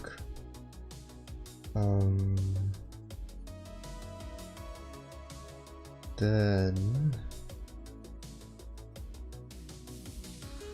complete outside selection.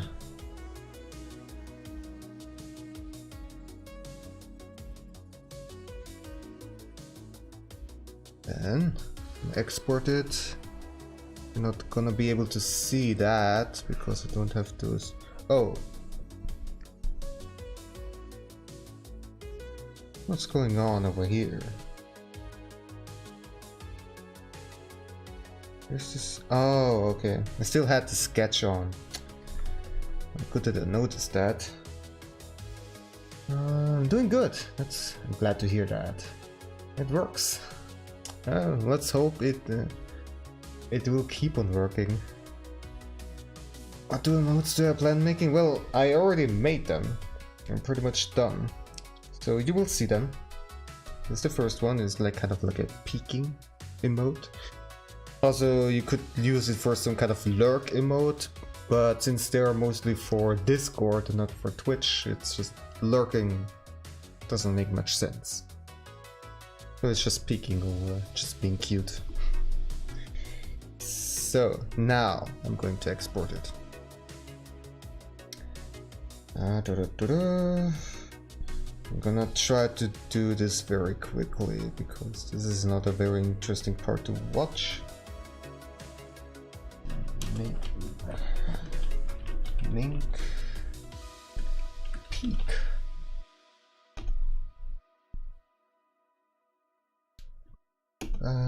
Export it. Oops. Let's do this again. Forgot to export only the selection, not the whole thing. Cool. Pretty cute lurking there, yes. So, let's do this again. Mink peak. PNG. This time, selection area. There we go. Okay. Number 1. Number 2. It's kind of music vibing. So I still have the selection. Wonderful. So, cut off neatly at the bottom. And let's check it real quick if there's nothing unwanted around here. Seems to be good.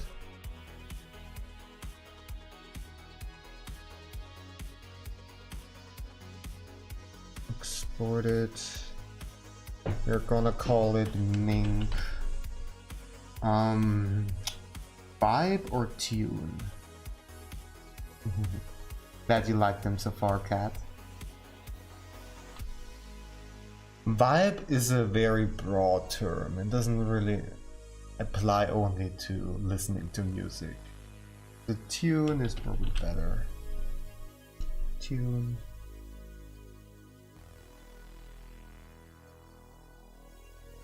Right. Good. So, number 3. Very intense.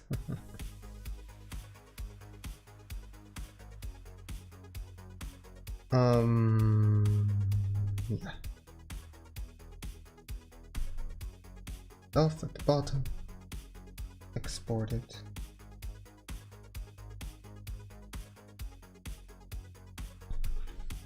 Mink. Fire. Just call it fire. I could call it on fire, but the shorter the better.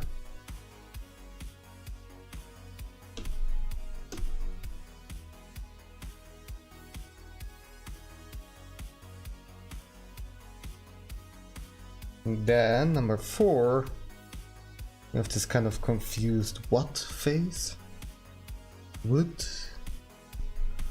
What did you say? I don't understand. Mink wood with a U.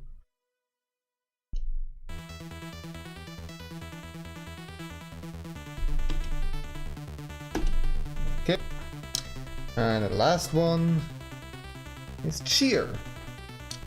I'm still not perfectly happy with it. I don't know. I do something real quick. I wanna maybe adjust the head shape a little bit.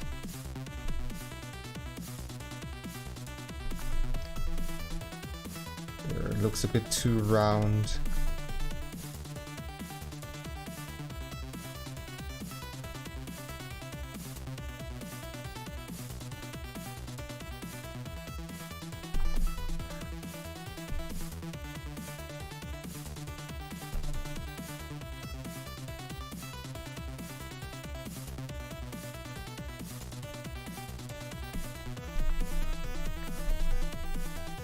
You know, not really an improvement.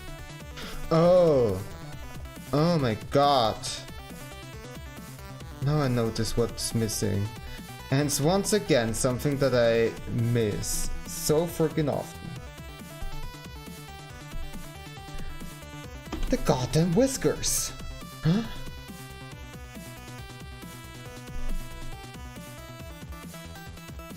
It's of course important. It looks so blank and I didn't know why, but of course. Freaking whiskers. All the time, every single freaking time.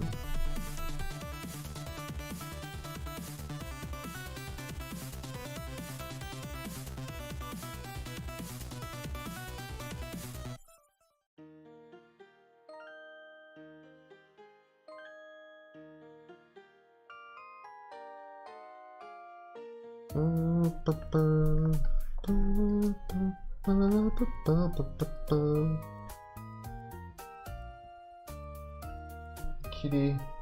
Kitty unfortunately is outside. I'm sorry about that.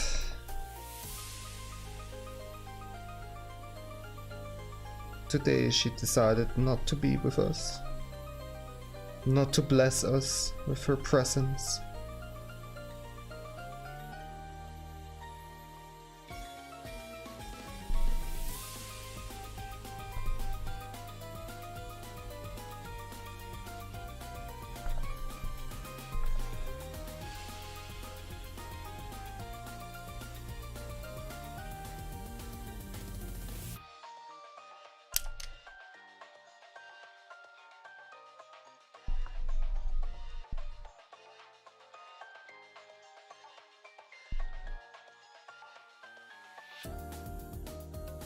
Maybe we'll see her later. Maybe we're gonna be lucky right at the end of the stream. So, looking much better now with the whiskers. Jeez. Face doesn't look so empty anymore. Yeah, Hoko is a cutie. Love her very, very much.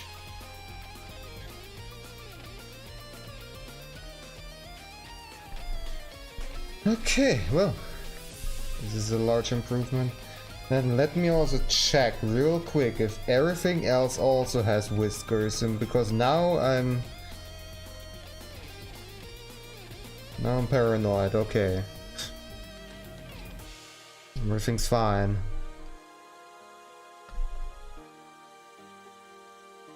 This little shape over there is touching the top a little bit too much and it's gonna be cut off and it's bothering me, so I'm gonna fix it.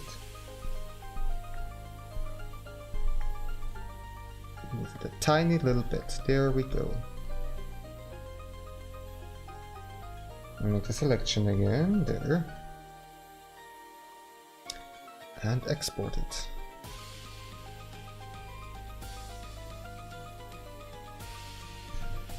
Mink. Cheer.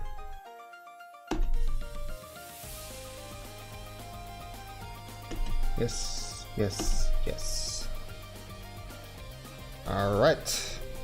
And with that, let's quickly open a new project, and I'm going to import all of the emotes that I just exported. Bam, bam, bam. And here they are. Let's put them in the order of how I drew them. Make the background actually dark because I just simply prefer it.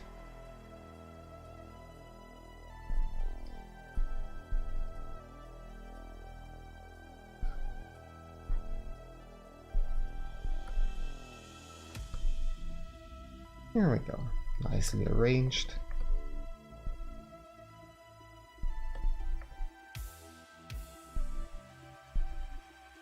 There. And if I have that, part of the reason why I'm also doing this, because the last little bit of the stream is also going to be the thumbnail on YouTube. Like, it automatically does that, and so if I'm able to show properly what I've been drawing, then that's good. I don't have to care too much about the thumbnail. And yeah, those will be uploaded. I kind of mixed English and German together just now. They will be uploaded very soon after I'm done with the stream. And I'm pretty much done with the stream now. So that was productive. 5 new emotes. It's gonna be a lot of fun to use them. Especially the cheer emote I have been wanting for quite a while to have. Like, the whole time I've been always using this Yoshi emote from Christicates.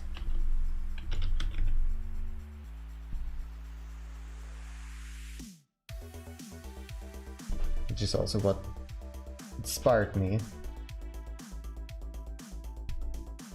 Yeah, unfortunately, you have caught me right at the end. But well, there's gonna be a next time. And yep. So, anybody else is watching?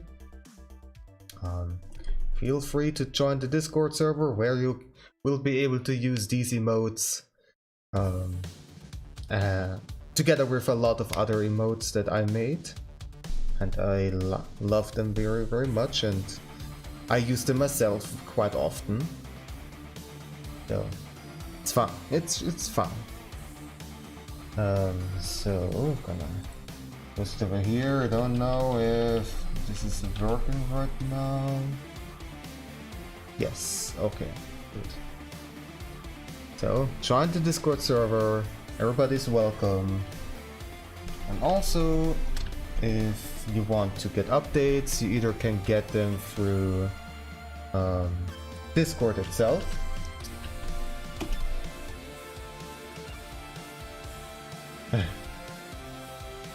This freaking restream chat is not working properly today. Oh well. So yeah, you can go on Discord if you want to also get updates, or follow me on Twitter. That's one of the best places, and then you can also see my art on other social media, and so on and so on. Yeah, so let me quickly see if there would be a nice raid target for a tiny little raid.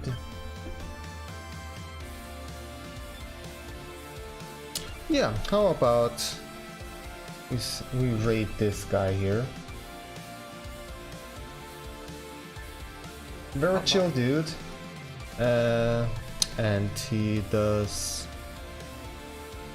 Zelda Ocarina of Time randomizers a lot, and there seems to be some kind of weekly race where everybody is playing on the same seed, and everybody tries to finish that seed and beat Ganon as quickly as possible. And he's pretty impressive. He knows a lot of tricks, and he's very good at the game. And he's a very, very chill dude, all in all. And yeah.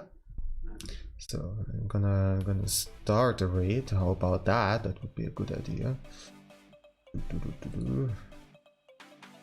Give him some love. If you wanna, there's not really a raid message. It's just, I don't know, spam some hearts or something like that. And yeah, with that, I wish you a lovely evening or a night, wherever you are. Oh, Lucid, hello. I cannot quite decipher what you're trying to say. You just hammered into the keyboard, it seems. But I see you. I still see you. Just in time for the raid. Okay then. So, till next time.